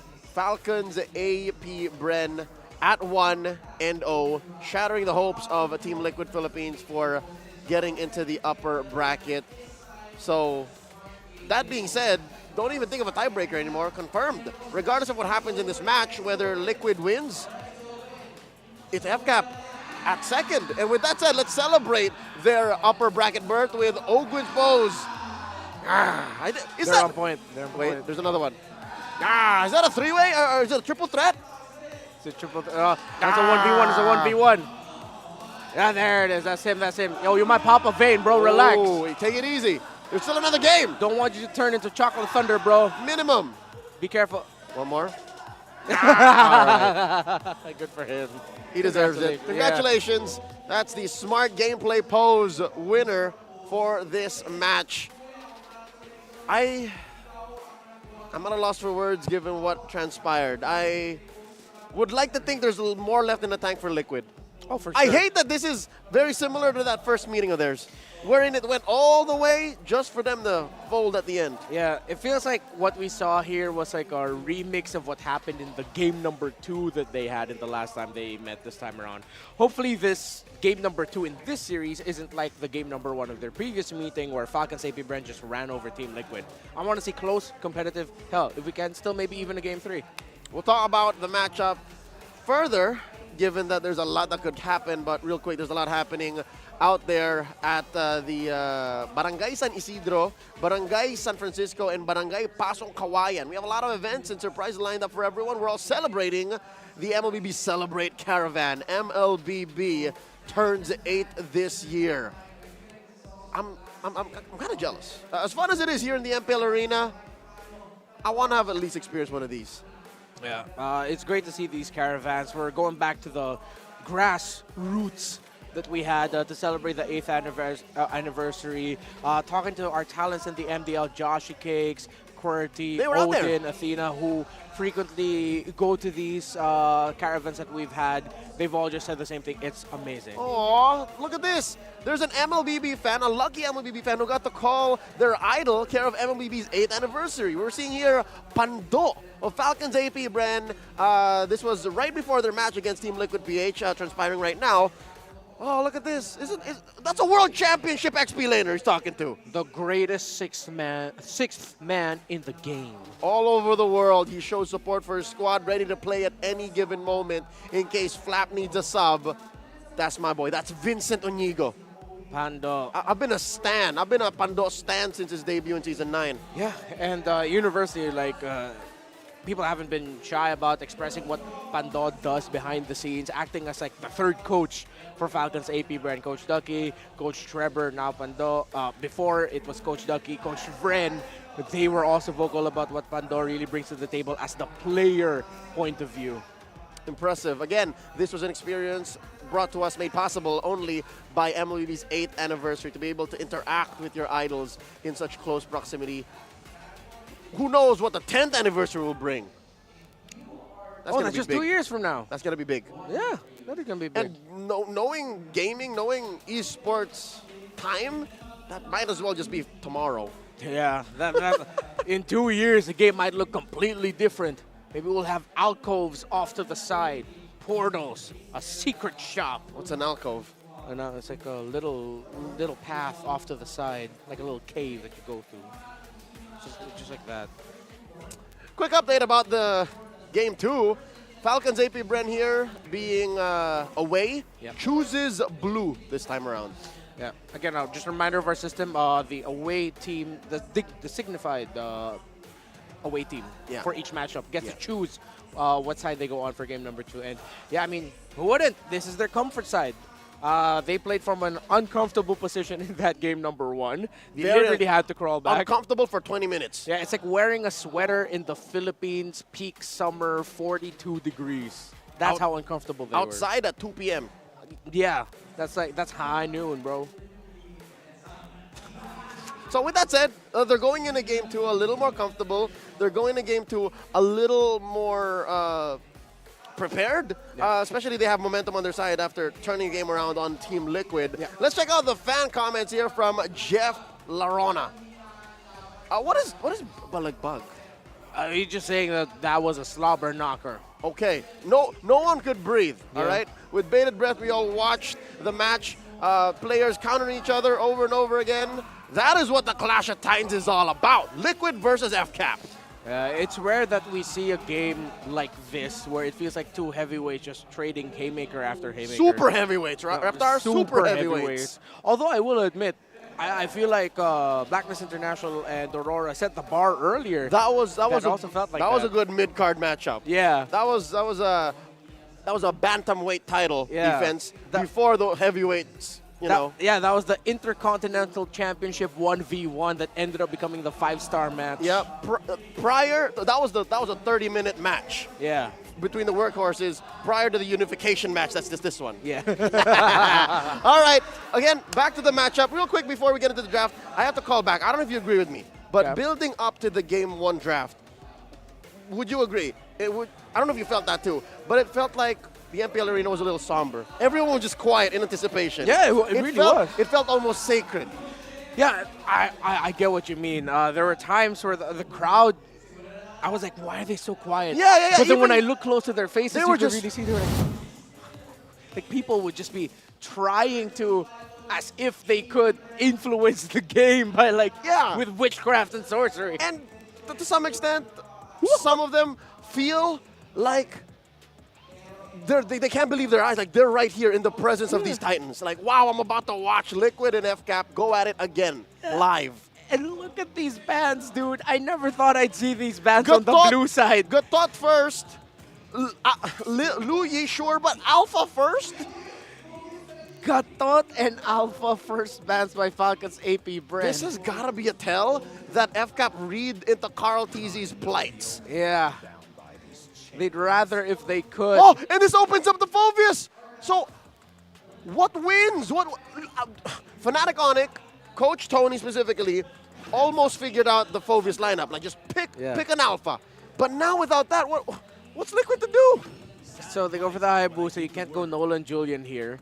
The Ling gets taken out by TLPH, That's a Rome Khalid. Yeah, it's a Rome Khalid. You can't play that into the Phobius. What I'm trying to remember is if the Desert Tornado actually proc. It does. The Sinner's Mark? Infernal Pursuit. Okay, so it procs Sinner's Marks. It does. Gotcha, okay. You're a sinner if you do.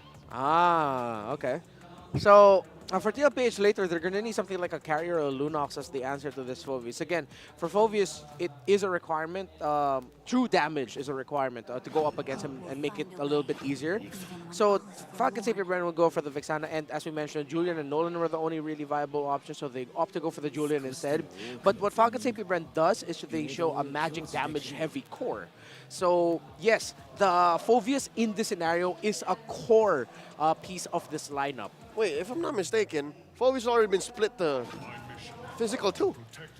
Yeah. He deals physical. hybrid now. Yeah, So, hybrid. with that said, again, Flap TZ can build this any direction he wants. Yeah. Mostly, it will lean towards a more physical route, the War Axe. Defensively too. Or defensive, yeah. But there is still enough magic damage in the kit of Phobius for it to be Count a as threat. a magic. To count as a magic. That's So- why he's a pain to deal with. So that means we're going physical for Super Marco. Yeah, sorry, that just made me laugh. We talked about damage, and then the physicality, the hybrid. Falcons APBren taking away the Harith. One of the best things that you can do if you're TLPH is to equalize the quote-unquote magic damage that Falcons APBren already brings to the table is to bring in a Harith. However good for them is they still have the Nathan as an option for Benny QT. And the Lunox. Play into the Benny Bomb. And there's the Moskov, which I think would have been great. Because again, you want physical on FCAP right now. They're kind of overloaded on magic. The answer, FCAP taking out Benny's favorite 1-1. Yeah. If they don't want to deal with it, I think they pick up the Claude. If they're willing to give the Claude, pick the gold laner of Benny QT later, pick up your mid laner now. Yeah, you kind of want to protect Benny given how aggressive FCAP is reading to be 3 picks in. This might be Aurora, or I'm still thinking the feasibility of a Zask. I'm leaning a little bit more towards an Aurora here. Either way, I think Zask is the safer of the two. Because you kind of punish the Phobius. If you're going to clump up anyways, yeah. the Phobius is going to be in the range of your Nightmare Spawn over and over again. He's gonna melt at some point. I get you. Let's see. Oh, they pack the Eve. That's a lot of boxes. That's a very interesting approach. And again, easy pickup there for Falcons APBren. They see the Eve, you immediately go ahead and pick up the Claude. And they have no disincentive to not play the Claude. They're not afraid of the Phobius. It's on their side. And there's the Cho. The fabled Choguin. The Choguin. We don't see it a lot, but the times we do really popped off. And we mentioned it earlier, it's the Benny Bomb, it's the Nathan. They needed to pick up the Nathan. Raptor, there's so many ways to mess up this Khalid. Yeah. Daddy JP, mainly he's going to play Vision. That's it. Yeah. Like, he can't be as gung-ho about going in and out as usual. Yeah, however, though, if it's not JP getting Vision, it definitely has to be Sanford and just allow JP to play a little bit more back and set up for the late entry Raging Sandstorm. The early to late game potential and damage potential are much higher for Team Liquid Philippines, but what Falcons APBren has in spades is that lockdown crowd control and, well, just really strong crowd control overall. You know, at this point, I consider the Vexana, the Grasp, the Deathly Grasp, as a lockdown because it almost always connects. Yeah, and in the instant EG, that stun, that knockup, it's great. Jose Ingan, JC Rezabek, Naisu, go ahead, take us into the land of dawn. And we are here for the final potential game of the regular season. Welcome to the English Desk. My name is Ingan. Together with me is Naisu. Clash of the Titans once again. TLPH versus Falcons APBren. Now, we all know what happened during game number 1. Yep. A really good comeback. And with that, I'm pretty sure TLPH is hungrier for more, for revenge. Because they had it in the bag almost. The Liquid Express was really, working for them. It was there, but the huge base defense and implosions from Ogwin happened. So right now, what do you think is going to happen for this game considering the lineups? Looking at the lineups here, I like both of them. I'm glad even it's weird to say this, but I'm even glad to see the Phobius come through. I thought the Eve. That was my next thing to point out. Even the Eve. Now, Eve generally hasn't had the best time through Season 14. Neither right now is Sanji. Whoa, already, as we were talking about. Whoa! Ogwin, very aggressive, goes in for the first blood. He's going to get cut off, though. Carl Teasey's going to go for the hunt. Is he going to be able to get the execute? Does get it, and FCAP already with the play early on. And as I was saying, man, even Eve, happy to see it, but generally, statistically, Eve hasn't done too well. That was a good play there coming in from Ogwin. And a quick fun fact, Auntie Anara from the Filipino panel actually asked Ogwin if he does play the Cho. Ogwin said yeah, and after that, he's been grinding the Chos even during his stream. So right now, I'm pretty sure Ogwin is more than capable of performing those fast Way of the Dragon plays as we've seen him do before. And Falcons APBren off to a good start. Game number 1 was TLPH game. Down to the 14-minute, 18-minute mark. They were in control. The base of Falcons APBren was almost demolished. Even down to the third takedowns of Falcons APBren. They only had 2, but this time they're starting things off by going after JP and going for the turtle. Of course, Pathway going to be dropped down from Sanford. Man, they deal with a whole lot just thrown in the air. Tonal Guard dropped down too. JP on the run. Sanji setting up the rear world manipulation. And look at the fancy footwork from Ogwin. Just bobbing and weaving completely fine. Now Sanford, the target here. They'll take him down. So already a kill picked up. JP on the whims, trying to get back to the turret. There's the jump in from Flap. Infernal Pursuit, but he has the heal. JP's going to be fine. And now FCAP focusing on the turtle here. Carl Teasey is around the corner. Has the Retribution.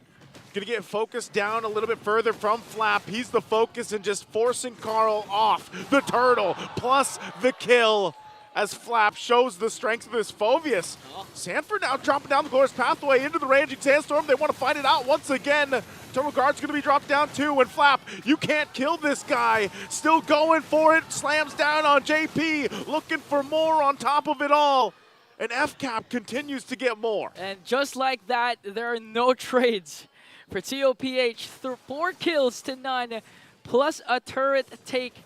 You know, Flap TZ, compared to game number 1, has a strong start right now. He does have the Phobius, one of the most banned heroes recently. And at the same time, the thing about TLPH is, if you give Sanford a hero like, wait a minute, Super Marco goes in after Benny Cutie. Oh, wow. Just catching him with that enhanced chains there, the increased range there too. The best part is, they forced Benny also to pop his Purify. So, you know, Falcons APBren can have a good time again when it comes to the second turtle. Going back to my point, Sanford, giving him a high loss. You know, the San duos are highly mechanical players. We've seen Sanford a while ago dominate the early game during game number 1 with the Arlet. And with this high loss pick, do you think Sanford's going to be activated as much compared to game number 1? I hope, I would hope so. I hope that he can still be activated. But yes, this is a high loss we're talking about. So when we think about activation, especially the XP lane Hylos, it's you're laying down a Glorious Pathway, and that's either to engage or cut off or you know, find some utility there, but then also you have the Revitalize. So, you know, really part of this, everybody has to be activated in the same sense for TLPH's lineup. You're talking about the Raging Sandstorm, the Glorious Pathway, plus the Real World Manipulation. All that sets like the best box of, you know, fighting territory that you could ask for, really. And that's where then you hope that you get to the late game and Benny Cutie does what we Benny Bomb. Yeah, the Benny Bomb before, what we coined in the earlier part of the season. And even for Carl Teasy, if he can get a snowball going, there's the kick though, but Ogwin gonna disengage. Okay, Falcons APBren gonna do a soft reset on this turtle. Now 5 members of both of these teams are ready to engage here. Sanford tries to survey the scene, zoning out. Super Marco ready to engage. Here comes JP as well. Flap TZ goes in with an Infernal Pursuit. Glorious Pathway dropped down from Sanford, trying to cut things off. Flap does not care. Just continues jump in with the Infernal Pursuit. There's the Blazing Do It from Super Marco. Pops off enough damage, but no one going down just yet. Sanford still quite healthy. Already using that Revitalize to top everybody off, and now the Real World Manipulation drops down. Turtles are going to be secured though, and Ogwin will jump in, find the target as he finds Sanji. They pick up a kill through it all, and TLPH still looking for their own. Now the thing is, this is what we saw during game number 1.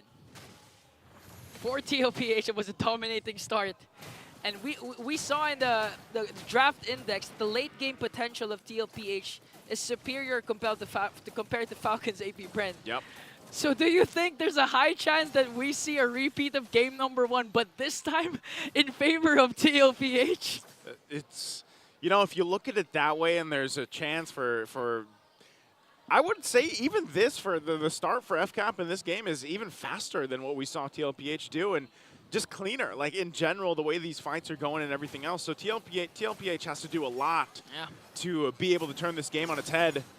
And even so, you know, it might be like if they get a pick off, if they get something, that might be great. But really the lineup is going to take a lot more time to, I feel like, you know, just get to that point. It's got to cook for a while, basically. Speaking of doing things a lot, Kyle TZ just gets a turret up top. Super Marco also has a turret down bottom. So right now, Falcons APBren knows how to extend the lead macro-wise. 4.2k gold lead, and Ogwin just having the time of his life.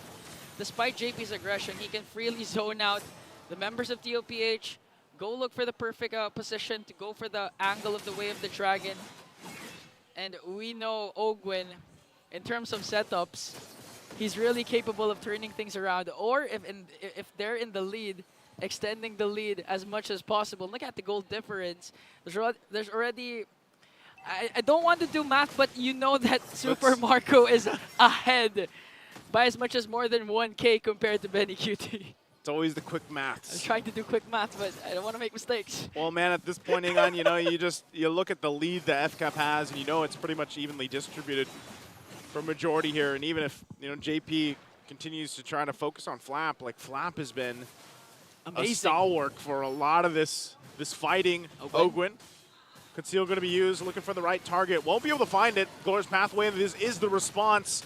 Real World Manipulation as well. Flap's still there. Kyle will go ahead and get the turtle. Wow! Carl tries to fight it out, but they're forced back once again with a Blazing Duet. There's the kick on Sanji. Taking out Carl. Gonna get cut off and taken out. 2 down once again for TLPH. And it's looking even more grim at this point at the 8.5-minute mark as everything continues to get taken. FCAP not letting up at all. Man, I just like to commend what Few did there. The Eternal Guard catch onto 3 members of TLPH aided the Super Marco Super Blazing Duet. That's why they got 3 kills. And Kyle TC got the turtle. And now they have a 6.4k gold lead. Made quick work onto the middle lane turret. They have minions up top. They can force a fight, specifically Flap TZ or Ogwin, as they try and burst down this turret up top. At TLPH, now the main question for TLPH is, can they defend just like how Falcons APBren defended their base numerous times in game number 1?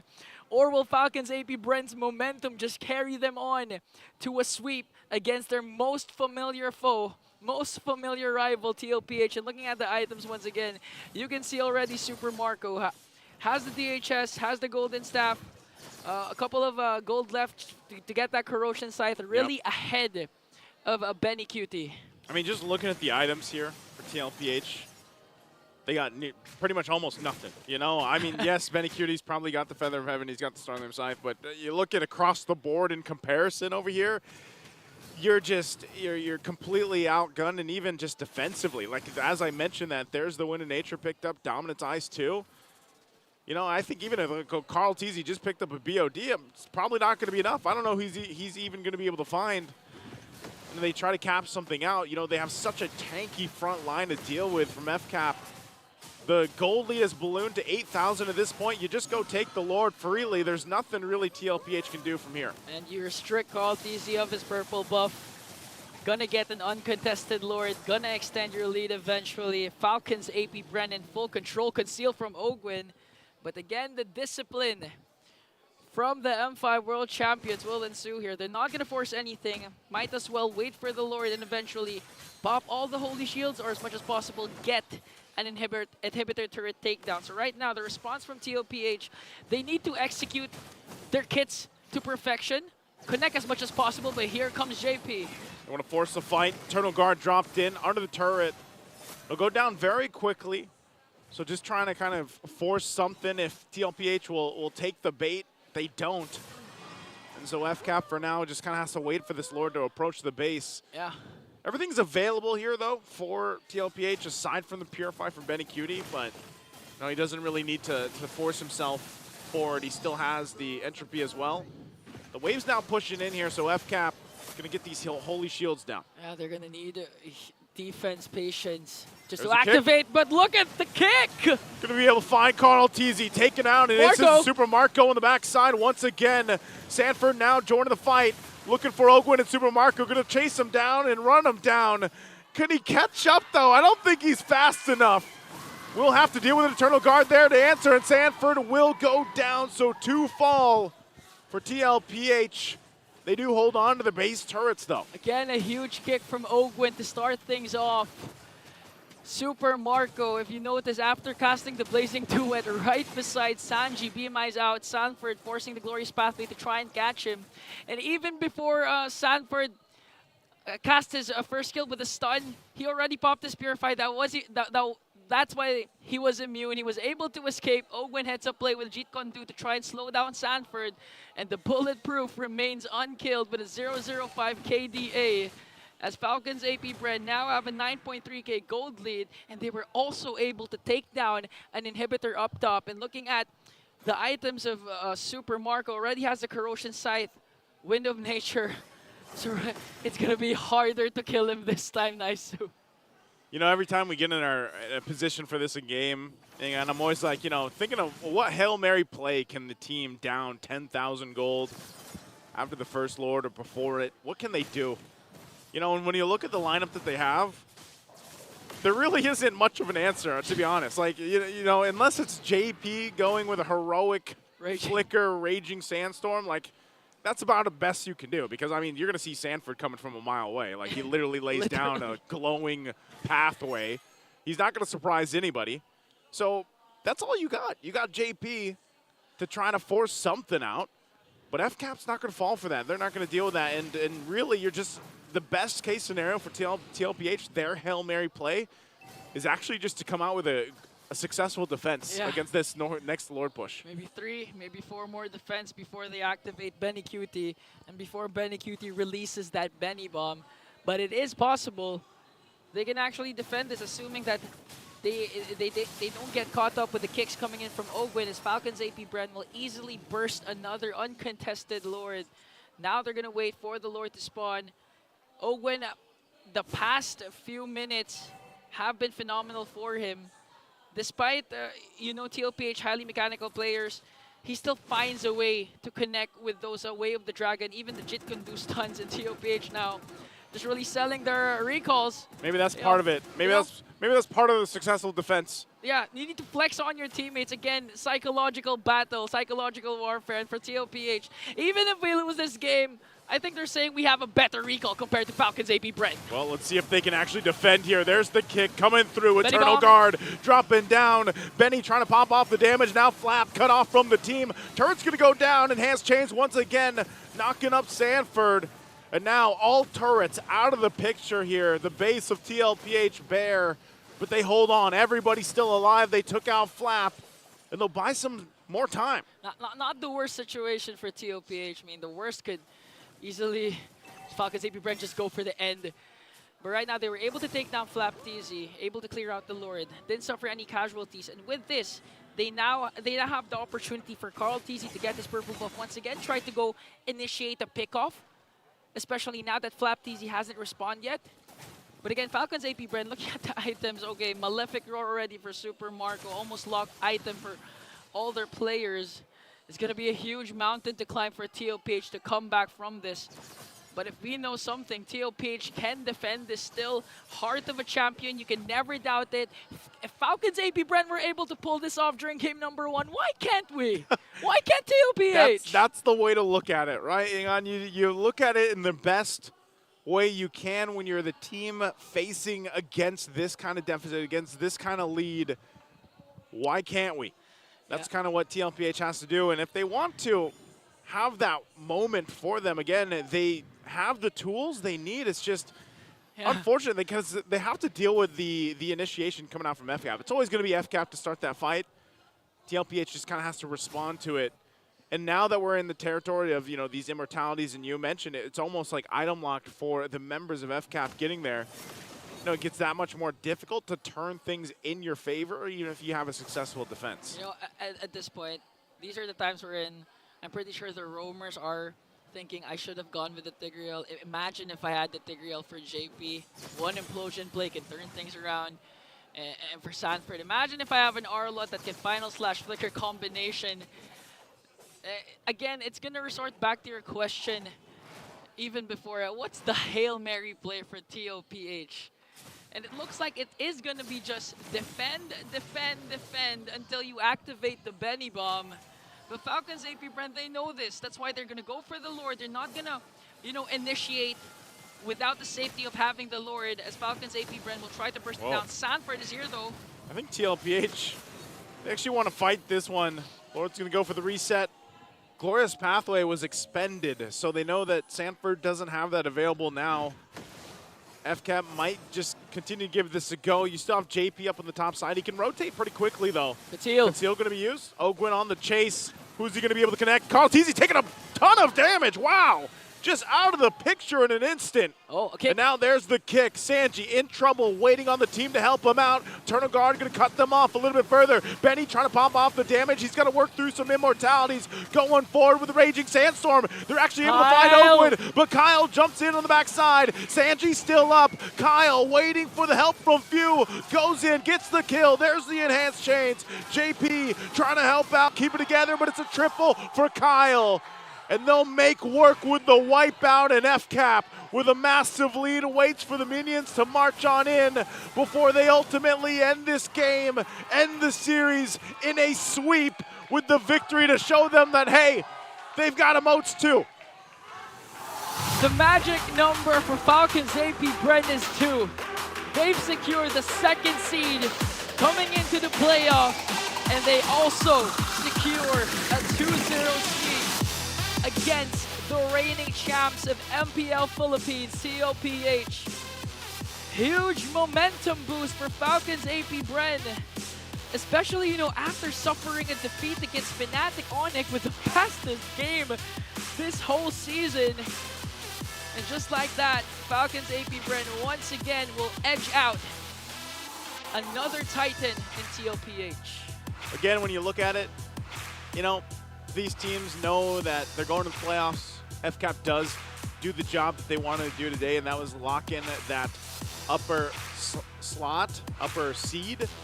They managed to do that. TLPH, though, they've got a lot to bring to the table, I think, when we get to the playoffs, and even more so now that they have some time here.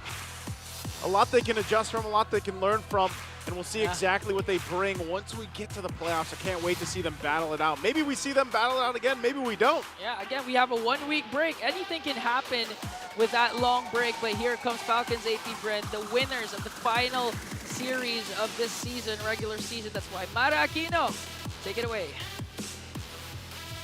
Everybody give it up for Falcons APBren. There won't be any tiebreakers today. Kyle TZ, Congratulations. Thank you po. May tanong kami kasi lagi niyong sinasabi na rivals nyo ang TLPH. But you defeated them over and over again. So bakit niyo silang tinuturing rivals even though every single time kayo ang nagdo-dominate sa mga interviews? Yeah.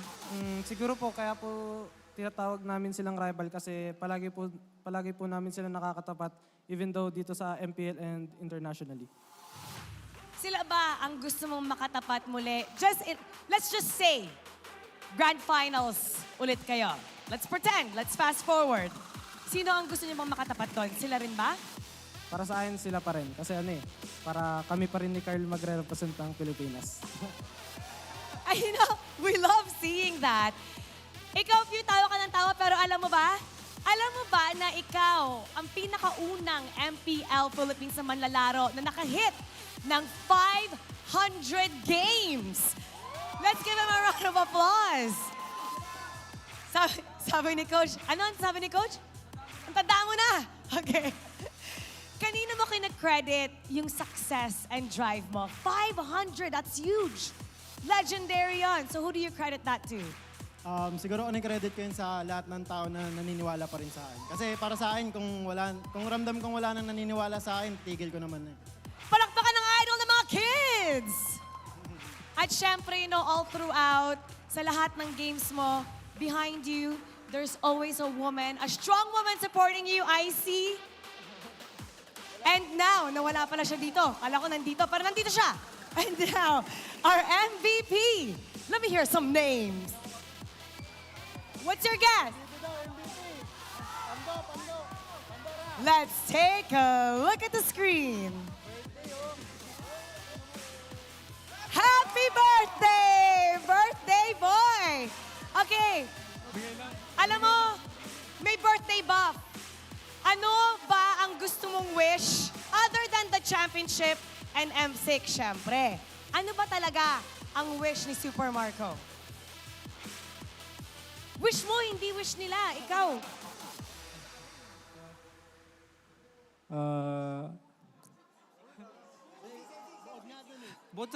Maliban sa M6, maliban sa championship, personal wish ni Super Marco. Long live sa mga mga loved ones ko. Long live sa mga loved ones. You're so selfless. Ano gusto mo sabihin sa ating mga fans? Long lives pala yun. Sa mga fans nyo. Thank you sa mga nag-effort na pumunta rito, tsaka sa mga bumati sa akin, tsaka sa mga pamilya ko, tsaka sa girlfriend ko na pumunta rito. Happy birthday. And now it's time to award our lucky fan with 3,000 diamonds. Come on up. You will also get a ticket to Day 1, Match 1 of the playoffs. Hello. What's your name? Marian po. Marian. Okay, Marian. Sino dito ang favorite player mo? Si Super Marco po. Ayun! Anong birthday wish mo sa kanya? Ang birthday wish ko po sa kanya is sana manalo pa rin sila in the next game po. And always lang din ako magsusupport sa team po nila. Super Marco, nahihiya. Anong gusto mo sabihin sa super fan? Thank you po. Okay. All right, I'll take this mic. You get to take a bow with the team and take your walk, all right? Falcons APBren, you may now take your bow and take your walk of victory. The birthday buff is real. Happy birthday and congratulations, Super Marco and Falcons APBren. We're gonna break it down for you. We're gonna head back to our panel. Pass up. Happy birthday to you! A bulletproof birthday for Super Marco, putting a pin on it or a candle on it with an MVP performance. Honestly, as soon as Ogwin picked the Cho, everything else was just up in the air for the rest of Falcons APBren to catch up to. And Why does it seem like Few has been... No, he also played a Vexana in Game 1, no? Yeah. So back-to-back Vexana games here for... That's why. For Few. That's why. Yeah. And again, it's an instant catch, a deathly grasp, and then the Eternal Guard, that's sure lockdown. And again, what we highlighted earlier, what Falcons APBren had over the Team Liquid Philippines lineup was crowd control. They had that in spades. The lockdown made things so difficult for JP, Sanford, and the fact that two of their main pieces in their line, or make that three, the Phoveus, the Cho, and the Claude are easy formation breakers. That Sanji's Eve had such a difficult time, even though it looked like a good real-world manipulation, because he didn't have the early game that one Eve needs, so that she has a much earlier power spike. It was tough for Team Liquid Philippines. Which is a total foil to what Liquid looked like they were going for. There was so many boxes that Liquid wanted to set up, right? The perfect line for the Benny Bomb, the perfect square for the real manipulation and the glorious pathway, but they just couldn't find it, given how easy it is for FCAP to just say, yeah, no, you can't do that there. Not there. Anywhere but there. Yeah, I don't like playing tight formation or high requirement formations for one lineup against a hero lineup from the other team that has a Phoveus. Phoveus alone already shatters a lot of formations. I was going to say Phoveus alone, but it was exacerbated by the Cho, by the Julian, by the Marco, by the Claude. And again, I think Vexana is slowly ramping up to be like #1 mid laner. Yeah. Again, the other mid laners you kind of have to work yourself into, like a Faramis, or a Valentina. The Aurora. The Aurora. Quite conditional. Yeah, the Vexana is just like, no, it's good. You want damage? Sure. You want CC? On demand. Yeah, and the fact that TLPH plays around the formation, that if anyone goes down, that's not good news for your team, because you're still going to be receiving some extra damage from the passive that the Vexana has when she gets to take down a target that's cursed by her. And what makes this worse for Liquid is the fact that, sure, the game ended at about 18 minutes, right? They were able to last that long, but they played a non-game. Not a single turret they pushed. Did you see that? Yeah. Do you even remember? Like, I looked at the stats now, not a single turret. Yeah, it's difficult to play the map when your lineup is really built around winning from the team fights, from the objectives. And the fact that Team Liquid Philippines lost the first team fight in a devastating fashion meant that as long as Falcons APBren wins the next one, then they'll take control of the majority of the game. Like 7 to 8 minutes, it's theirs. If TLPH keeps it close, they can come back to 9 or 10, 11. But since they didn't keep it close, well, Falcons APBren stomped them. Which is truly a shame, because you have a Khalid. That's one of the few things that Khalid does well. Even the Hylos, you assert yourself into situations, you roam the map as if you own the place, and then you hopefully give your cores a free time to go around. This is a situation wherein the cores are the jungle and the gold for Liquid. And say what you will about Benny Cutie eventually finding a Benny Bomb later on, but I think at that point it was too little too late. Yeah, again, it's incredibly difficult to play two frontliners that needs to assert themselves if the mid laner that they're paired with takes a while to ramp up, doesn't have that instant burst damage, that gratification you need. The B word. The burst. They were lacking the B word, what Rockhart would like to call the boom boom. The boom boom. They had the burn, but they didn't have the burst. And then when you have two assertive frontliners, you want burst paired with it. They got the box too. Yeah, they got the box. There's so many Bs, but the wrong kind. All right, real quick, let's relish in FCAP's victory by checking out this interview with them.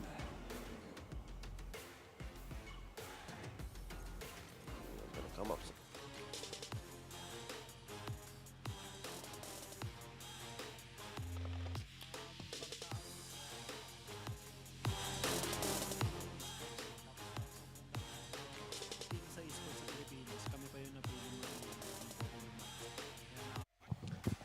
All right, we are going to revisit the tapes and try to get that video back up to snuff, but I can only imagine what it feels like for FCAP right now. Again, many reasons to celebrate the upper bracket berth, the birthday, and health and success of Super Marco. Yeah. And yeah, again, another chance for them at greatness. Nakaka-excite na nakaka-enjoy kasi sa first time namin makapag-cover ng magazine tapos at the same time nag-enjoy kami kasi may mga games na lalaro kami ron. For the last question, how did it feel being an esports team in a magazine like The Game? Is it a sign of esports being more recognized as a sport? Sobrang saya ko kasi na-feature kami magkakasama sa isang magazine. Tapos feel ko na nare-recognize na rin yung paglalaro ng Mobile Legends na parang sports na rin kasi meron ng mga tournaments internationally tapos meron na rin sa SEA Games. Ganun. Kaya feel ko nare-recognize na talaga siya as a sport.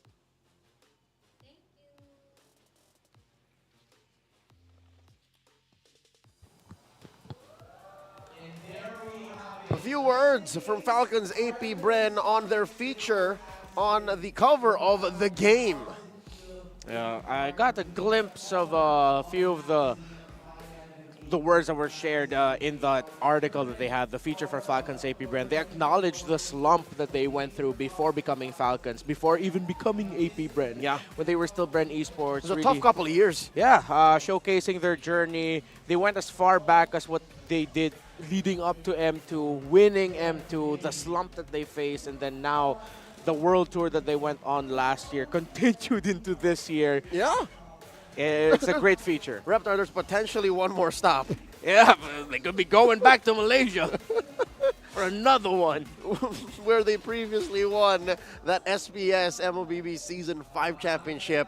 All right, real quick, all eyes right now, given that we ended the regular season, onto the playoffs. Don't miss the much-awaited playoffs of MPL Philippines Season 14, held right here at Green Sun Hotel. Get your early bird tickets now because they're on sale starting October 9. Buy our tickets on a discount now. If the early bird promo is still live via ph-mpl.com/tickets/playoffs. Yeah, join the party with us. We're gonna see the space that we've called home for 8 weeks grow, seeing new elements, lots of new activities for our viewers. So if you thought this was the final form, got another thing coming at you.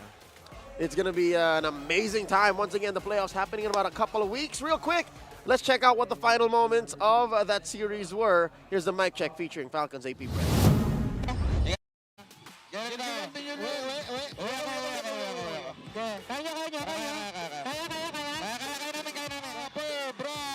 Happy birthday, 14 kills, baby! Happy birthday! 15 kills, 15 kills. Nice! Patata nga. Kaya boy, wala ka. Kaya. Last kill ah. Coach, ano yung tiyo ah? Winter, meron ka ah? Wala, 2,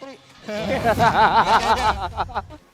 Happy birthday, 14 kills. Chanting upper bracket. And in that last clip, were they trying to style on Liquid by saying, you have a flicker, you have a flicker? Yeah. Never change, Falcons, never change. Oh, wow. It's great to see them in a high spirits. Again, they've gone through a slump, a rough beating from Fnatic Onyx Philippines, suffering the fastest game, but no, up against their fellow Titans, the rivals clawing back after being against the wall for 20 minutes. Entirety of game number 1, yeah, for 20 minutes. It's great. And for Falcons APBren fans, including myself, a lot of confidence probably heading into the playoffs. It's not the same story for Liquid. I can only imagine. My heart goes out to the Cavaliers and the Cavalry. But, you know, you can rest easy knowing this. Oh, what's this? The playoffs is definitely something else, all right, for Liquid. So best believe they're still our defending champions. Here are our bias points. Again, predictions happen all throughout Season 14. And we're going to tally them right now, the lowest of which will be suffering consequences. Oh. Ingan scored 3. Okay. All right. Okay. All right. New guy on desk. I got 4. 4. All right. Yo, Rock Hard, Ingan, come in here. Come in here. Rock Hard. Join it. Rock Hard. Come on. Nice, you got 4. Nice, you got 4. Come on in, Carl. Let's go. Oh! You got 10! 10! Unbelievable. And Rock Hard got 4.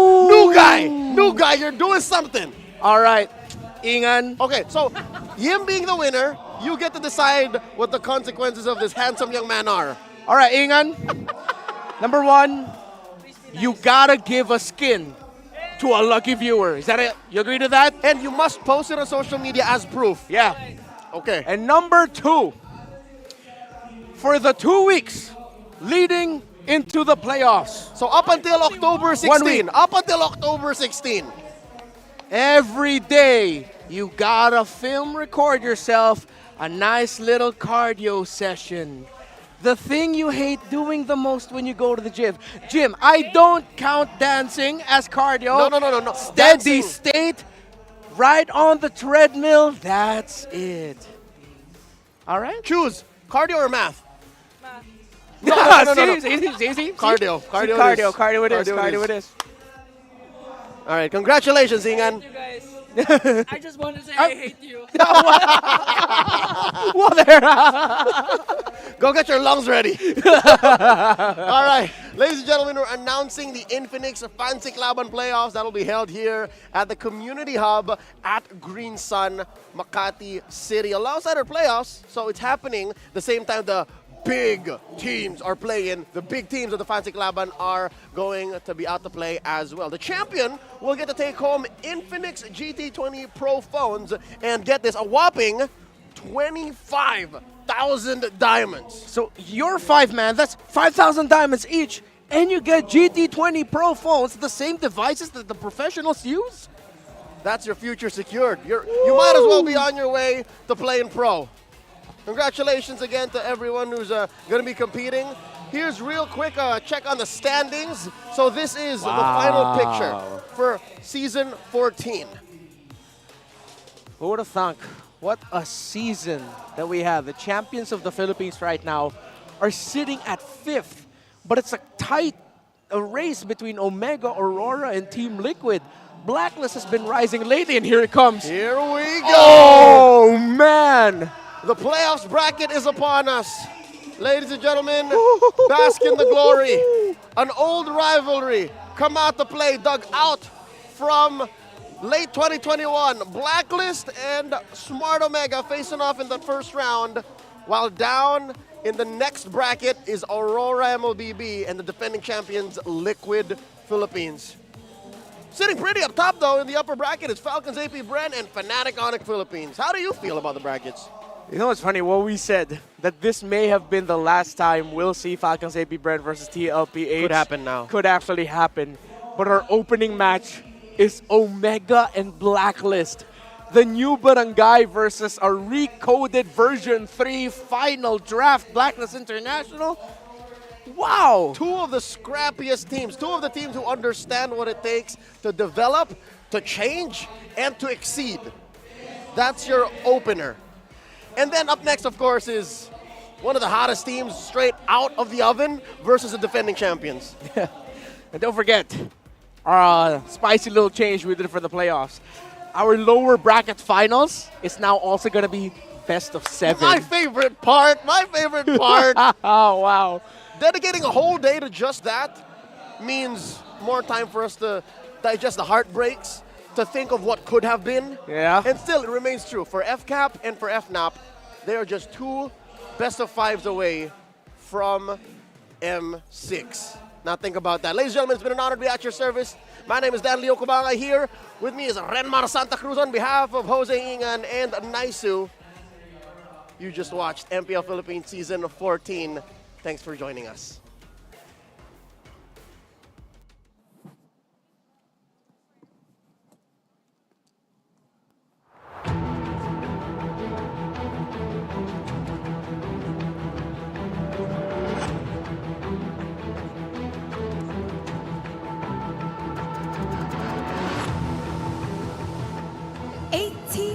In 8 weeks, they battled in this arena, aiming for that one goal.